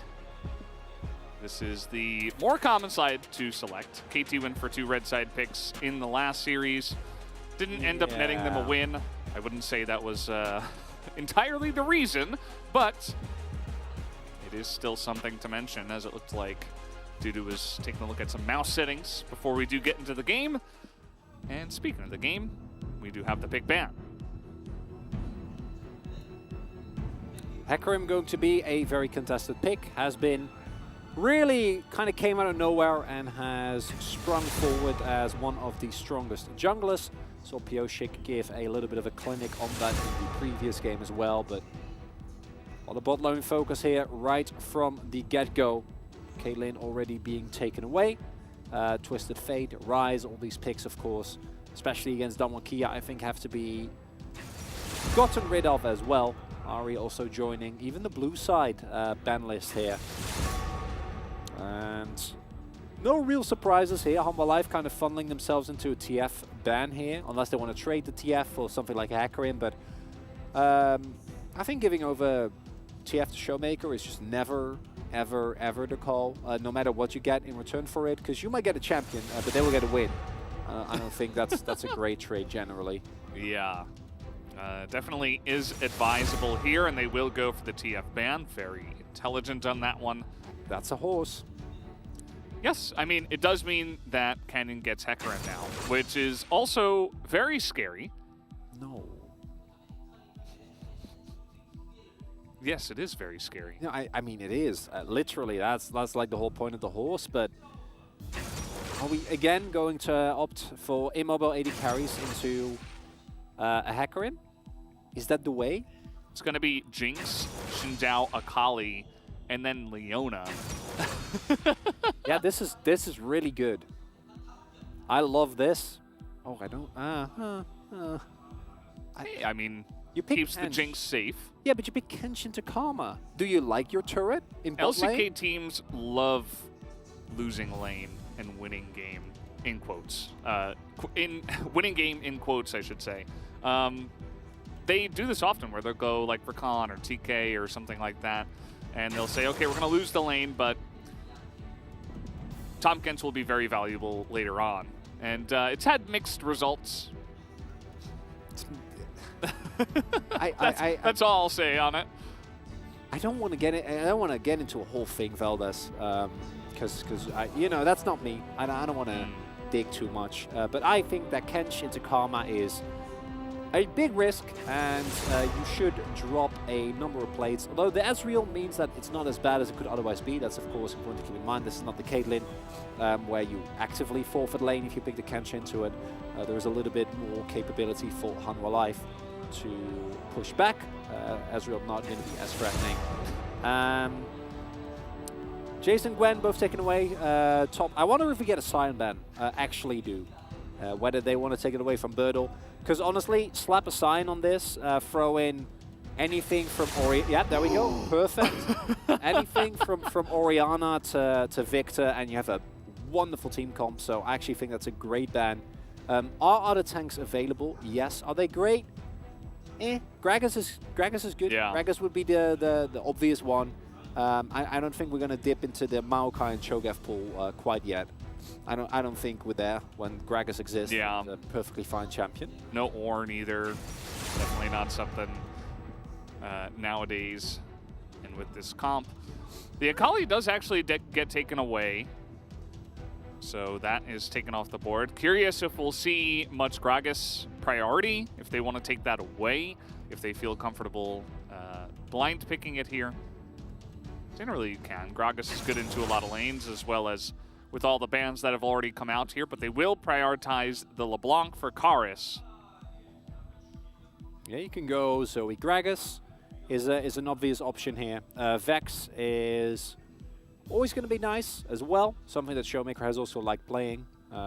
Gives you a little bit more way to get into that enemy backline. And also see a different direction here for Damonkia. I think the Gnar counter pick is the only one that you're really afraid of with Gragas, but Dudu's Gnar doesn't really instill a lot of fear in me, some of our other Gnars. And Syndra getting picked up here, a Showmaker staple. Not the greatest in terms of win rate, but definitely a champion that can get on the man prio. And Damonkia looking very strong in terms of lanes here. Might get counted on top, so just give Birdle something that is self-sufficient. Graves will do so as well. think that it allows you to maybe go into a lethality build, you know, synergizes really well with the rest of the team. But he might just go Hullbreaker and Shield Bar and EMF. Yeah, as Now he has Tryndamere is available and it will be picked. That is not very surprising, I would say. And it is going to be the LeBlanc and Tryndamere solo lanes here for the side of Homolife Esports. On Fleek back onto the Xin Zhao, a lot of comfort for him. Xin Zhao very high meta. But yeah, I mean, if you look at the picks individually, I don't mind what Homolife have drafted, but definitely a lot of synergy there on the side of Damwon Kia. It's going to be a very fast horse as well. It's how it comes together, right? Because the composition for Homolife, top side I think is the only good matchup, although again, I personally think that with the introduction of Hullbreaker, top is a lot more stable for Graves, and you can actually play the matchup if you play respectfully.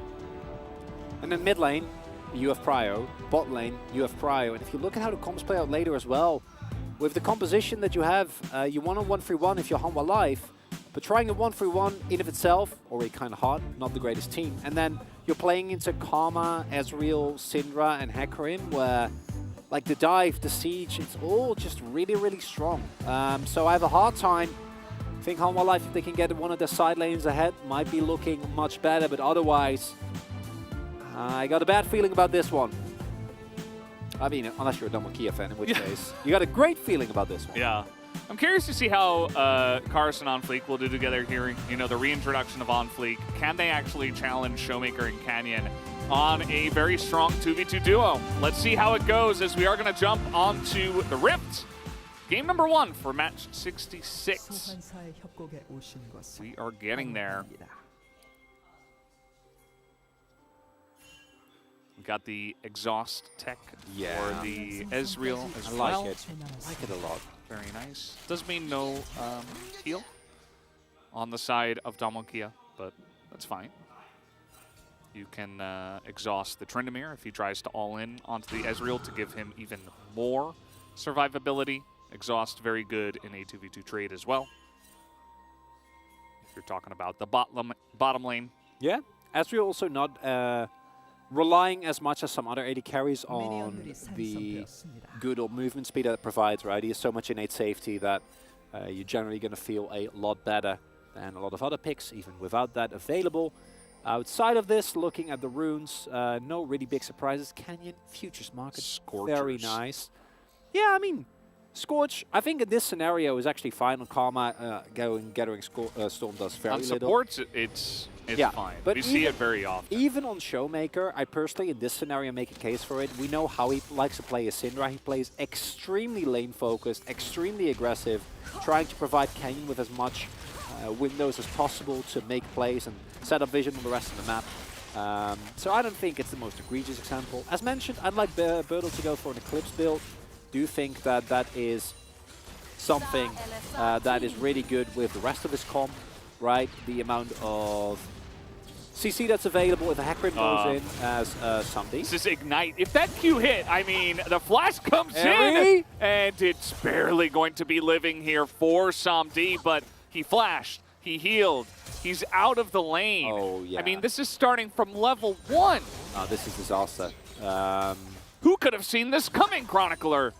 Well, I was expecting them to have a lot of pressure. They should not be able to all-in you level 1. In defense of Somni and Vista, that's also not how the matchup is supposed to go, right? Is that in defense of them? I feel like it's actually calling them out I guess it kind of is. Had the opposite effect. Maybe it's both, okay? Okay. I think this is not how it should go. So I guess it is just... I don't like it's okay. Veldas, it's fine. I have a hard time with it. You get like 1 per day. Okay, thank you. Although we made it into a big deal now, so it's very obvious. Well, just going to have to accept that. Yeah. But the real issue here is that now Doctom and Callan have full control of this lane. Do need to be careful here with On Fleek. Know that he's there, of course, and they're desperately trying to look for the crash. But the key thing is, okay, Canyon is waiting there at the ready to help his bot laners. Might they get aggressed on by the Xin Zhao? It's not going to happen. So that first back for Callan, or for Dr. rather, is going to feel very good. And if you're already on the back foot this early into Karma lane, it's going to be a very unpleasant experience. Yeah, it's really rough. I mean, as you mentioned, it's not necessarily supposed to be this one-sided from the get-go, but it definitely showcases what this duo can do, even from level 1. Specifically, the Karma just got so much damage in there, maybe even more than Duckdom in the trade. I mean, it was really, really nicely done. I think Samdi was a little bit too far forward and took the trade a little bit too eagerly, as the Qs are also not missing, which is also a little bit of a problem. Thankfully, we do have a lot of biscuiteers in this game on both sides. So yeah, Samdi is going to have some biscuits to survive, I suppose. If you're level 2 when you carry then as Kench, Jinx, I think you can go for that trade, provided you do hit the Aspertle. Little correction there with the smoke screen. If you actually are able to hit your knock-up from Abyssal Dive, then it can work, as we've seen. Very high risk with very high reward. But level 1, like, just don't try to fight Karma. Just don't. Ezreal's not the strongest champion, but Karma is just way too strong comparatively. And this back for Doctor, oh, they're going to go for 2 blades. That is not going to be a fun and enjoyable laning experience for Hanwha Life. And the problem, of course, is we see that Canyon and OnFleek are continuously pathing on the same side of the map. Right? And that means that for OnFleek, it's a much higher risk to actually go for a play, knowing that if he gets counter-ganked and Doctor and Callan get a kill, the game's even more over. Right now, the lane is rough, but it's not a hole you can't climb your way out of. Give over kills to Doctor, and that will be a very different experience. Yeah, we're still having a bit of fun here. OnFleek is down in the bottom side again. There were a couple of wards to spot this out. OnFleek is going to scan this one away. That's kind of what you have to do, even if you're not going in and getting a kill onto Callan or forcing summoners or anything like that. At least clear the vision. At least make it so that Dalmonkia's bottom lane don't have basically 100% control and can do whatever they want. As a actual flash comes out there because Canyon shows on the ward and he did not want to get rooted. As here comes OnFleek, Showmaker getting way too aggressive in the mid lane, and he will pay for it. The ult comes out, Karis survives, and OnFleek throws up the emote for first blood. And the new OnFleek was in the bot side, right? This is not a completely unexpected gank. Canyon gonna say thank you very much for the wave, Showmaker. Really appreciate it. I don't think you had to give up your life for it, but I'm hackering. I'll take it. But yeah, disrespect straight up from Showmaker. Not really having the health bar where you can outplay that, as it was Canyon able to pick it up in the end. Smite steal. Yeah, level 6 has been able to pick up the Onslaught of Shadows here. And possibly going to be looking for a play. His top side is up, but a juicy bot lane play. Hitting 2 people with an Onslaught of Shadows this early on, maybe turning into a Drake, could be a very, very nice situation. I don't really know what to say about this one. Karis hits the chain, and even if he didn't, Showmaker would have definitely been dead. Maybe expecting Canyon to be a little bit closer than he was, but not the greatest look here for Showmaker. Of course, when it comes to CS, still doing great. Yeah, he's having a fine time outside of the kill. I think that maybe he just was calculating in his head, like, oh, Karis is really close to dying. Maybe I can get a kill here. But obviously, it was a risk that he should not have been taking at that point in time with 0 wards around him. And I suppose Canyon not quite close enough. Canyon just farming it out, more CS in the game, kind of like how Pioshik did in series number 1 of the day. Yeah, like I said, getting that wave in mid makes you very happy. As Birdle, I expect him to go for Hullbreaker. We'll see what kind of mythic and what kind of build he goes for afterwards. But Hullbreaker has really been somewhat of a turning point for the matchup, at least within the LCK, with teams being much more happy to actually pick the Graves, even with Tryndamere being available, as we see here as well. And Birdle, of course, also big enjoyer of the Graves, has played the pick a ton. But the real tragedy for Hanwha Life is happening on the bot side. Because if you accelerate Docdom, And the first couple of skirmishes are going to be a lot less fun. Ooh, slow comes in. The damage is there onto Kellen. One more lick could do it. He is going to be forced to flash away. And now we do have the rocket coming out here. He is going to sidestep it. As Canyon now in position looking for a catfish to hunt. It looks like that is going to be the kill. He even gives it over to DuckDom to accelerate that Ezreal even further. Oh, and if Hanwha Life were a little bit quicker on the draw here, they might have been able to get something, but it's going to be a very favorable trade. Kill goes over to DuckDom as well, of all people. Best person to give it to for the side of Dom and Kia, because Cars and OnFleek were on their way. They were so close.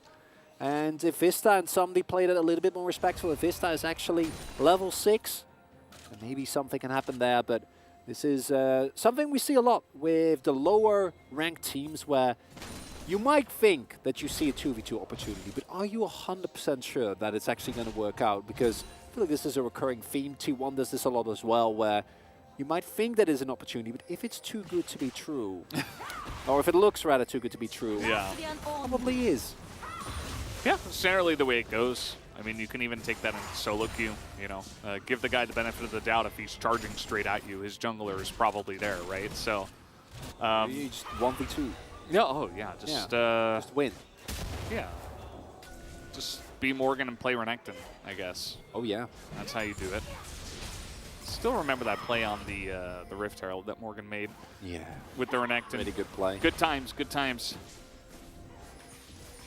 As speaking of good times, this is now 3 plates, a solo plate this time to DuckDom, who has been left alone down in the bottom side. And that's just fine, because we do have this Rift Herald happening here. Bit of a 4v4 without the 80 carries. Here comes the True Shot Barrage. It's going to hit Showmaker, but he's on the same team, so totally fine with that, as DuckDom is just getting plates here. Yeah, and imagine if he actually had his True Shot Barrage and aimed it at Jinx. Yeah, maybe he should have. Well, it doesn't matter, because end result is the same. They get both the plates, and they... oh, no, never mind. Kane was going to go for the Herald, but instead going to play it a little bit safer. But you already have Essence Reaver 10 minutes into the game. His Qs hurt so much. And remember when in Champ Select we talked about picking Kenshin to Karma? I remember. Yeah. I was there. I remember everything. Yeah. I wonder if there's a lesson to be taken away here. Maybe. Nah, I don't think so. I mean, I can't think of anything right now. Yeah, no, I don't know. I'm glad you asked the question, though. Like, there could have been a lesson, but we've seen this before. Seen it. It's like it's kind of a deja vu moment as well. Sometimes. Yeah. You're saying this isn't the first time this has happened? I don't think so. I could have sworn. Yeah, you know, it's like it's kind of a foggy memory. But I'm like 99% sure. Maybe we have to check the replays, the VODs, I'm not sure. Yeah. Beats me. Well, maybe next time we won't see the Kensa the Karma, but, you know, you never know. There's always potential for deja vu, as they're just going to get this entire plate. All 5, or turret, I should say. All 5 plates will be going down. Even especially with Canyon down there. The Rift Herald was taken by OnFleek. Gave time for Canyon to take this first Drake and just to exert his presence, his dominance over the bottom side, keep his bottom lane safe, and allow them to potentially take out this turret. Unfortunate Arcane Barrage there, but not going to really matter, or True Shot Barrage Red, not really going to matter for DuckDom, because he's looking for a back anyway. He already, as mentioned, has the Essence Reaver and will be picking up a Caulfield as well as Boots. He's going to hit his 2-item Power Spike way earlier than is enjoyable for the side of Hanwha Life. And as mentioned previously, Hanwha Life not able to find any real side lane advantages at all. Only kill that they found went on Fleek, who is Zip, not the highest impact. Birdle, it's a little bit behind, but does it matter? I'm really glad that we keep panning to the top lane too. Like, Jonas Strong is like, yes, the top lane is happening, but anyway, doesn't really matter. Yeah. Let's go back to the other lanes. It is getting a little bit more on a knife's edge up there as the players are getting more and more damage. As the Rift Herald is going to be dropped mid. But I'm pretty sure once Hullbreaker is done, yeah, Birdle's not really going to carry anymore. Dr. really wants that turret. I don't know if he's actually going to be able to get it at the end of the day. I mean, they will. It's just about getting it played, right? The final play. Can they do it here? Do you always finish your plate of food? Yeah, generally. I don't like leaving food on the plate. No, I mean, either. No, it's wasteful. Yeah, you just got to make sure that you set the portion before you put it on the plate. If you don't finish your plate, then you know either get there's a different problem. Yeah, exactly, or put less food on the plate. Yeah, he didn't finish his plate, by the way. It's unfortunate. It's okay. Food waste is a real problem. It is, but plate waste on the bottom side. That's a different problem. He is going to be able to pick up that turret here at 1420 anyway. A little bit late, but it is still a full turret and an incredibly fed Ezreal. The mid lane got a little bit more even as the game went along, and OnFleek stayed around there. He put down the Rift Herald, got a bit of damage down. But as the game stands, Dalmankir is sitting back with an Ezreal that's scaling very well. And Life a little bit behind. They do have some options in the late game, of course. You know, they have split push potentially with the Tryndamere. The LeBlanc and the Jinx can be very obnoxious in terms of long-range damage. But so can the Ezreal. So yeah. I'm curious, you know, I think it will come down to how this mid-game goes and who's going to get the bigger lead and who can exert more pressure and use that pressure to enable their long-range damage. As mentioned, I have a hard time imagining how Humble Life is actually going to play out these fights if they are unable to find a lot of vision. I think the range advantage, even with LeBlanc having obviously pretty great poke and some D on the Jinx, is going to be pretty negligible to the threat of a scatter on one hand and Ezreal, who is very accelerated, poking them otherwise. Now the sustain is pretty good for Hanwha. I do think that helps a little bit, but at the same time, I don't know how much of a 1-3-1 you can find for yourself, and straight up front-to-back team fights I don't think are going to look very good for you. As here comes Canyon. That is the Ghost coming on in from the side of Dudu. The Onslaught of Shadows just pushes him towards the turret. As, nope, not even close, as Dudu had to use his ultimate in the trade. As we are trading 2v2, that is a chunk. Yeah. It doesn't even have Mana Moon finished. Or I mean, he has it, but hasn't evolved yet. Yeah. It's not going to get better for Zombie, unfortunately. And they might not get the kill, but they do most definitely get themselves the top lane. Turret will trade for the bottom one. Yeah. I like that Duckdom's being really aggressive when he knows where the other 3 members on the enemy team are. Yeah. Because it's like, okay, well, there's no LeBlanc, no Tryndamere, nobody except a Jinx who's trying to farm, and a Tahm Kench who sits there and literally just sticks out his tongue from time to time. And it's a little bit silly, it makes you feel weird, but it's, you know, it's not really doing much in terms of getting control of this mid lane. So Duckdom gets to sit here, Showmaker gets to sit here, and just put more pressure on the mid lane, get some damage done to that mid turret, and set up for this Infernal Drake. And this is something that our better teams do, with T1 of course at the forefront, which is just always trade favorably in terms of turret damage and structure damage. And the bottom tier teams just don't seem to be able to really match it, right? And this is partially in terms of drafts, but also just how Damwon is playing. Every wave is being shoved, and there's a reason why the team that is currently undefeated in the LCK does this all the time as well. Yeah. It's because the amount of gold that they're generating for themselves is going to make it so much harder for Humble Life to actually find the skirmishes, because the problem with this comp, of course, is it has really good pick. If you Damwon are not really giving you an opening, and later in the game, you will have Kalin, who can shield a lot of people. You have Scatter the Weaks. Birdle is insanely tanky, although you'll have to be a little bit respectful here. You see Kalin on his way, but I don't know about this one. Yeah. Yeah, Dudu took, I think, a bit too much damage in that one. You'd say so? Yeah. Bold take, Veldas. I think going down to about 10% health. I think that's a little bit too much. Okay. But yeah, I'm glad you shout out T1. You know, I think a lot of teams that are smart and intelligent at this point in time, and they watch T1 winning over and over, it would be a good idea to kind of just, well, we're going to have to stop talking about that. Showmaker gets caught, and now Canyon is going to force a couple of flashes away, as in he goes once again. There's the follow-up scatter onto Vista, and they will be able to pick up the 3rd kill of the game and their 2nd one in the contest. Nice little pick here before the 2nd Rift Herald. Was just a bait, as it turns out, from Showmaker. And man, Canyon's so good.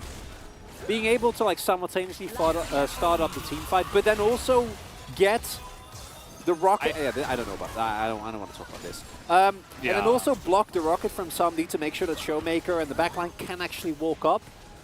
But then also starting the fight at the same time. Unreal. It's good stuff. It's good stuff. And yeah, I mean, he's getting damage down. Karis is there in that unwarded brush, has the control ward there for his team, gets a nice chunk. But it's still them just posturing super aggressively 4v5 against, you know, 1-item Syndra, nearly 2-item Ezreal, very accelerated, having the current poke advantage. You can see how this does start as well. I like this from Vista, you know? Unfortunately, Karma's there. Look at this. I think that Showmaker knew, too. Oh, I mean, certainly he did. He had his button, or his hand on the flash button, rather. But I just love that little play from Canyon. Makes me happy. Rest of his team feeling safe. And as it stands, Dokdom picking up another kill. Honestly, I feel like this is a Ludens or a Leandry's game. I don't think that this is a Crown game. I mean, you might go for it regardless. But into Jinx, into the LeBlanc, I feel like it's very easy to proc that semi-reliably. But we'll see what he ends up going towards. As overall, every single larger trade has been in favor of Damonkia, and if they can get a Ocean Soul, I think Halma Life's chances are rapidly diminishing. I do think that comp doesn't suffer too much, honestly, because if it works, you just kill someone like in a rotation, and then you try to snowball it from there. But any form of side laning, which was an alternative win condition for this comp, is out of the window. Yeah. And that's not great. It's not a good feeling, I think. Yeah, I mean, Graves would be basically immovable. Yep. And even though there is a lot of burst damage on the side of Halma Life Esports, there is tons of shielding for the Karma, so you keep the Ezreal alive, and then he just regens, and we know what Ezreal with Ocean Soul can do. It is pretty ridiculous, especially with the lead. So, Damonkia very quietly, you know, this isn't a big, you know, action kind of game like the first series that we had here tonight. No. It's not an Omega Stomp in 25 minutes like they did to Live Sandbox. Halma Life are playing relatively respectfully, I should say, and Damonkia are kind of just like, okay, you know, that's cool. We'll get all the objectives. We'll take all the dragons. We will take down your turrets first. We will push in map pressure, get all the vision control, and then we'll win eventually anyway. That's kind of their game plan as it stands. They're now setting up for the Ocean Drake that is coming up next. Not super early, these Drakes. No, it's a slow pace. I think it was like 11 minutes in before the first Drake was taken. Yeah. I mean, we know how long it is. Because it could have been a little bit of uptime, but roughly 10 minutes ago. And I don't think Halma Life can really do anything here. Unfortunately, that composition, if it has not found big leads, can't really phase roll in. You are very reliant on, again, isolating a single target. And that, in turn, relies on vision. Vision is something that they are very much lacking right now. And not something that they're going to have access to in the near future. And it's just going to be Drake. There's just not that much to say about this. It's, we're just kind of hanging out. That's a rocket. Nicely blocked by Canyon. And he will take it down. Nice little bonus, 25 gold for him. And that was Ocean Soul Point. In a lot of games, if it is a Drake that is a Soul Point, we would see a lot of fighting over it. But I think Halma Life knows as well that they just can't really do much right now. As the crown is completed, right before he completed that crown, we saw what LeBlanc can do to proc it, which is you hop over the wall, you press your Q, and then you press W again.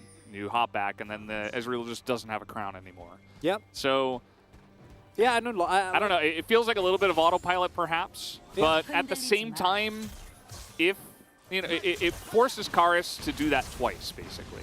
But it's like a 40-second cooldown, right? So I've seen worse crown spots. I don't think it's horribly egregious, and we've seen it into way more poke-heavy comps that can really easily proc it.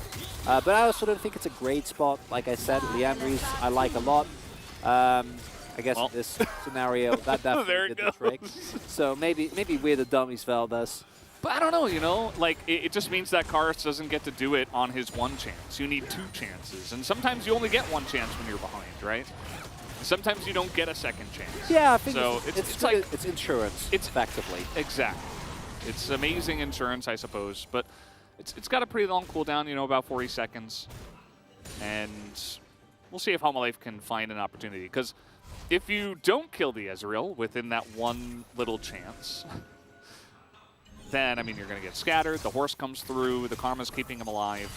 It is going to be pretty rough.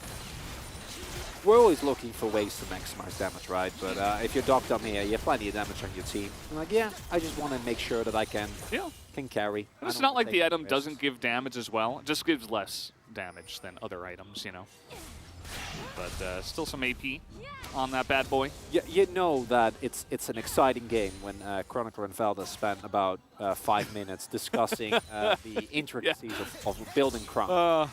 It's one of those, We got the double hull breaker. Yeah, on the top side. I really hope that one day we'll see a Proudest Claw Ezreal in the LCK. Not into this comp, obviously. There's way too much armor being built. But a man can dream. Sure, it certainly can. I'm glad that we've stopped panning to the top side matchup now. They are now currently in the bottom side. Tryndamere has about a 10 CS lead. Yep. That's about all that's happened.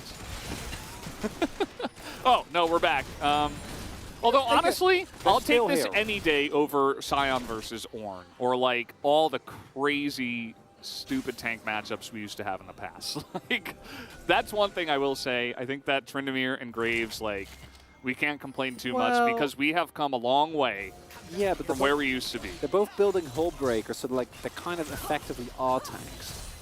I mean, they become more tanky, but at least their champions do damage. Are you seeing any health trading here, Valdez? Dudu took a little bit of damage. Yeah, and what's going to happen? Oh, there we go. It's not full health, though. Slight advantage now to Bertle. True. Good point. Good point. A rocket sails wide. I'll give that. I need to concede that point. How did that? What? How did that not hit him? The spear like went into the giant belly of Tom Kench. Kench has been dieting, Maybe that's it. He's been going to the gym a lot, and frankly, I'm kind of sad you don't see it. I thought he just pulled like a Kirby maneuver, kind of just like opened his mouth and, Yeah. Didn't let the orb actually touch the body. I didn't think about that. That definitely could have been it. You ever think that, Kench and Kirby would be great friends? Because I feel like they would. Probably. Yeah. Right? Like, they have a lot in common. Sometimes, though, if you have too much in common, yeah, it can get a little awkward. Can be like a little, but no, you just don't match because you're exactly the Well, same. no, but Kench is a wonderful and wise, if, slightly nefarious old catfish. Okay. And I don't know, maybe Kirby would be interested in learning from... What's Kirby's personality like? I mean, he's pink. He's very... Oh, thanks, Chronicler. He cares about his friends a lot. Okay. Glad that we learned today that Kirby is pink. Well, hey, if you're going to be sarcastic, I'm not going to talk to you anymore. I'm sorry. I know you were trying your hardest. There was the scatter, and Karis is effectively out of the fight, but Ken goes pretty deep, immediately disengages, as we do have a ton of damage going down onto Duckdom as well. Dudu looks like he dove a little bit. There is going to be forced potentially to pop that ultimate. Bertle is hunting for it, but he will not get it. Only gets the ghost. Has to spend his own. And this is for Ocean Soul. There's only been 3 kills. We've been memeing a bit, but this is a big one. As Canyon is low, there is the snipe out of Karis, and just like that, Homalife Esports are turning this game around. A couple of gigantic flanks go in there, as now DuckDom is surviving for a long time, but not against this much damage. Karis comes back in, and a double kill now for Karis. And all of a sudden, this game, we have one. Absolutely beautiful flank angle there, and they thought Karis had backed. He did, but then teleported back with a very low health bar, able to make his way, picking off Canyon, someone who generally doesn't get caught off quite like that. And then with Canyon gone, it's an immediate sign for the rest of Hanwha Life to pour in and pick themselves up the Drake. That in of itself, not the end of the world, but picking up the Baron as well. Really big boon for this comp that now, with a Fed LeBlanc and a Tryndamere that has access to a Baron buff, might be looking completely different. And before all of this started, unironically great value, because DuckDom is still full health thanks to his crown, but then Showmaker dying there, not ready for the topside flank, even though there was some vision available there. Very, very unfortunate. DuckDom, due to his tanky build, stays alive for almost long enough, but in the end it's only Kellen, he can't do anything. And honestly, beautiful angle found from Karis there. It's what you like to see. I mean, he's got a death cap now, and he had at a that void point staff already, but yeah, he just basically got a void off of that, and that is a gold graph. Well, nothing happened for about 15 minutes, and now Hanwha Life are in the lead. Hey, look at that interesting. Look at that pink buff. You know who's also pink? Kirby. Yeah, we learned that today. Yeah, thank you for that information.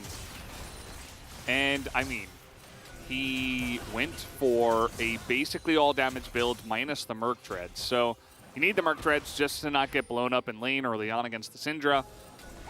Other than that, he is going to be the one that's blowing people up now, because just picked up 3 kills in 1 fight. And he is a very happy LeBlanc now. So we'll see what Hanwha Life can do with this Baron buff first off. Damonkia do have a decent amount of wave clear. Would be a really good frozen hard game for Canyon if he wants to opt in that item against somebody on Flake and do provide an insane amount of value. This turret definitely going to go down. It's more about how much is going to be found overall. And honestly, when the Syndra was locked in, I was feeling pretty confident. Showmaker has been so comfortable on this pick for literal years. He has a Worlds video about the pick. That says enough. But Karis has been getting the better hand of him. Scatters have not been on point, hasn't really been able, got ganked early on as well. And overall, desperate attempt from Damonkia. If they can get through this Baron buff, the composition still skills very nicely. DuckDom is getting towards a Cyrildas. Game not over by any means, but it is now equalized. And it's not like the champions on Hanwha Life don't skill. It becomes much more about execution. Yeah. And, well, speaking of execution, Canyon's looking for some here as he hops in. And the retreat of shadows, you could say, to get out of that one. Delays the push, right? There's still 30 seconds of Baron buff, so he's going to keep his turret as healthy as possible. Doesn't have to use too much to get in there and get out. Ghost is a very low cooldown. So, yeah, good play overall. Yeah. We'll have to see where the next one is. I would imagine that Damonkia will still try to stake their claim over the next Ocean Drake for Ocean Soul. 100%. That's going to be the key thing. Is are they actually going to be able to pick up this soul? It's a big win condition for them, and I really like the play from Canyon because all it does and all it needs to do is just zone them off the turret effectively. Looks a bit dramatic because you're hackering, but going to be enough in the end. Warden's Mill has been picked up for Birtle, but he is sitting on it. Again, I would love to see a pickup of the Frozen Heart, but then again, itemizing against Karis is also understandable from Canyon's perspective, going towards the Force of Nature with how threatening the LeBlanc has been. And remember, what we said earlier, Valdez, is that this Hanwha Life comp relies a lot on vision denial. Well, right now, LeBlanc can play the game just the way she wants to. Ocean Rift, no vision available. Drake spawning in 30 seconds. Yeah. And they have the vision, they have control of the map, and all it took was quite literally one play, one flank. And this is how they opened it up. Now, Hanwha Life do have really great position on this. I think that Damonkia are exploring this area pretty nicely. Duckdom, he gets sped up. He's got a lot of shielding with the crown as well. Can go in there, get some vision, get some wards down. Scatter the Weaks come down as well. But there's so much damage on the side of Hanwha Life. They might just try to burst this one down. As Fleek is going to get started onto it. Karis over the wall once again, but that's not the burst damage he was looking for. Not quite enough. Chomper's also on cooldown. As over the wall, in goes Canyon, gonna get a Fear onto 3 in the back, but now Dudu and Karis are looking. Giant rocket into the horse as well. Canyon has to back away, but Dudu, he used his ultimate. The rest of Hanwha Life did not go in on that one. Karis a little bit too low on health. He's a bit nervous about committing to that as Karis now over the wall looking for it, trying to get Canyon, but he will not. He will be taken out, but still, the Ocean Drake was stolen by Fleek. And there you have it. I mean, the kill goes the way of Damwon. They're looking for a bit more.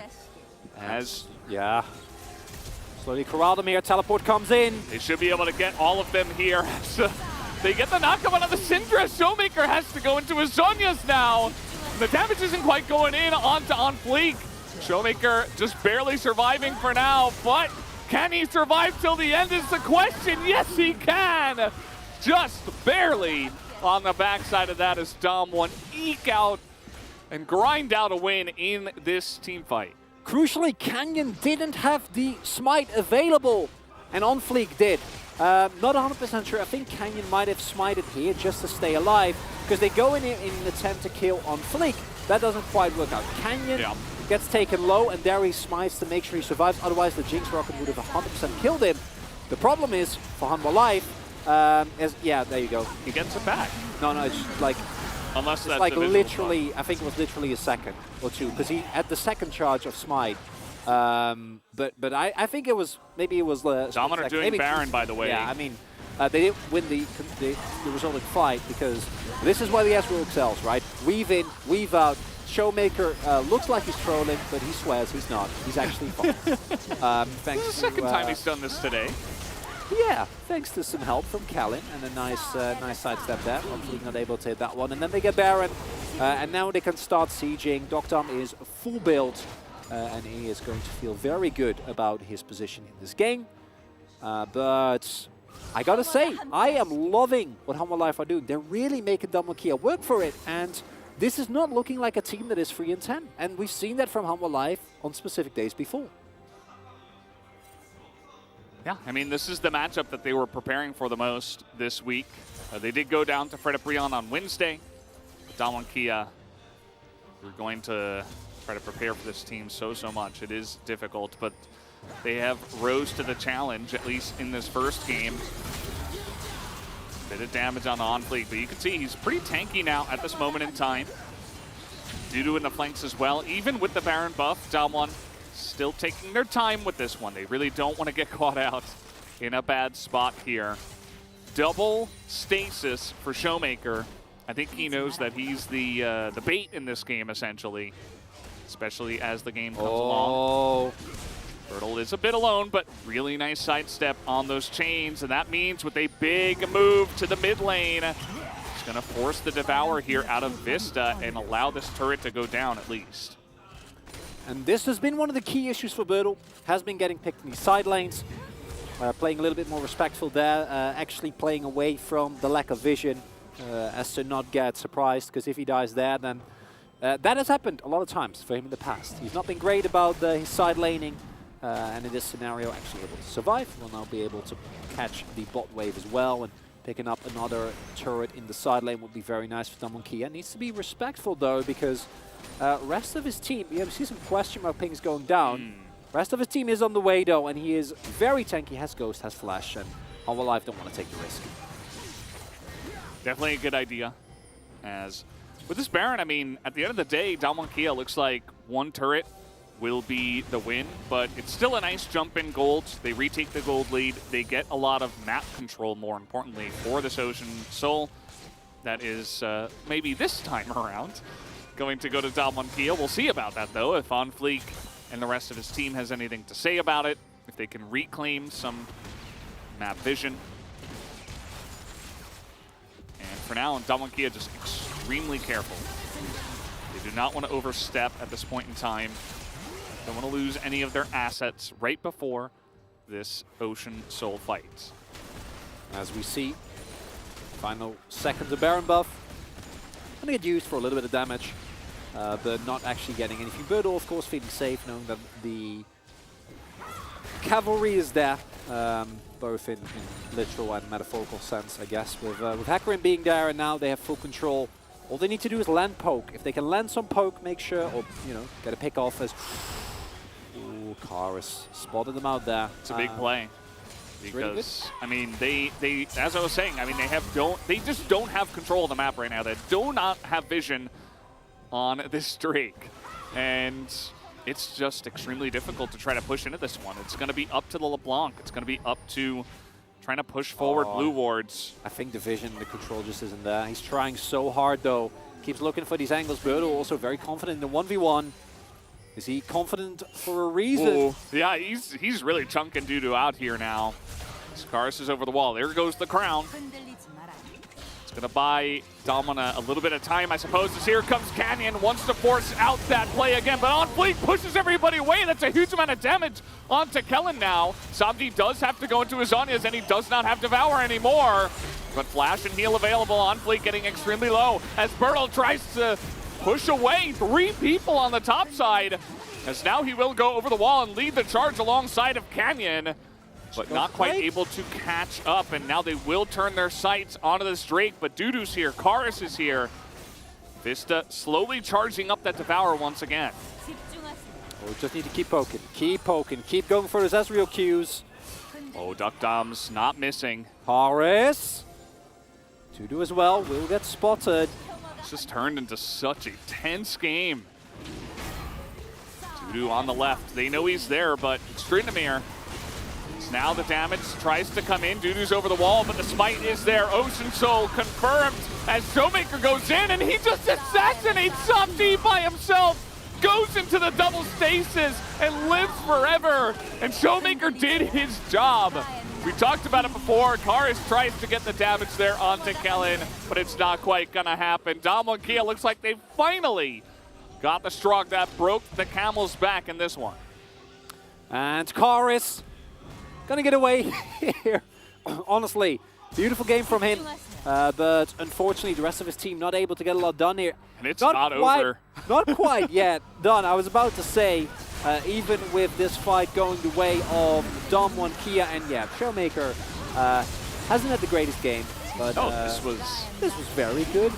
This was the 5-head maneuver with the double stasis. I know. We knew you were going to call it out, you stopwatch enjoyer, Brendan I Valdez. saw it 10 minutes ago. I know, you were waiting for it. And honestly, it's utilized very well there, right? Because even if he does trade as he does in the end, yeah, they get the kill on Showmaker, but who cares? Because the rest of your team is dead, standing around, getting poked down by Ezreal. And now, this should be the final nail in the coffin. Dogdom also has switched to plated steel caps as opposed to the lucidity boots. Interesting. They don't know about Karis. They don't know about Karis. Can he steal it? No, he cannot. As that looks like a fat finger on the Onslaught of Shadows, but it doesn't matter because the smite went through. I think if he actually gets the fair, then they kill Karis and they can just immediately end the game. Maybe that's what it was. But that should never happen if Karis has hands, which thus far, his hands have been great. Not enough to win this game just yet. But overall, now Baron going over as well, and this should be the nail in the coffin. But man, Hanwha Life, honestly, making them sweat, making them work for it. And I like it a lot. It's actually a really interesting game. Yeah, all it took was one really strong fight to get a fantastic flank from Karis. And from there on out, the game has been quite a close one. It's definitely not what I expected at this point in time. Feels like, of course, one of those games, especially with how passively Dalmon Kia are trying to push their lead, that we might get some Elder action. I don't know if it'll be an Elder flip. Oh, Birdle. Oh. Birdle is he is really strong, but he doesn't have any MR. I mean, he's got some. He has break the hole. He has some. No, he doesn't have a lot. But he's like. No, he dies. No, he dies, Valdez. He dies. Don't worry. He's got to be careful about that. And he does the right idea by just turning around. Baron buff still here for about a minute and a half. And this is something you were talking about, their siege with Baron. Incredible. It's really fantastic. It's what Dom wants to be. Dom's testing to see if the Mystic Shot works on turrets. Nope, it still does not. But that's okay, because still the inhibitor will go down. They're going to get a huge bite out of this base here from the side of Hanwha Life Esports. 2 inhibitors go down. Don't even have to stop there. Yeah, TP to the top side, bit of damage comes out. There is the crown down. But Showmaker is taxiing in the wave. This is the worst part, is like crown is down, but there's also Maul and Exhaust and Conqueror and Karma. And this is also not a game where you can really go No stopwatch, Creature though. Fire. No, very good point. Zhonya's 6th item, maybe. I love it, Veldes. You know I'm on board. Maybe at this point he just needs damage, but they're going in onto Dum. You can see how tanky he really is. Dudu's not. Oh, he is going to get onto the back there. And he might even survive. Bertle's trying to frontline here. As Karis is still alive, he's going to keep this up. And Samdi, who's been kind of quiet, doesn't matter. He's a Jinx at 45 minutes. He can still do incredible amounts of damage. Canyon is trying to go in there, and this push is not going to work out in terms of getting a 3rd inhibitor. Not done quite yet. And Dogdom, after having a, I'd say, impeccable game in terms of continuously being able to stay alive. Yeah, that's not allowed. That's not okay. No amount of defensive itemization is going to help you with that one. And Dudu crucially getting the big crit there, getting a huge shutdown, almost 1,000 gold. And Birdo at this point is still tanking 3 people, which would have been great if Ezreal survived, but he doesn't. And that might mean, Veldes, that you're going to get what you want. I do think that with the 2 inhibitors being down, this should go to Damwon, but what if it doesn't? What if it doesn't? What if it doesn't? What if Hanwha Life get it and the game continues? Well, I mean, if they get it, the game ends, because then Karis can literally just look at someone, and that's the end of it. It depends on how the fight goes. If they get the Elder and a couple of kills on the Elder fight, down. Then yeah, Hanwha Life can absolutely, you know, hunt them down, push a lane, and just put, you know, force it. But stressful game for everyone involved. Crazy, man. This is so close, actually. And now the Vision fight begins. That's really where we're going to look for this. A ton of damage with that True Shot Barrage. But a lot of it is onto Dudu, who can try to sustain that back up pretty easily.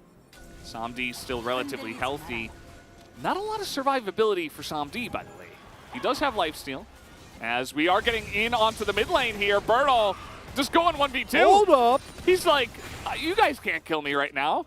Have you seen my items? Look at his health bar. He has Ocean Soul, Veldes. That is 1 thick health bar, okay?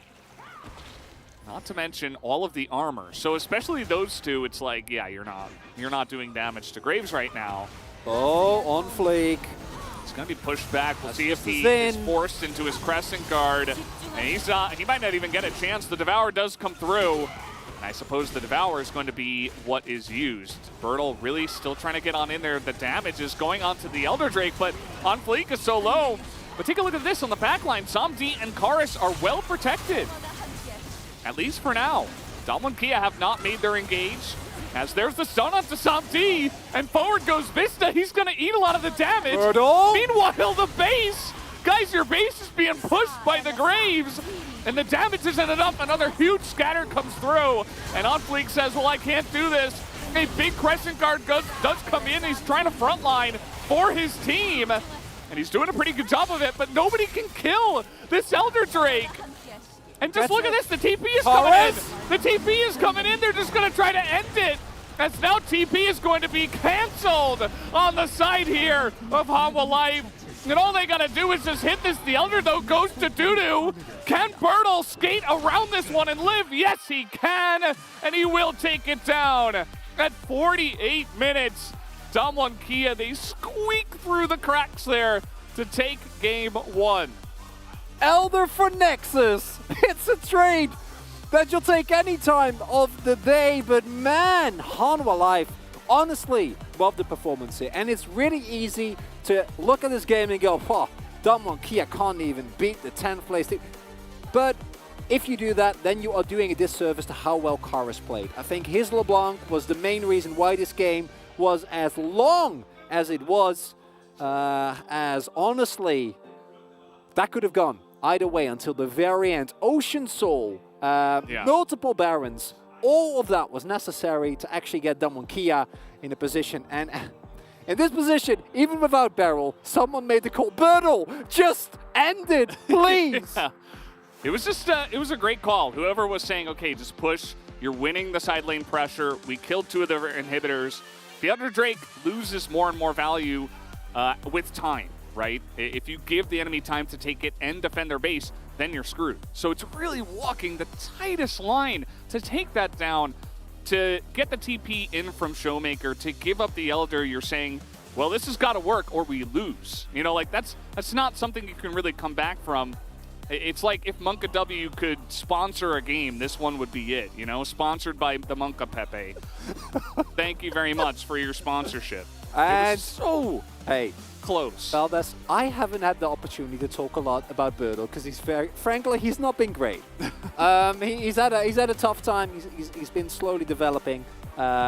But all my praise for my up-and-coming top laners has gone to Zayas. But this game, I thought we saw a lot of the development that this player has had. Multiple times able to absorb a lot of the pressure, not getting caught in multiple vision traps, setting up the final play, the confidence to actually go and like, no, I win this. This is not your moment, Tryndamere. Yeah. If it ends up going to Doctom, I would not be shocked. But I gotta say that topside play could have been a game turner, and there were a lot of those moments in this game. Yeah. What a wonderful one. Absolutely. Really exciting. Really well itemized as well. You could tell he was trying to win against Tryndamere eventually. Duckdown did 1,000 damage per minute, but he still might not get Pog, and that tells you a lot about the way that this game went. But either way, guys, that was game number 1. We'll be back after the break.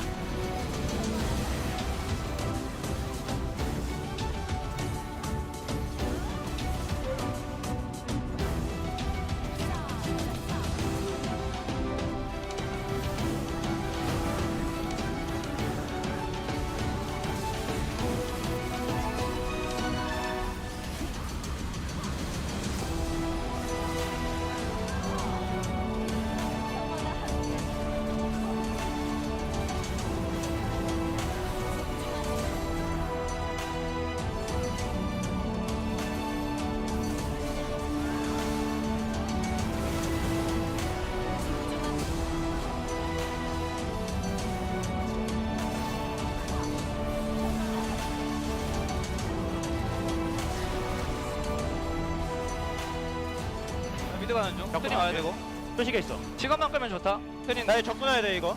천천히 해봐. 지금 르블랑 노플. 짜오. 나 빠질 수 있어. 나 빠질 수 있어. 괜찮아. 앞라인부터. 나 적군해 1초. 짜볼래? 천천히. 생각 끝낼 수 있어? 나 이거 트림 보다. 해볼래? 나 집 끝내볼게. 끝내러 볼게 나. 끝낼만하다. 해보자. 우리 집 끝났어. 끝났어. 야 넥서스. 나 죽었어. 끝내줘. 간다. 제발요. 끝난 것 같아. 제발. 텔판단 좋았다. 제발. 나이스. 아 실수 너무 많이 했어. 미안.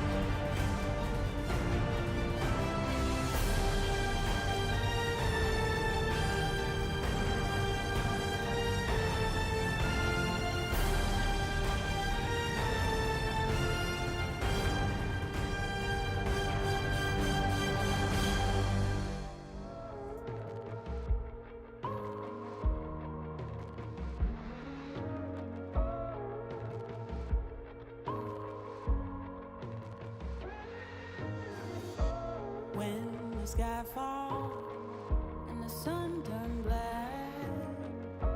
When the earth halts, then don't look back. Hold me closer, can you feel my heart? We can conquer and win back all. The tide is changing, floods are coming clear to see. The page is turning, can you feel this energy? Light breaks through the darkness, they are fires in the night. Nothing can break us when we rise. We run on the edge and across the flames. The world we knew is not the same. Feel your soul, feel your desire. Walk through the fire. Leave this place and watch it burn. Let the king and queen return. See the sun so bright and high. We walk through the fire.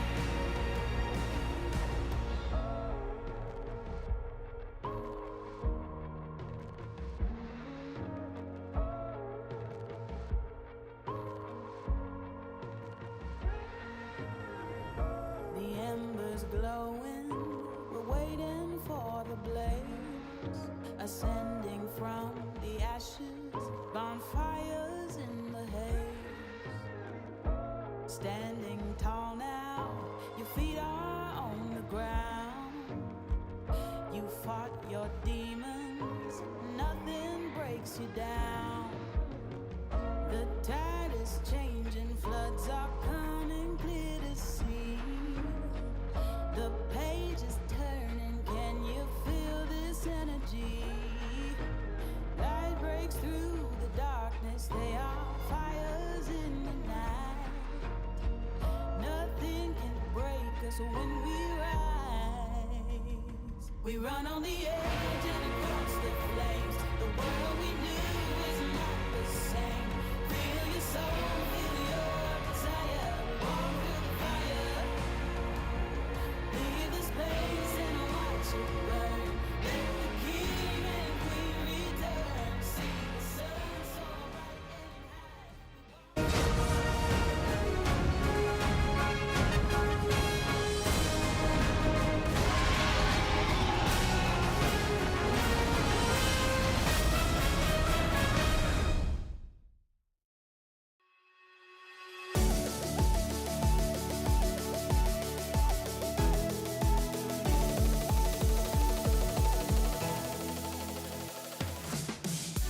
Welcome back, ladies and gentlemen, to the Analyst Chairs and Collaborative Carpet Space. I'm Atlas, this is Wolf, and that went from a very boring game of League of Legends to quite an entertaining game of League of Legends, as I think maybe we should just skip to 30 minutes every single time, because things really did start to get really cool during that one. The thing I want to focus on in the draft really quick here is the final picks of the top side, right? The Graves and the Tryndamere against each other, because we have seen so many times both the Tryndamere be picked into the Graves, but also the Graves into the Tryndamere. Most people would agree that Tryndamere is the counter pick right now, but it's hard to say right now which one really has the edge. And in this particular game, because it was not a early lead for either champion, there were times where the Tryndamere was ahead, right, in the side lane. But the longer the game went on, the Graves started to take over the side lane. The Graves was actually able to push into the Tryndamere and push a whole wave into the base to end the game. So, you know, Graves does get, in these extremely long games when he has all these items online, one of the strongest split push champions you could ever see in League of Legends. And you know, I think we're seeing some examples as to why the Graves can often even be picked as a response, not a counter pick per se, to the Tryndamere here, and Damwon used it extremely well. Yeah, not to mention the fact that Ocean Soul is pretty powerful, especially on a split pusher that likes to build a bajillion different ways to lifesteal and then gets that augmented ever further. It was absolutely fantastic the way that Bertle handled, especially the late game, but I think we need to go back to what happened in the early stages of the game, because there were 3 kills and then literally nothing happened. Well, I've got a list of things. Let's, can we bring up the list of things that happened? Here we go. That's what happened. You can almost go, like, you can say that like 3 minutes, it was like, that was there were 3 kills in the first 18 minutes of the game, and we get to 28 minutes, and like, this is, we got a Herald, a Drake, and a Tau was taken, nothing. It was a very calm 10 minutes of gameplay, but it was also during this time where we saw the Syndra start to get her items online, become relevant. We did see, of course, the Graves started to come online here. Damwon Kia put themselves at Soul Point. In this interim, Damwon had complete control. We were just like, all right, we're just waiting for the Nexus to fall. Like at this moment, it looked like, okay, this one is all done. Like, but it Damwon Kia wasn't. have Let's control. get into our first replay because that's going to demonstrate that Hanwha still had some fight in him. Yeah. In this fight, things go very wrong for Damwon Kia, and Dudu actually executes very well onto the Syndra in the early part of this. And we talked about it. Chronicle mentioned it a few times. Showmaker had a fantastic late game, but his early to mid was a little bit shaky. He got punished here really hard, and without his ability to peel for the Ezreal, it was just not a fight Damwon could win. Yep, and apologies for the lag. That is, of course, the Ocean Rift that does screw things up. That's why every single game we should have Cloud Souls, because it allows the replays to run very effectively. Plus, it's just a better soul, and people running around faster might mean more stuff happens. And that would be absolutely fantastic. And getting word that we may not necessarily be doing too many of the replays. We had a bunch actually planned, to be perfectly honest. However, we might just skip to the last one and just hope that it isn't going to be too laggy, because there is a lot to talk about how this game ended. Because after that fight was won by Hanwha Life Esports, they went on, they got a Baron, but it wasn't over there. There was another fight for a potential soul. Yeah. The Drake was stolen, but then Damwon Kia were able to win the ensuing fight. Showmaker had, in that highlight that we're not going to show, I suppose, such an incredible team fight too, where he perfectly Zhonya's, dodged a Wind Becomes Lightning, was also able to scatter the weak perfectly against the Xin Zhao. Like, Showmaker did a ton of damage, was also able to very quickly turn the tides of a lot of battles by peeling for his AD carry. And even though his scoreline looked very poor in terms of kills there, he actually did so much for his team this game. He did, including a teleport. Let's have a look at that last replay here as we have a look at the really cool backdoor play. I had a lot to say about Hanwha Life Esports really trying to push this and get onto the Drake. You could see that they really felt a lot of pressure from the Graves pushing in order to start that up and actually try and get this Smite battle rolling. This was a really tough call to make for Hanwha Life Esports, because if you don't end up getting this, faster, then you end up losing out on the Elder anyways, and then they just group up as 5 and come kill your Nexus. But if you stay, then the push comes through too fast. So Damwon Kia very measured in how they waited, teleported in at the exact right moment, and pushed for the Nexus kill. Yeah, it was really, really smooth. And actually, you saw in the picture-in-picture the fact that we weren't actually able to get the victory in the team fight on the side of Damwon Kia. That was actually Hanwha Life Esports that were able to do it. They locked down the Elder, even the Elder being able to grab the kill onto Showmaker after he heroically teleports in to die to the Tryndamere to distract so that Bertle could take down the Nexus. I actually felt like the teamwork and team play from Damwon was very strong in that moment. However, certainly some hiccups, and normally this is a match where we see Damwon being able to retain control forever. It was the last time we saw this team play against a lower tier team. They were very methodical, very much able to take that one down. Hanwha Life Esports, now that they have their full roster back in power, things looking so much better. Yeah, I guess POG might not be ready just not yet. Quite yet. I think that we're very close. Who did you vote for? I actually think this is a difficult one, but I'm not even going to get your response. We're going to check it out right now as we hop into player of the game. Who's got it? Let's see, it is Birdall who picked up. I voted for Birdall. I think that obviously his late game call there was what won the game, but he also played so many team fights on his own, using the extra resistances that you get from the Hullbreaker, even in split fights. He was 1v4ing on the opposite side to allow for Showmaker to do a ton of damage, for Duck Dom to do a ton of damage.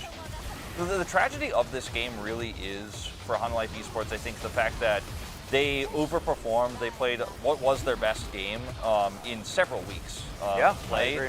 And it was still just Damwon Kia coming together and playing a near perfect game themselves as well. I think the biggest takeaway here for Hanwha is that, hey, look at what you were able to accomplish in this game. Keep playing like this. Know that anything is possible, right? If you could play this well against Damwon Kia, especially a well-performing Damwon Kia, then the sky's the limit. Maybe playoff hopes are real. Maybe if you actually can win against the easier opponents you have coming up, still on the horizon here. Just is so unfortunate that they end up losing out in such a fashion as this, and the wind is out of your sails now. You're going into game 2. It's a sad time. Yeah, they do get side selection though, so theoretically there are some options here as we have a look at the votes. one or two going over to some other people, but most people agree that Virtle was absolutely fantastic in this game. I agree as well. Looking forward to seeing what they can do in game number 2. And with that, let's throw it over to Valdez and Chronicler to take us through the cast. Thank you, Atlas and Wolf, for that wonderful breakdown of the game. As I'm surprised neither of the teams really broke down in that one. They took it all the way to the end and both played fantastically down to it. So I was talking a bit with you, Chronicler, during the break, saying how difficult it is to come back emotionally and mentally after a loss like that. And for Damonkia to kind of keep it together, and after it's such a grueling game that they had to play, it was so close. This is really going to test the mental of both teams.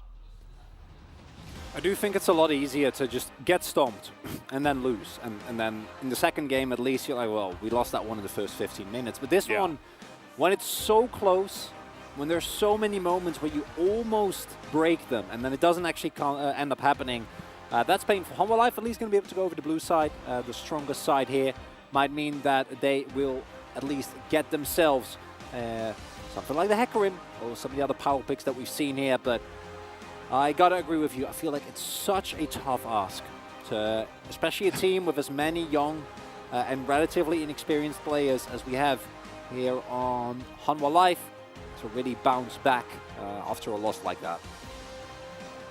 Definitely is true, as the meta continues to evolve with the fan signs. Just everybody putting their heads together and putting their signs together as well to create combination messages. It's very nice. It said, life is short, but Daimon is forever. That's what those last couple of signs did say. As Karma is banned first. Yes. They do not want to deal with that again after their experience, especially in the lane. Good call. This is a lesson being learned, and I'm on board with that.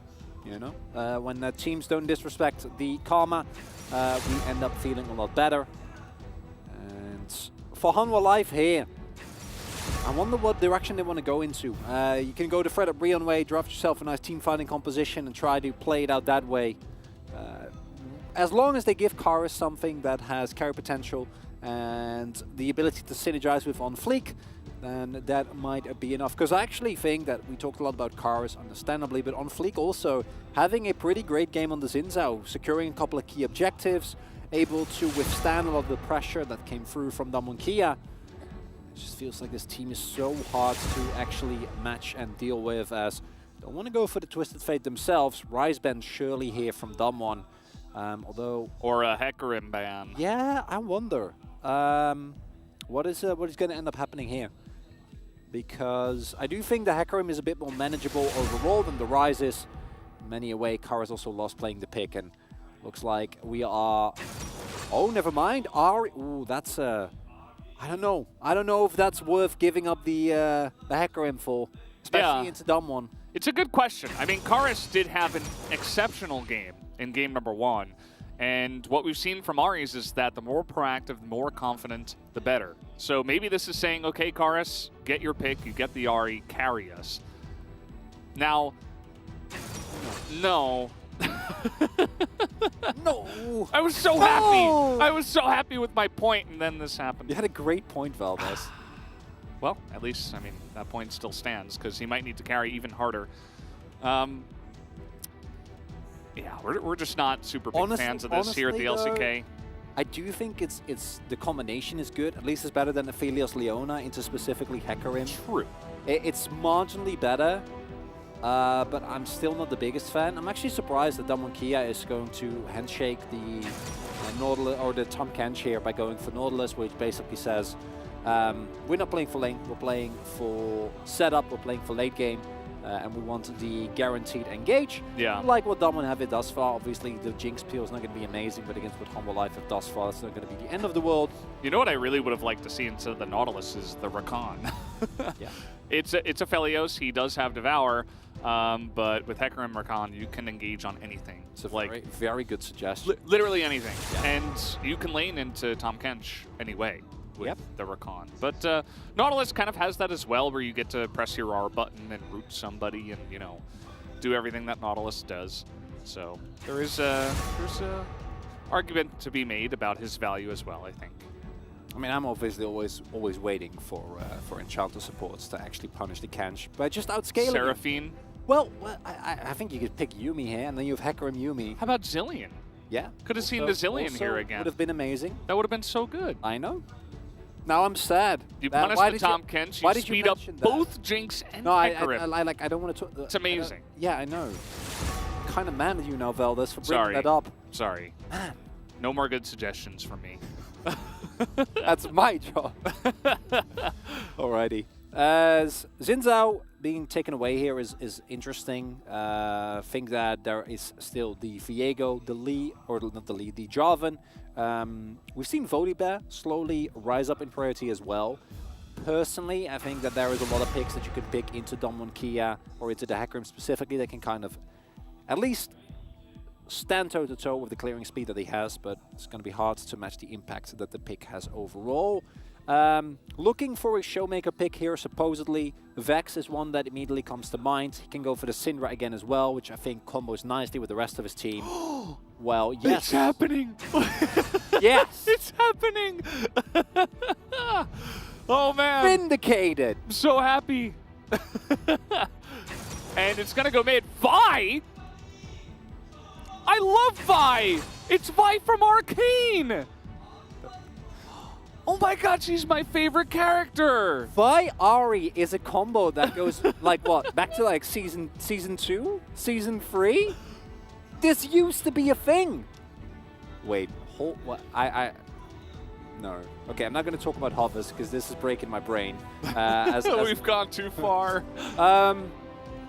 You know what, On Fleek? Show me what you got.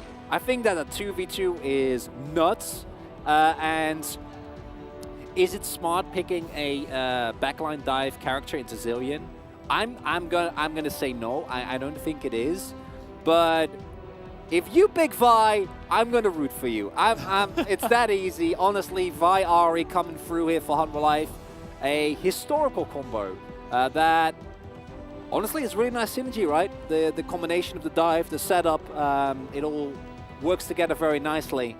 Trying it into this Domwon Kia is a bold choice. Yeah, I don't know. Really pulling out all the stops for this one. I don't really know what else to say. How practiced is he on Vi? Does anyone play Vi anymore? What Vi we're going to see, right? Is it going to be Blade's lethality Vi? Is it going to be a much more tempered and what I expect, you know, the Conqueror, the lethal phase tempo? rush? Oh God, no. Not that. Not anything but that, Veldis. He's like, you know what? At least go can't play Hecarim, so I'm just going to play budget Hecarim. Where I press my R button and I have phase rush to get out. Yeah, I don't think so. Hopefully not. But who knows? It is Vi after all. And yeah, I mean, the Zillion that I was hoping for in the support role, it comes out here in the mid lane. And I think it's better in support, but it still provides all of that support to the team already. They have a lot of damage with the Akali and the Jinx. And Double Bomb and Hecarim, not half bad as well. We'll need some time to get online, though. Let's jump into the game. This game number 2 will come in. And if you're joining right now, you have come to the right place, where Zillion and Vi exist. Okay, Conqueror, as expected. Presumably going to go for the tankier build. I don't know if he's going to be looking towards the, as you pointed out, I'm afraid almost that it will end up being tank Vi, which will make me very sad. Divine Sunderer, Triforce are the obvious items. Is that going to work in a competitive game? Are you tanky enough? Will Vi provide any utility into a Kellen that can hook her out of her Q, and a Zillion, and a Hecarim? I don't know. I don't care, though, because we have Vi on our game. I know. Like, at this point, anything that happens is totally fine. Yeah, I honestly, I don't care about the result of the game at this point. Who cares? We got Vi! Vi Ahri! The honestly, Piltover Enforcer. What is the last time that I've seen this combo? Like in competitive play? I thought you were going to say this champion, and I was about to talk about Arcane again. This is my favorite character from Arcane. very happy that she finally gets played. Yeah, good for you, Valdez. Birdle having an unfortunate Gwen moment here. Of course, Gwen on live has been nerfed so that this exact situation doesn't really happen as much anymore. Birdle, he gives you a lot of trading power, but gives you very little in terms of wave clear and in terms of actually being able to get those creepies, which is unfortunate. But I'm gonna push into him and he should be fine. As looking at the setup for the Vi pick here, of course the one issue that Vi runs into very often is that, especially against the better the players get, the easier it gets for them to dodge up the wind up on our Q. So it is nice if you have laners that are able to actually set up for you, which in this case, Vista has his dive, Karis has the charm, Gwen has unfortunately not a whole lot. So expect to see On Fleek mostly play around that mid, with possibly some trips towards the bot lane as well. For Canyon, of course, he can do anything and go anywhere because he's a horse, and he's not really governed by the laws The basic, yeah. that you know bind the mortal man, because he's a undead horse. So he doesn't really care. Good Go point. anywhere. What about Karthus then? Does he kind of get to do whatever he wants as well? Just a little bit slower? Well, yeah, he's a lich, right? Yes. I'd say. I don't think he's a spirit. I think. I didn't or say maybe, that with a lot of confidence. Maybe he's just a necromancer. I don't actually know 100%. I need to get. I'm the lore guy. I need to know this. Yeah. I will get back to you at some point. Come prepared next time with your Karthus lore. You know, the people need to know. Karthus is a really good champion. He just doesn't get picked, and it makes me very sad. But we have Vi, so who cares? It's going to be the recurring theme. Oh, Start the game no. Okay, well, getting it on to Samdi. He's going to use that heal. Hook comes down onto Vista. He's trying to survive here without using his flash, but the damage is coming through. Nice turnaround from Samdi as Vista will in fact survive, but it's still a good gank. Pushes them out of the lane. Yeah, the issue here is that, yeah, you survive the gank, which that's nice, but also you lose the full wave. And this is very, very reminiscent. This time around, it's a bit more excusable because it is actually a gank and not just the 2v2. But the end result is the same. This wave is going to get crashed in. Now, of course, there is a cannon, so will be somewhat mitigated in terms of actual impact. But Dogdom gets off a free back with a UGS advantage as Showmaker. Yeah. Oh, the little that's strong zoom in. Yeah, that's I've actually played a lot of Zilean. It can be really difficult to CS in the early levels before you have any AP. You can't really clear haste. waves. Yeah. You don't have ability haste. Your autos basically don't exist. Like, you shoot out a little thing of, I don't even know what it is, but it feels like it does negative damage, okay? So trying to last hit cannons is basically, it's the game that you're playing. Like, you're not even playing against the enemy mid laner, you're just playing with, can I last hit this cannon? Because that is even more difficult. So, I understand his pain. Of course, this is the second time that they have gone for this combo, Showmaker and Canyon. You can do this as well. Like, you don't need to last it if you just do that. Oh, doo-doo. I know about this one. Oh, this is a good spot here for Canyon, looking for the gank. No flash, ignite here on Dudu, and he will go down as easy as that. First blood handed over to Birdle. He did need it, as he is pretty far behind in CS, but a nice start here for Canyon as he finds a gank.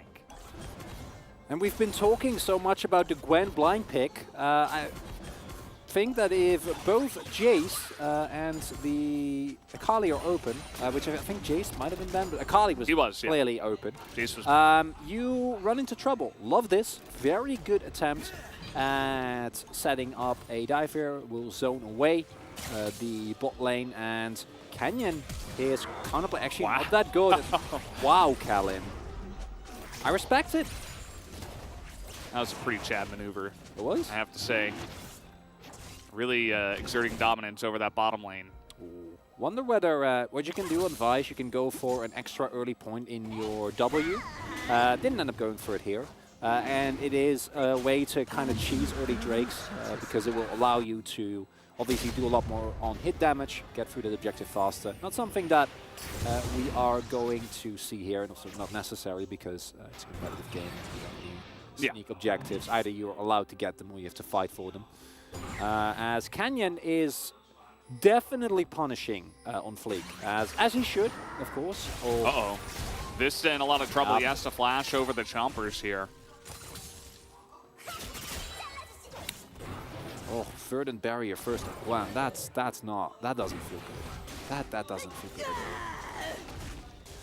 Anything that delays Hecarim do like a bit of magic damage? Sorry? Doesn't Hecarim do a bit of magic damage? Oh yeah, with his W. Thank you. Buy an Ari. Ah yes, KT Score and KT Nagne in 2015 versus Samsung Galaxy. There you go. Wow. Only 2,540 days until I got to see my favorite character. As Kellen's really nice buffer there on the dredge line, as here comes Vi with the cease and desist. Goodbye. And that's what you like to see out of your Vi's. As a really nice gank comes through, and you see the potential of this pick. She's finally here. Finds the gank on the bot side kill, going over to Aphelios as well. Meanwhile, Canyon is unbothered, trotting around, farming jungle camps, as on Fleek will take a look, but not actually see the Zillion, picking up some orbs there. Or some honey, I should say. Honey fruit. Here we go, yeah. It's, yep.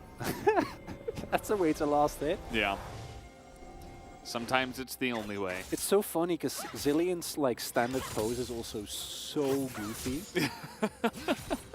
I mean, I don't know if any of us could handle standing normally with a giant clock on your back. But he's floating as well. I'm sure he has some kind of magical way of making that clock less heavy. Yeah, I think it's the beard. It's the beard. Yeah. I don't think it's I'm pretty sure it's the beard, yeah. On Fleek is really deep into the jungle, but he's fine, actually. He does have to use his flash, as little rotation does come down into the bottom lane here. Canyon, meanwhile, he is literally just PvEing. He has the most minions on his team taken at this time. It was pretty late in the game in terms of that number. As Kellen gets slowed down, we get the zoom in. Aw, love it. Boom. Nice gank on Fleek. Really hitting him. Oh, Bertle is super low, but he gets the execution. A solo kill onto another one of our quote-unquote famous solo killers here in the LCK in Dudu. And that will be Dudu's second death. Unfortunately, not the best start for him, and the verdant barrier gets him close, but not going to help out too much. Canyon has eaten so much of the jungle, can now start on his own top to bot clear, and oh, Dudu. Yeah, even with bone plating and your ultimate, this matchup I think was still playable, and the moment you go for that all-in right there, it's not anymore. And now Birdo has 2 kills, and unfortunately, Gwen is not going to hit a power spike of Riftmaker in a very long time. Birdo, however, is extremely close. And honestly, that matchup is not going to get, like I said, it's only going to get uglier from here on out.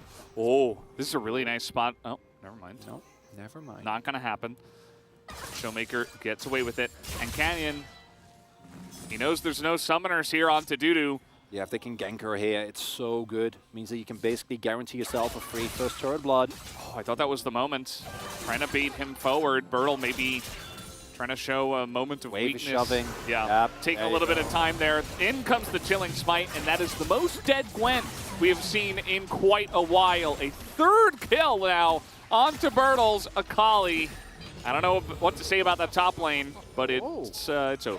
Really, yeah, really interesting actually. I thought that they were going to use their pressure to get the top side turret, but instead Canyon immediately rotates. Showmaker also preemptively rotated towards bot to disincentivize a possible 4-man dive using the Ari and the Vi combo, of course, insanely strong in situations like that. And that means that the gold lead for Damonkia not yet exploding like it could, but Birtle, man, he is going to take over this game. There's only one Devour, and that's not enough. You don't want to be devouring the Gwen either. It's like, or anyone that's not the Aphelios. So Karis is getting just chunked to death here by some bombs. And this is the other part of this as well. As well, might have to hold on to that. Karis is quite fast himself with the dashes. As in comes Vi, but not going to mount to too much. But by using the Rift Herald mid as well, you get to spread some of the wealth. You know, it's not all onto the Akali. You get to throw some of that into the mid lane. I think they would have liked it a little bit more onto Duck Dom, but agreed. Current state of the bottom lane is, you know, they're not really in a position to use it there. So.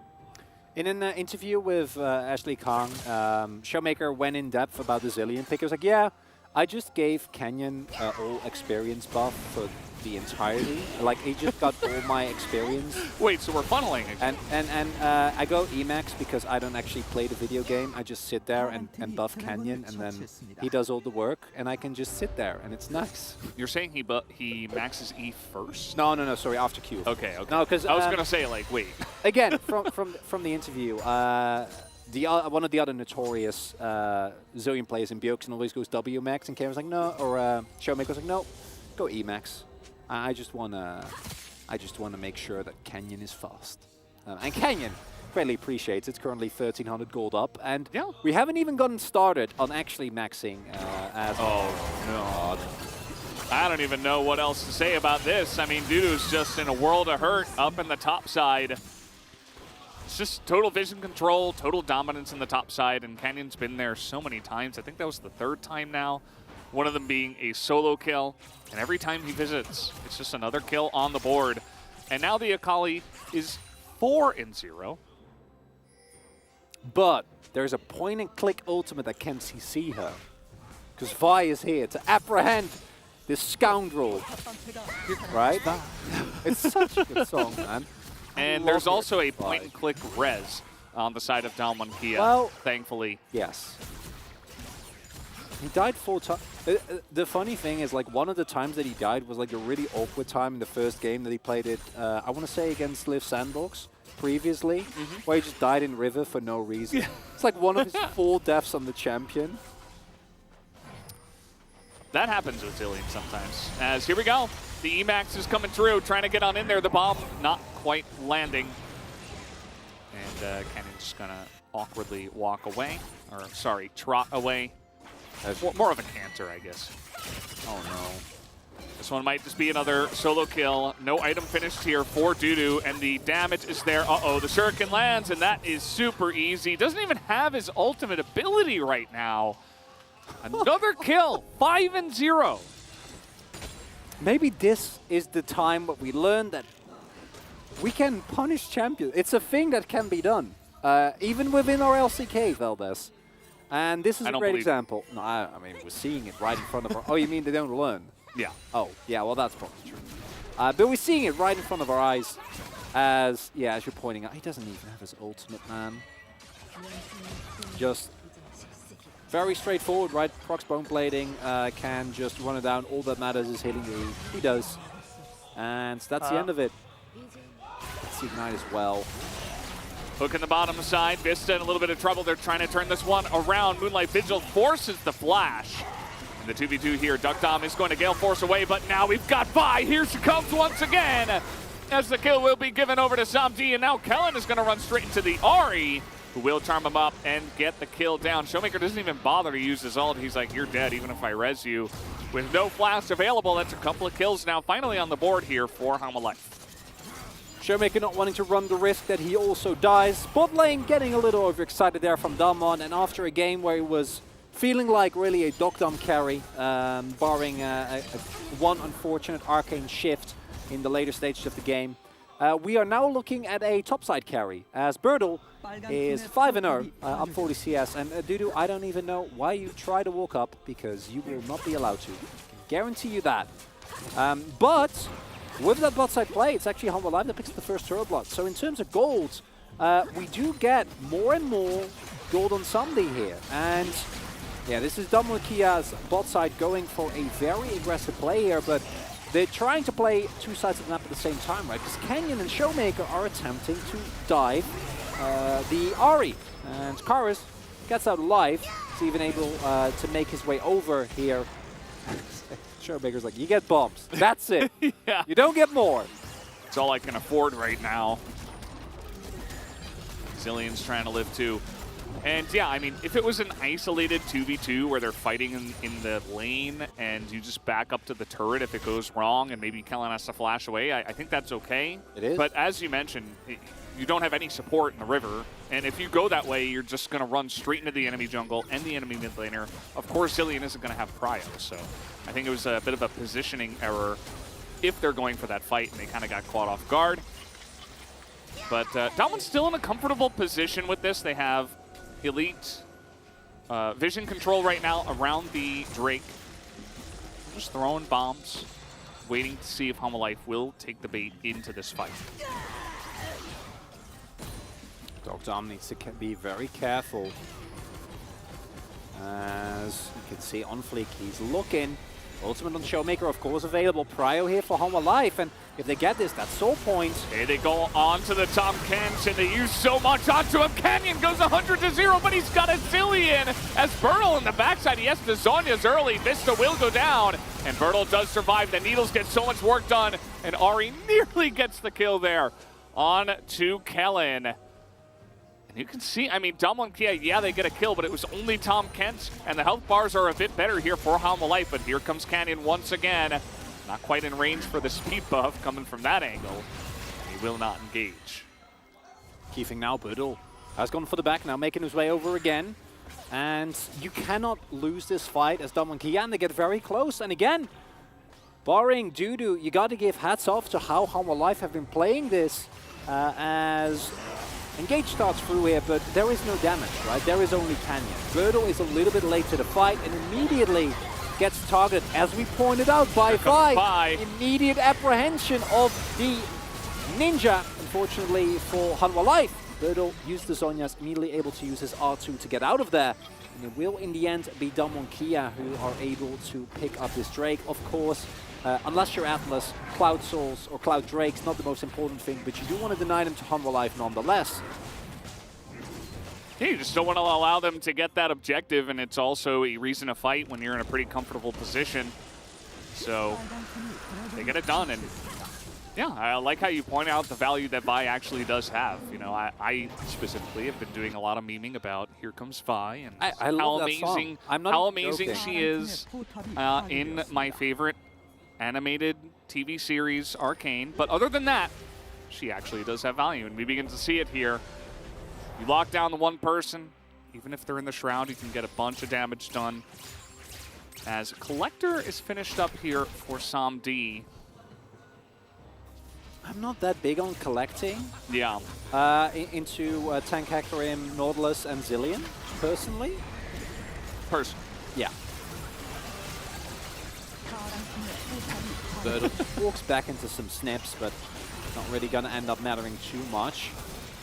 But do not be mistaken. If Damwon Kia overinvest on a fight, on trying to dive onto Samdi, there is actually so much threat there, and this is something that's really cool about this comp, but we haven't really talked about that much. Damwon Kia do actually have a range problem. The only one with actual range is Dogdom, who, as the game progresses, is going to feel a lot more comfortable here. But everyone else needs to be up close. And then the value of the combination of, obviously, Aphelios, but combined with the peel of Vi, Ari, and Kench, is somewhat of a problem, as we saw in that previous play. Now, Bertle has been able to pick up the Zhonyas here, which should help a lot, also against that pesky Collector. But I think that Damwon Kia should still be very mindful of how they play out these fights until they get Dogdom to a point where he can just stand in the backline and two-hit everyone without being in too much threat. Because if Bertle, for example, gives over the shutdown to Samdi or to Karis, this game might take a similar trajectory to game number 1. And again, I was expecting this one to be a stomp. After the previous loss, and the fact that Homolife are hanging in there the way that they're currently doing is really something that is honestly impressive, as much as we have been having fun with this game, which, come on, that's Vi and Ari, right? And Zillion! And Zillion. It's a lot of fun. There's a 5-0 Akari on the map as well.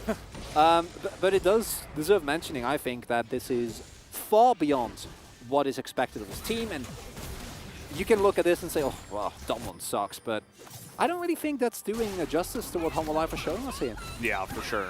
And, you know, Homolife are 3-10, right? You could look at this and say, man, it would be so easy for them to just fall apart mentally and just have a really rough time in game number 2 after just barely losing game 1, but just adds to the point that it's really impressive. And also the fact that any LCK team, doesn't matter, you know, doesn't matter if you're 3-10 or whatever record that you do have, you can take wins on your given day. And they haven't won yet, but they're definitely putting up a really nice fight. Even our challengers teams can. Shout out to DRX challengers. There you go. Had to do it. As Showmaker really taking the I am playing a support to heart. Yeah. Yeah. It's fine. I mean, Chemtech's a great item. Great. It is. It is. Assuming it went Fun of Life as well. Didn't actually get to take a look at the runes, but I'm sure that our analysts, our deskers will be happy to talk about it as well. Also enjoyers of the Putrefier. As nothing has happened in this game, and I don't think it really will until, say, 50 seconds, give or take. I think that's a pretty good read. Yeah. We do have a timer up in the top left, which generally does let us know when the action is going to happen. Yes. Is there an objective? Yes, there will be action. Is there no objective? We farm. Yeah. You mean we work towards our spikes? Yes, that's a good way to put it. You can see they do not want to. Oh, the charm comes out, but guess what? Unsealed Spellbook, pretty good. Very scary for a very short moment there. Showmaker just running down mid with his Ghost Cleanse. He's just really having a great time in this Zillion one. as well. Yeah. It's very fast. You know, you get your E to get back to lane really fast. It's actually a great strategy. Will Birdle inside. Gonna be coming in for the flank, but of course they know he's there. Yeah, currently. Where exactly? Yeah, Home Life kind of fighting as a ball, and I do like it. You know, it really does play into what you were talking about before. Agree. There's just so much peel for SomD. Like, it's peeling back the layers of an onion as they have some engage themselves. The ultimate already used here from Showmaker. So just like that, you get one charm, you get one pick. That's all you need. Talking about picks, there's the second pick, and Vi gets in. There's so much damage on a Birdle. He is going down. And no way for him to get away. Unfortunately, OnFleek does get the shutdown, but it's still a kill onto Birdle, who is the most fed member on Damwon Kia. Really good vision control there for Hanwha Life. Being able, and now I don't think that Dr. Malone is enough damage to really get anything done here. 30 seconds on the timer, but looks like Damwon Kia just going to have to accept that this soul point going over to Hanwha Life. And again, we are witnessing here that Hanwha are playing far beyond what is to be expected of this team. Soul point now taken. And again, I need to reiterate again that this comp from Hanwha Life is kind of a nightmare. Because if you don't kill somebody, he kills everyone, especially with how ahead of the curve he is. And it's really hard. Really, really, really hard. Yeah.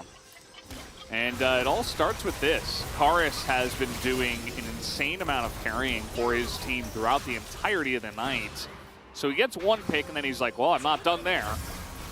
Oh, and maybe if Birdle went over the wall or took a different angle, he might have lived there. But this is, of course, the chase potential of the Vi, of the Ahri. 800 gold going over to OnFleek, not the member that you'd ideally wanted on. If that was on SomD, this game might be completely different, but reminder to Birdle as well that you need to be extremely careful, especially because they know you're there. Shown on side, so the risk of getting collapsed on is something you need to be extremely respectful of. Just the Vi zoom in. Yep. Just follow her around. She did go for the Hex Drinker this time around. It's going to be a good maul. It's a good maul game.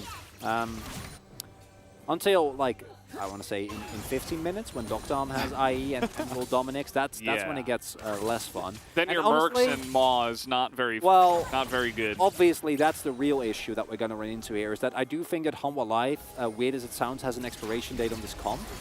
Because of how it will play out into specific Doctom later! Oh, Kellen with the plays, flashing over the wall. Trying to get the root now onto OnFleek, forces that teleport. This is Damwon in control of the fight. And they say, okay, we got some value here. We're just going to back away. Got the TP traded for TP, both Dudu and Birdle using his. As Canyon still trying to maintain his lead in terms of farm on Fleek. And we got pranked into thinking there was going to be some action, but there's no Drake, so yeah, the timer's in the top yeah, left it's not for happening. action. Actually, we should have looked at that first. That's my bad. Yeah, I got excited as well. I got carried away. It happens. Yeah, that's the way it goes. The Dead Man's Plate completed here for Canyon.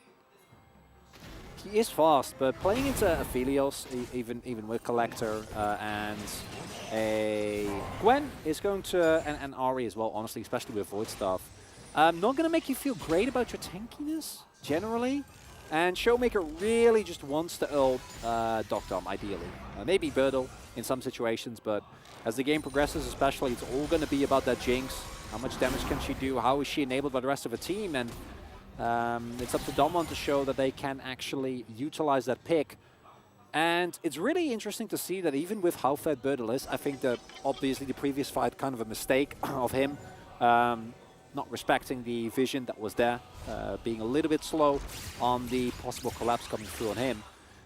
But even if he actually finds an angle here, I think it's a really hard game for Akali to have an impact with, again, Banshee's Veil, Stopwatch, Assault and Battery, Everfrost, Charm, Devour. That's just a lot. Just a lot. It is a lot. It is. It is a lot. It's a large amount. It is a surplus. Yeah. Of difficulty, I guess. I don't. we still have 50 seconds left on the clock. Yeah, we're trying to. Stalling. Yeah, like we're the, just stalling like for time. Yeah, we got about approximately 56 seconds now. Okay, yeah, you know, we're good, getting there. I know Atlas is feeling the tingles in his toes, waiting for that Cloud Drake to spawn. It might even be a soul. He's summoning it. And let's see how this one goes. I mean, the vision once again here is controlled by Hamalife in the river. And that's how Talmonkia got in trouble the last fight around. You see some pings going down. They are suspecting Birdle's position, but yeah, without a move into the river, Talmonkia actually walking up here is quite hard. Canyon, again, not that tanky. And they need to respect so much of the pick potential that is there. Birdle is going to try and clear out some vision of the hook. Is there onto Karis. Can we get a double bomb is the question, but Everfrost is going to be enough. Forces the Devour as Canyon goes in and he goes out. That is what the horse is going to do. The re-engage is not the best Moonlight Vigil, but Birdle is getting a lot of action down on this top side, and he has the Zillion ult on him. He can just go in and get that done, and that will be finally a kill as Damwon peeled through about 17 layers of the onion, and they finally take a bite. They didn't even get anyone relevant. They got the 0-5 Gwen. Hey, she's trying her best.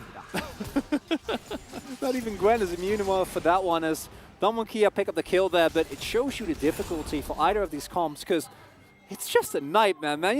You got champions like Akali with Stopwatch and with Shroud and the mobility. And Zillion ult. And honestly, it's just Kalin with a beautiful hook here. And with the combination of Fear and Chompers, this is a must devour. Obviously, as Karis needs to be careful in the player, but because we know what happens here. Gwen dies, and so does Birdle. Oh, Karis, I think maybe him. No ultimate available. The Q is... Oh! What? That rocket really threw me for a loop. I know, I thought it was... He was on the same team. Oh, man. Oh my god, I just realized, we didn't even talk about this. It's Jinx against Vian in the game as well! How could we miss that? How could we miss that, honestly? As, well, they're not going to miss this. On Fleek is DED.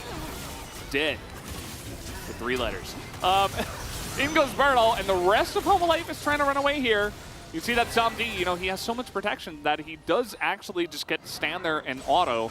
Unfortunately, not quite strong enough yet with that Collector still filling up his bags. Showmaker's just staring him down. This is going to be Baron here for Damwon. Doesn't seem like Humble Life have any delusions of taking this one down. I just can't believe it took us 31 minutes to figure out the real bloodline, man. We're better than this. I mean, I don't. Maybe we're not. Maybe we're not. We have failed. Showmaker's being really annoying. He is Zillion after all. Oh, 깜짝이야. He's like, oh. He got really surprised there. And it looks pretty dire here, right? Does have the stack up, and man, if you don't hit that, as with a large amount of gold in his pocket still as well, makes a big difference, especially in these kind of tight 1v1s. And any single one of those Qs actually hitting would have been the end of it, as this was just a swift and merciless slaughter of well, not entirety, but of multiple members of the front line of Humble Life, with On Fleek unfortunately going down there. And that's, of course, an issue that you run into with champions like the Hecarim as well, like Volibear, especially when you're building Bruiser, not even tank. You're going to get blown up very quickly in these types of situations. As On Fleek and as Vi, you have no choice but to get into the thick of things. Now with the Baron available, Baron power play being set up, and Dogdom has been profiting off of the amount of time that has been spent within this game. Jinx really looking to continue the attack on Piltover, but Sheriff's looking. That's not even the Sheriff, right? That's Caitlyn. Yeah, it's the Enforcer. I don't know, Velvis. Glad you point out that it's Jinx and not Powder. Otherwise, maybe they'd be on the same team. It's very good lore that Chronicler is mentioning. Very important for this game. In goes Canyon. He just says, you have to flash. Oh! As the re-engage does come in, Canyon in a bit of trouble. The ult does come down. As Kars now trying to avoid killing him, but down he goes. On Fleek gets the kill, but Kars is going to die too. Dogdom gets to flash away, and the cease and desist. He gets into the back line. On Fleek is trying to kill him, and all the while, Bertle was just zoning away everybody here on the back line. Looks like Damwon finally did it, as Samdi nearly able to get that one back, but not in the end. The quadra kill comes through for the Jinx, and that will be GG here in favor of Damwon. Was a bit of a tightrope at times. Felt like we were losing our mind by the end of it, but it was an entertaining game. Well played from Humble Life, but unfortunately not enough to actually withstand the might of Damwon. Really nicely done. They get the win in the end. Damwon almost felt like they were just walking through quicksand sometimes, and it wasn't even necessarily their fault. I think that Humble Life Esports put up a fantastic fight tonight. Really got to give them some props here. But Damwon are the better team in the end. They do collect their 2-0. Some very interesting picks. And Damwon once again showing that, hey, we're just going to pick Zilean Hecarim again. Maybe after this game, they'll reconsider, you know, just picking it in every spot, because we saw that it does sometimes run into some difficulties. I personally think we saw a lot of both teams here today. A much closer series than I definitely was expecting. Result, as one might think, when you look at the box, right, it says 2-0, and you're like, yeah, that makes sense. Damwon, they're the third place team. They're playing against a 10th place team, but overall, I think it was very nicely done by Humble Life. There were some great moments. I actually think that barring the Gwen, again, that draft in both games honestly worked well into what Damwon were throwing at them, but it wasn't enough. This team is shaping up better and better, and of course, this was one of the big difference makers if you compare them to the earlier weeks. Bertle today, especially in the second game, there was one or two moments where he went a little bit too hypey, but overall, I think that if you cast your mind back to the first 2-3 weeks of spring, performance like this was not in the cards. Yeah, it's very true. Damwon slowly developing. It's funny to say about a team that's, you know, had so much success in the last couple of years, but a bit of a rebuild. They're getting their feet underneath them once again. Take a little bit of time here in spring to do that, as a lot of this game in the early game did come down to just how hard Bertle and Canyon were able to stomp this top lane. The first kill was recoverable. The moment that Birdo got the second solo kill, it was not.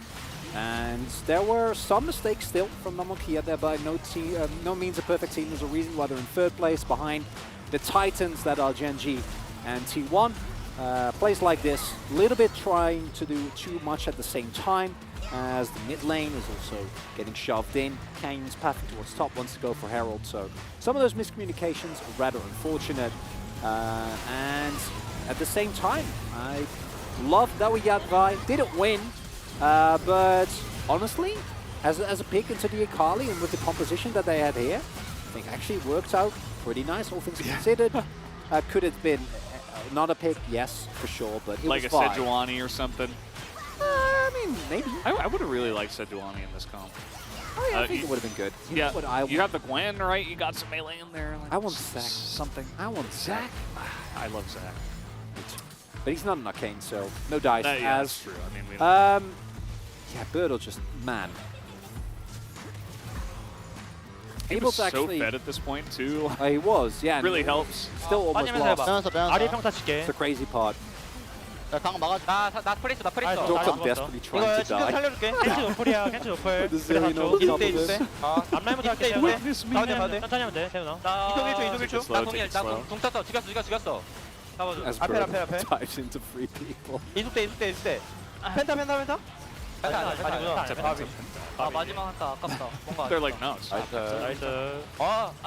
호스 질리언 너무 든든해. 아니 너무 좋은데? 해줘. Showmaker Zillion is the best. 너무 맛있어. So reliable. 동 너무 Can you just 맛있다. play that 태연아 forever? 잘 컸을 때 주도적인 브리핑 해줄 수 있어? 미드 차이. 미드 차이 너무. Bertle, can you be more proactive when you're fed? 브리핑 중요하지. Can you get more prio? Showmaker's like, man, you were 5-0. Come on, do something. If I was 5-0, I'll have you know. Showmaker's about to crack the whip and get him on Scion again. Like, you better be careful there, Bertle. You don't want to be on Scion duty again. You saw what happened last year. A lot of Scion there. Either way, you know, Duckdown was still able to do a bit more damage than Bertle, but yeah, just overall, another really fun game. I thought today, you know, we had a couple of 2-0s, but I thought both series were pretty enjoyable. There was a lot of action for most of it. Outside of game 1 in this series. There was enough action for us to also take some breathing moments, and I enjoyed True. that. Talk about Kirby and Arcane and all of our favorite things. But either way, guys, that's going to do it for us here on the Caster Desk. Hope you guys did enjoy it today. We'll throw it over to the Arcane Caster Lounge chairs for now the Analyst Breakdown.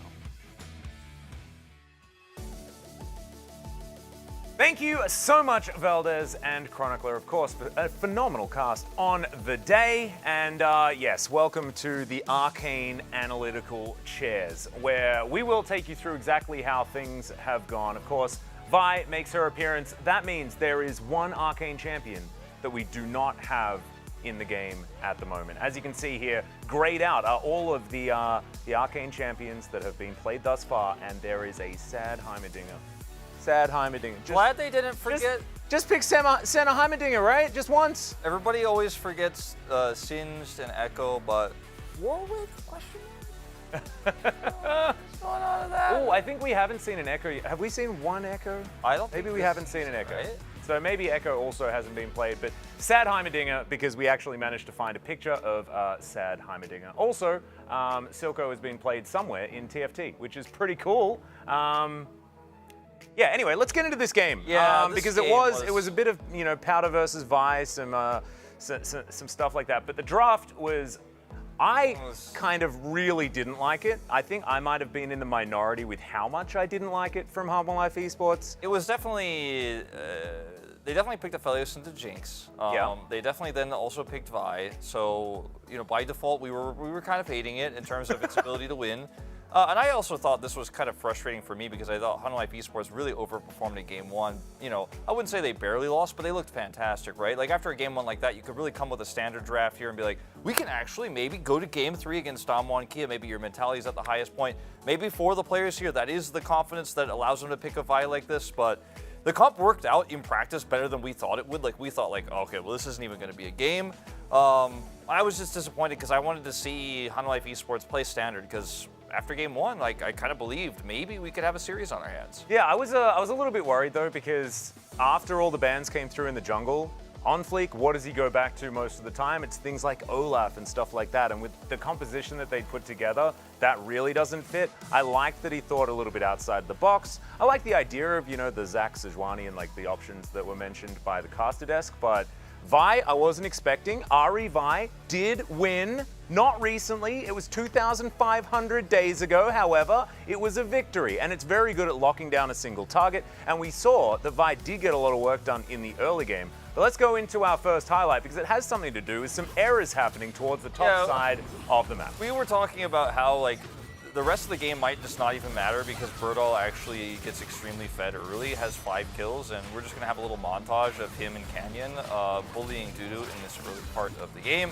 And once you start getting ahead like this, as Birdall was, it just becomes a rinse and repeat. Got 2 levels up at some point, just kept getting kills up here, and with the lead he had, he did not actually get a ton of value out of it. And through the mid game, you know, you and I were watching, and I was like, this is kind of winnable for Hanwha Life because of the range problem that Damwon has. And then there was that pick onto Birdall in the mid game where he was caught, actually not able to do any damage, and like Aphelios is winning the bottom side. For a moment there, we're like, okay, all the gold is on the top lane, and the rest of the map is kind of going Hanwha sided. It was a little bit worrying through the mid game for sure for Damwon. Yeah, it was definitely not the cleanest of experiences, and I think the caster desk actually spoke about this to great length, and it was fantastic that they did, because there was so much peel, right? Samd had so many options for safety. They had so much lockdown if the Akali decides to get into the backline and things like this, but they also were so single target in a lot of their CC and they're engaged that it's like both teams had these trump cards against one another that kind of canceled each other out. We saw it actually happen in a lot of these fights, because the fights were sort of over, but there was only ever like 1 kill or 2 kills that happened. But after those cooldowns are done, there are no ways back in or anything like that, especially for Hanwha Life. As we get into it, I think that we will just hop into our second highlight here and have a bit of a demonstration of exactly how that one worked. Because as we can see, you know, sometimes things can go kind of okay, but then Kellen starts this one off, walks out. It's a really nice follow-up here from Canyon, and they need to have a really nice setup with the Nautilus into the Hecarim to get somebody low enough for the first kill to come through. Samdi's ults also this game were pretty poor. He missed a lot of big opportunities to turn back damage. But if you get the Jinx excited, that's when Damwon Kia's comp actually thrives and can actually work.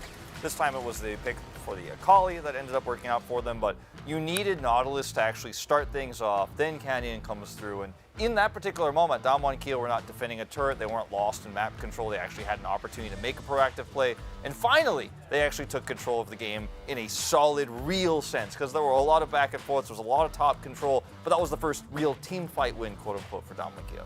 Yeah, exactly right. And honestly, it felt like from that point on, they were able to stabilize and get things done. But let's check out the player of the game here for game number 2 for Damwon. It will be Birdall, and this means solo POG for the player that has so much criticism against him over for his recent matches and, of course, just for his season in general.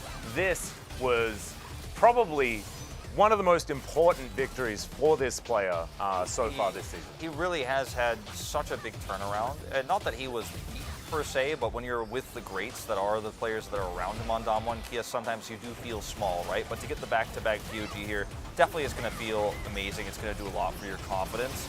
And I mean, look, he's standing amongst greats in the top lane, such as Doran, right? Zeus, who's really come into his own, also Rascal, right? So it's hard to put him as like the top laner in the LCK right now, but he's performing better every week. He and Zeus both really growing as we expected them to, and it's just really fun to watch. Yeah.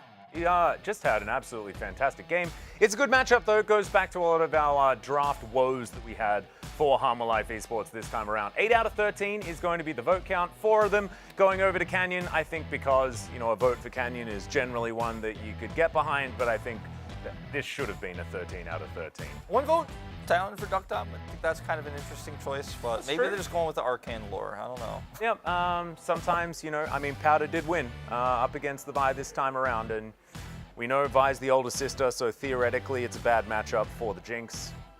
I don't know. I don't know how to justify that one personally, just because there was a 5-0 Akali. It's not a difficult one, but I'm so happy for Bertel. I'm so happy that he's doing better, and I think that this will help, especially because he's such a young player. Will help him gain that momentum for their next series. But ladies and gentlemen, speaking of Bertel, let's have a chat to him right now. So here is Jisun with the translation. Thank you very much, guys. Let's hear from the solo POG from Damwon Kia, Bertel. Congratulations, Bertel. Damwon Kia is on a 3-match winning streak. How do you feel?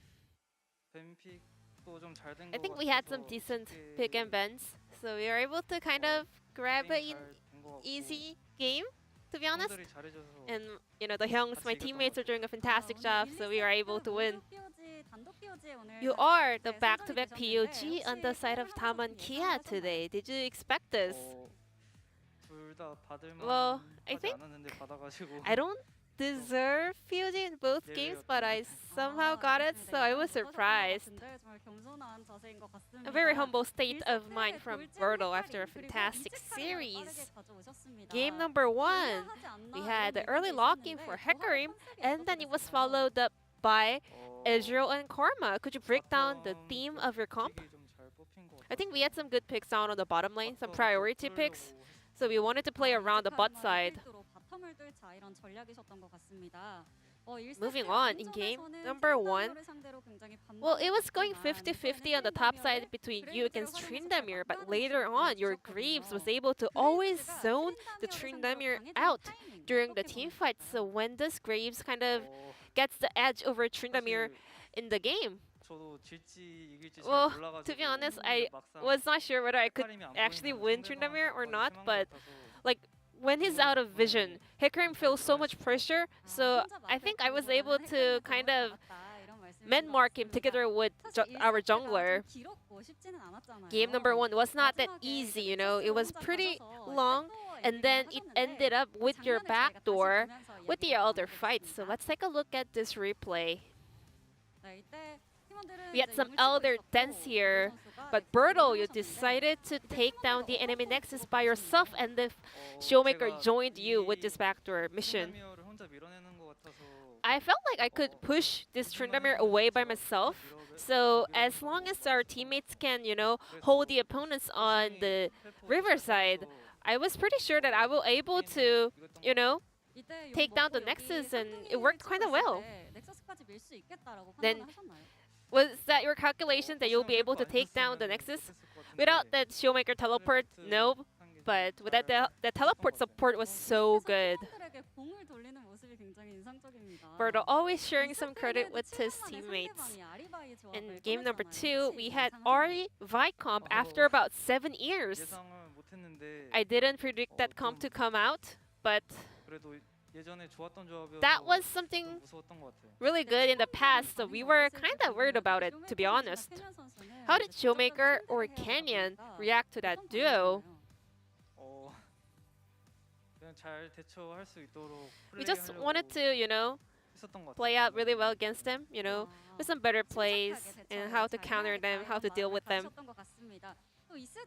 And also, you got 2 solo kills on Dudu, and at about 15-minute mark in the game, you are 5-0-0.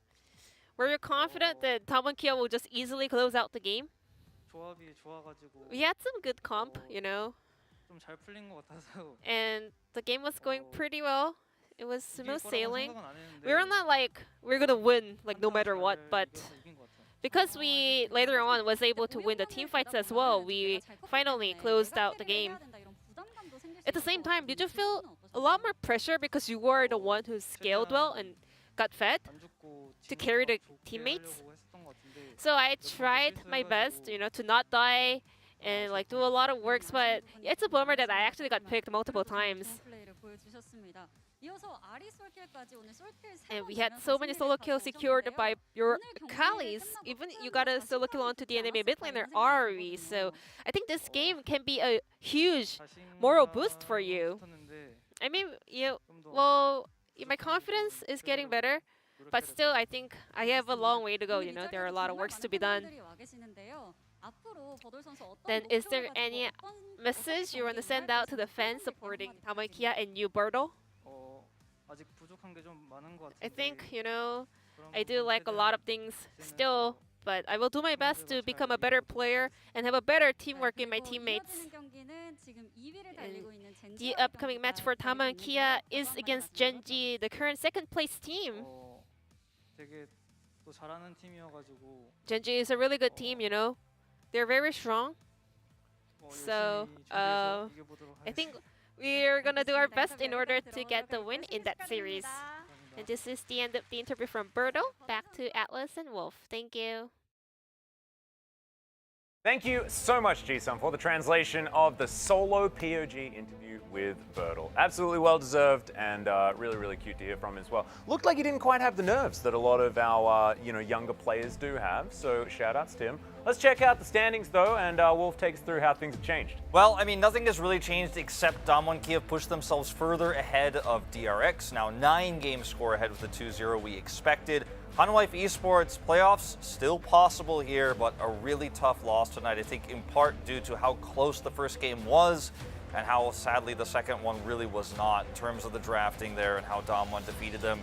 I don't know if Hanwha Esports will bounce back this season, but you know, there's still hope in that, like, there are enough games left for them to possibly do it, but it's not going to be just up to them. Yeah, and right now they are the only team now with only 3 victories, so it's looking very dire. Let's have a look at tomorrow, though. Kwangdong Freaks on, once again with decent momentum, moving up against a Genji who are recently wounded as well. We'll see whether Ruler is going to be back for that one. That will definitely be very interesting. And also, speaking of wounded teams, Nongshim need to pick themselves back up. I thought that this was going to be their week. Certainly not so far, as Kwangdong Freaks have, they took them down pretty comfortably. Tomorrow's games are really good. Yeah, they are. Like, both of them mean a lot, Genji looking to try to battle back here, and then that second series is very, very important for Nongshim. So I think tomorrow's matches are like possibly the best of the week at the end of the day, right, with what happened in the T1 series. So could be awesome. Definitely don't miss them.